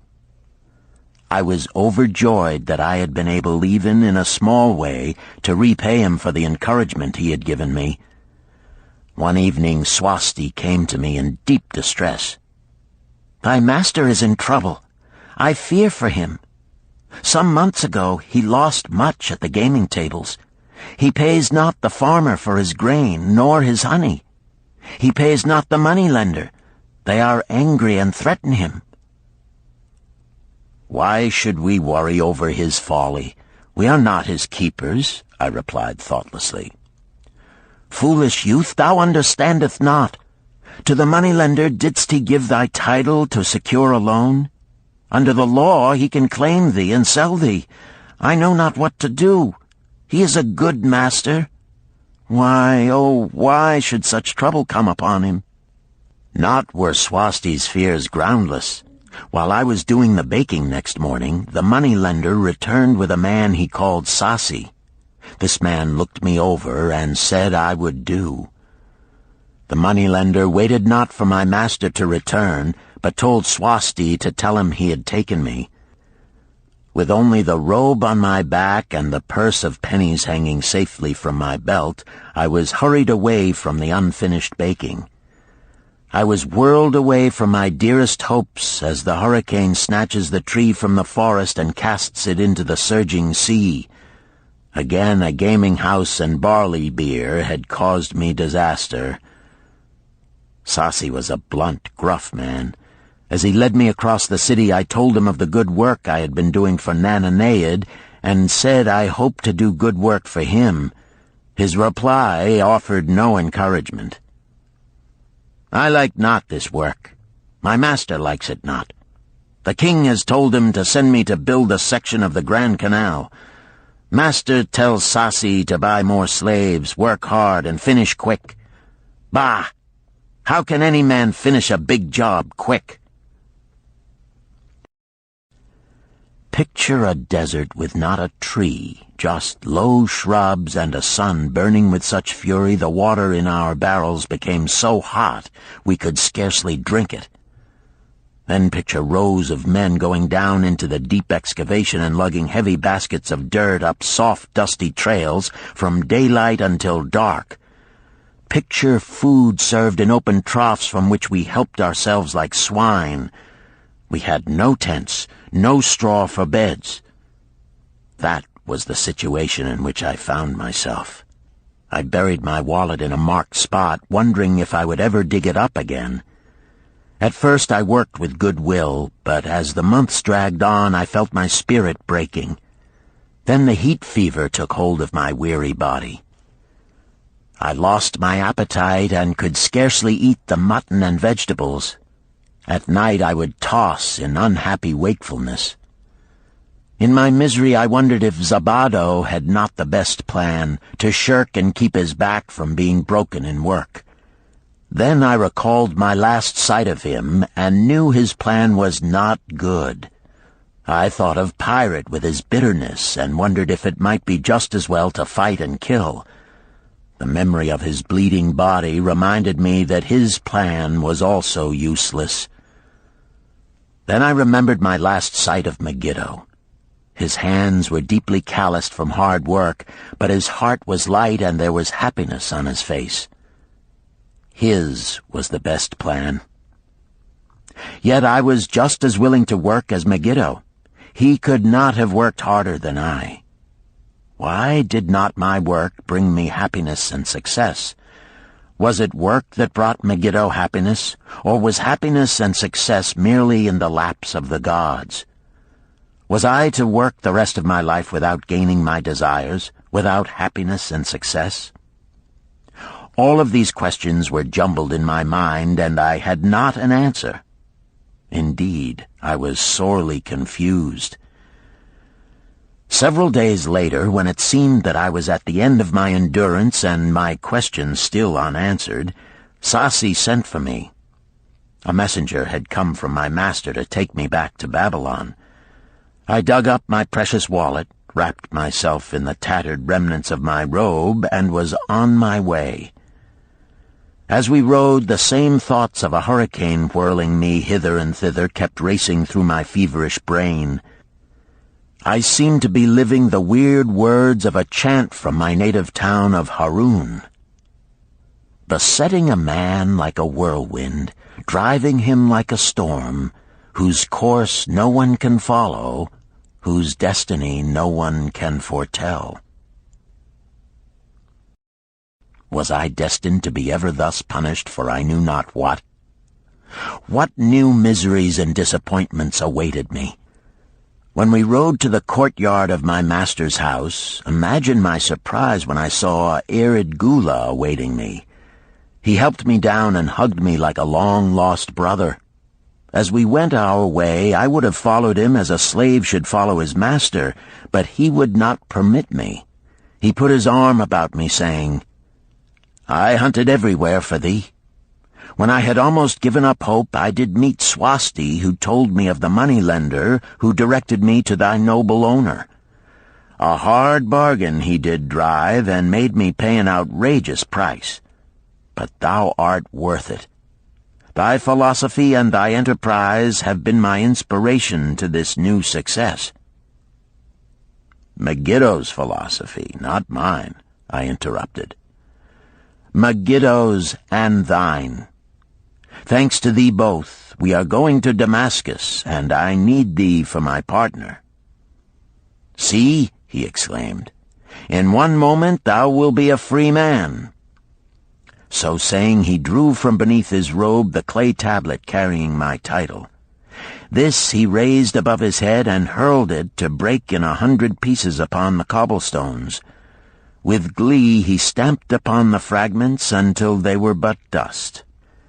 Tears of gratitude filled my eyes. I knew I was the luckiest man in Babylon. "Work, thou see, by this, in the time of my greatest distress, didst prove to be my best friend. My willingness to work enabled me to escape from being sold to join the slave gangs upon the walls. It also so impressed thy grandfather, he selected me for his partner." Then Hayden Gula questioned, "Was work my grandfather's secret key to the golden shekels?" "It was the only key he had when I first knew him," Sharunada replied. "Thy grandfather enjoyed working. The gods appreciated his efforts and rewarded him liberally." "I begin to see," Hayden Gula was speaking thoughtfully. "Work attracted his many friends who admired his industry and the success it brought. Work brought him the honors he enjoyed so much in Damascus. Work brought him all those things I have approved.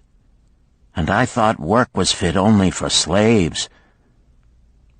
"Life is rich with many pleasures for men to enjoy," Sharunada commented. "Each has its place. I am glad that work is not reserved for slaves. Were that the case, I would be deprived of my greatest pleasure. Many things do I enjoy, but nothing takes the place of work." Sharunada and Hayden Gula rode in the shadows of the towering walls up to the massive bronze gates of Babylon. At their approach, the gate guards jumped to attention and respectfully saluted an honored citizen. With head held high, Sharunada led the long caravan through the gates and up the streets of the city. "I have always hoped to be a man like my grandfather," Hayden Gula confided to him. "Never before did I realize just what kind of man he was. This thou hast shown me. Now that I understand, I do admire him all the more and feel more determined to be like him. I fear I can never repay thee for giving me the true key to his success. From this day forth I shall use his key. I shall start humbly as he started, which befits my true station far better than jewels and fine robes." So saying, Hayden Gula pulled the jeweled baubles from his ears and the rings from his fingers. Then, reining his horse, he dropped back and rode with deep respect behind the leader of the caravan.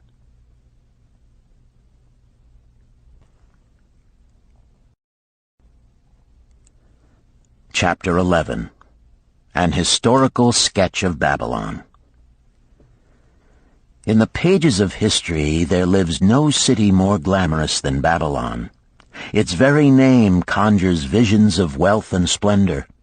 Its treasures of gold and jewels were fabulous. One naturally pictures such a wealthy city as located in a suitable setting of tropical luxury, surrounded by rich natural resources of forests and mines. Such was not the case. It was located beside the Euphrates River in a flat, arid valley. It had no forests, no mines, not even stone for building. It was not even located upon a natural trade route. The rainfall was insufficient to raise crops. Babylon is an outstanding example of man's ability to achieve great objectives using whatever means are at his disposal. All of the resources supporting this large city were man-developed. All of its riches were man-made. Babylon possessed just two natural resources: a fertile soil and water in the river. With one of the greatest engineering accomplishments of this or any other day, Babylonian engineers diverted the waters from the river by means of dams and immense irrigation canals. Far out across that arid valley went these canals to pour the life-giving waters over the fertile soil. This ranks among the first engineering feats known to history. Such abundant crops as were the reward of this irrigation system the world had never seen before. Fortunately, during its long existence, Babylon was ruled by successive lines of kings to whom conquest and plunder were but incidental. While it engaged in many wars, most of these were local or defensive against ambitious conquerors from other countries who coveted the fabulous treasures of Babylon. The outstanding rulers of Babylon live in history because of their wisdom, enterprise, and justice. Babylon produced no strutting monarchs who sought to conquer the known world that all nations might pay homage to their egotism. As a city, Babylon exists no more. When those energizing human forces that built and maintained the city for thousands of years were withdrawn, it soon became a deserted ruin. The site of the city is in Asia, about 600 miles east of the Suez Canal, just north of the Persian Gulf. The latitude is about 30 degrees above the equator, practically the same as that of Yuma, Arizona. It possessed a climate similar to that of this American city, hot and dry. Today, this valley of the Euphrates, once a populous irrigated farming district, is again a windswept arid waste. Scant grass and desert shrubs strive for existence against the wind-blown sands. Gone are the fertile fields, the mammoth cities, and the long caravans of rich merchandise. Nomadic bands of Arabs, securing a scant living by tending small herds, are the only inhabitants. Such it has been since about the beginning of the Christian era. Dotting this valley are earthen hills. For centuries they were considered by travelers to be nothing else. The attention of archaeologists were finally attracted to them because of broken pieces of pottery and brick washed down by the occasional rainstorms. Expeditions, financed by European and American museums, were sent here to excavate and see what could be found. Picks and shovels soon proved these hills to be ancient cities. City graves, they might well be called. Babylon was one of these. Over it for something like 20 centuries, the winds had scattered the desert dust. Built originally of brick, all exposed walls had disintegrated and gone back to earth once more. Such is Babylon, the wealthy city, today. A heap of dirt, so long abandoned that no living person even knew its name until it was discovered by carefully removing the refuse of centuries from the streets and the fallen wreckage of its noble temples and palaces. Many scientists considered the civilization of Babylon and other cities in this valley to be the oldest of which there is a definite record. Positive dates have been proved reaching back 8,000 years. An interesting fact in this connection is the means used to determine these dates. Uncovered in the ruins of Babylon were descriptions of an eclipse of the sun. Modern astronomers readily computed the time when such an eclipse, visible in Babylon, occurred, and thus established a known relationship between their calendar and our own. In this way, we have proved that 8,000 years ago, the Sumerites, who inhabited Babylonia, were living in walled cities. one can only conjecture for how many centuries previous such cities had existed. Their inhabitants were not mere barbarians living within protecting walls.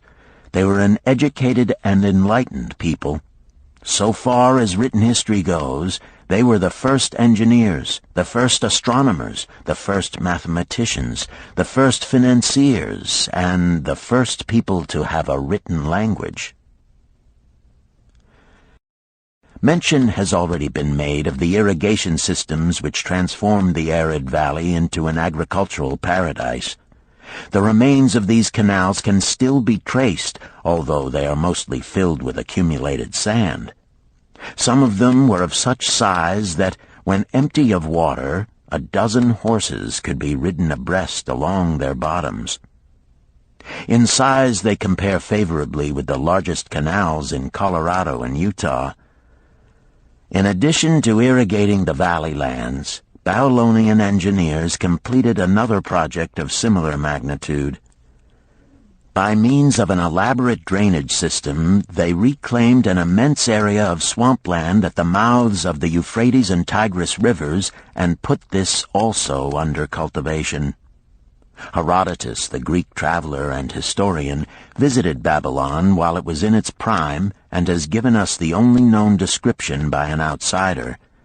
His writings give a graphic description of the city and some of the unusual customs of its people.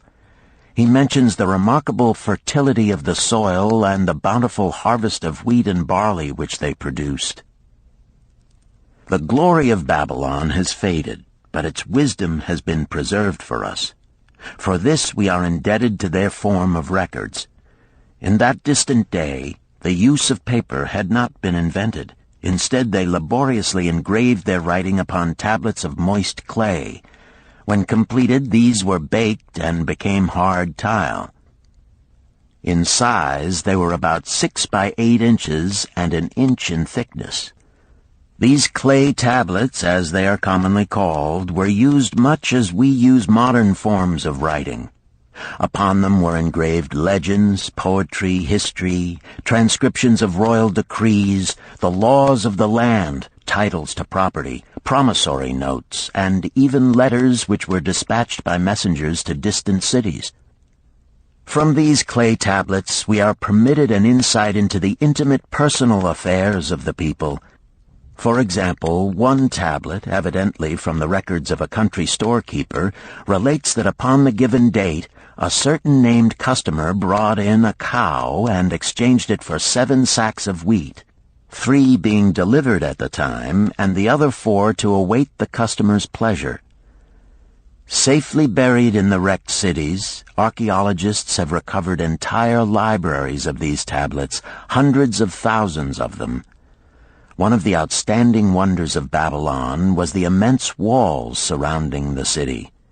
The ancients ranked them with the Great Pyramid of Egypt as belonging to the 7 wonders of the world. Queen Semiramis is credited with having erected the first walls during the early history of the city. Modern excavators have been unable to find any trace of the original walls, nor is their exact height known. From mention made by early writers, it is estimated they were about 50 to 60 feet high, faced on the outer side with burnt brick, and further protected by a deep moat of water. The later and more famous walls were started about 600 years before the time of Christ by King Nabopolassar. Upon such a gigantic scale did he plan the rebuilding, he did not live to see the work finished. This was left to his son Nebuchadnezzar, whose name is familiar in biblical history. The height and length of these later walls staggers belief. They are reported upon reliable authority to have been about 160 feet high, the equivalent of the height of a modern 15-story office building. The total length is estimated as between 9 and 11 miles. So wide was the top that a 6-horse chariot could be driven around them.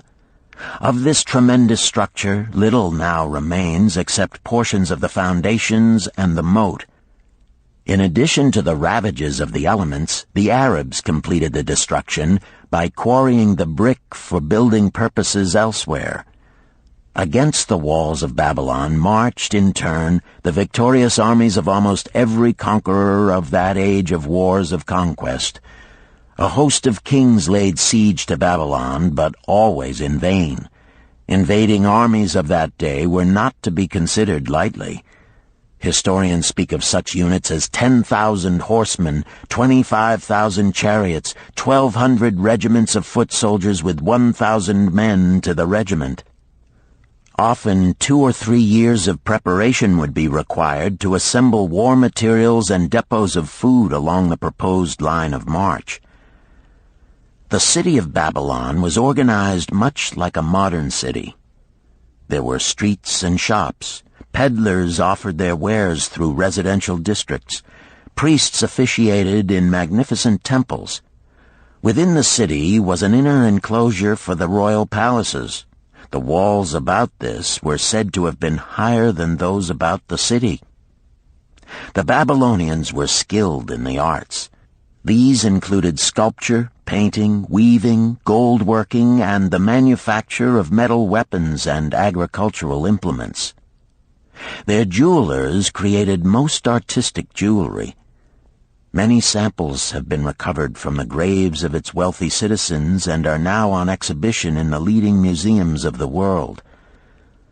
At a very early period, when the rest of the world was still hacking at trees with stone-headed axes, or hunting and fighting with flint-pointed spears and arrows, the Babylonians were using axes, spears, and arrows with metal heads.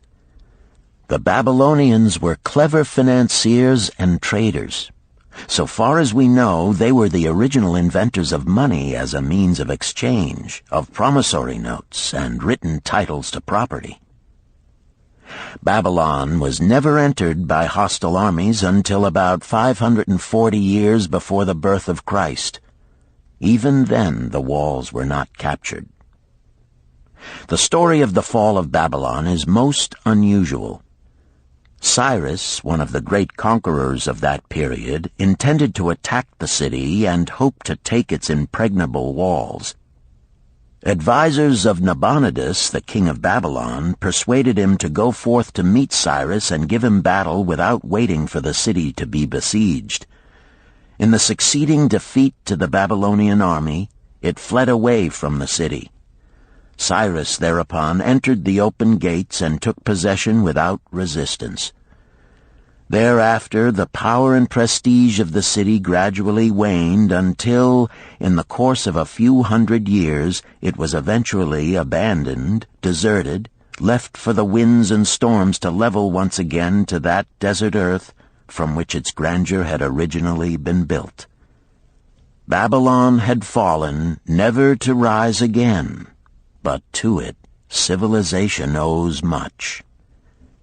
The eons of time have crumbled to dust the proud walls of its temples, but the wisdom of Babylon endures. The End. You've been listening to The Richest Man in Babylon by George S. Clason, narrated by Richard Ferrone, and directed by Ben Ruggiero. If you've enjoyed this book and this performance, Recorded Books recommends The Art of War by Sun Tzu, narrated by Joe Mantegna. This classic of military strategy includes a detailed introduction and commentary on the history of Chinese warfare and military thought. We also recommend Nickel and Dimed by Barbara Ehrenreich, narrated by Christine McMurdo Wallace. Nickel and Dimed reveals low-wage America in all its tenacity, anxiety, and surprising generosity. A land of big boxes, fast food, and 1,000 desperate stratagems for survival. You'll find a wide selection of titles in the Recorded Books catalog, including bestsellers, mysteries, classics, histories, and more. So to order another recorded book, or for a copy of our latest listing, please call the toll-free number found on the back of this book. Don't forget to ask about easy 30-day rentals by mail. On our website, you can browse our catalog, place orders, hear about our latest releases, or tune into narrator profiles and author interviews. So visit us there at www.recordedbooks.com. And thank you for being a Recorded Books reader.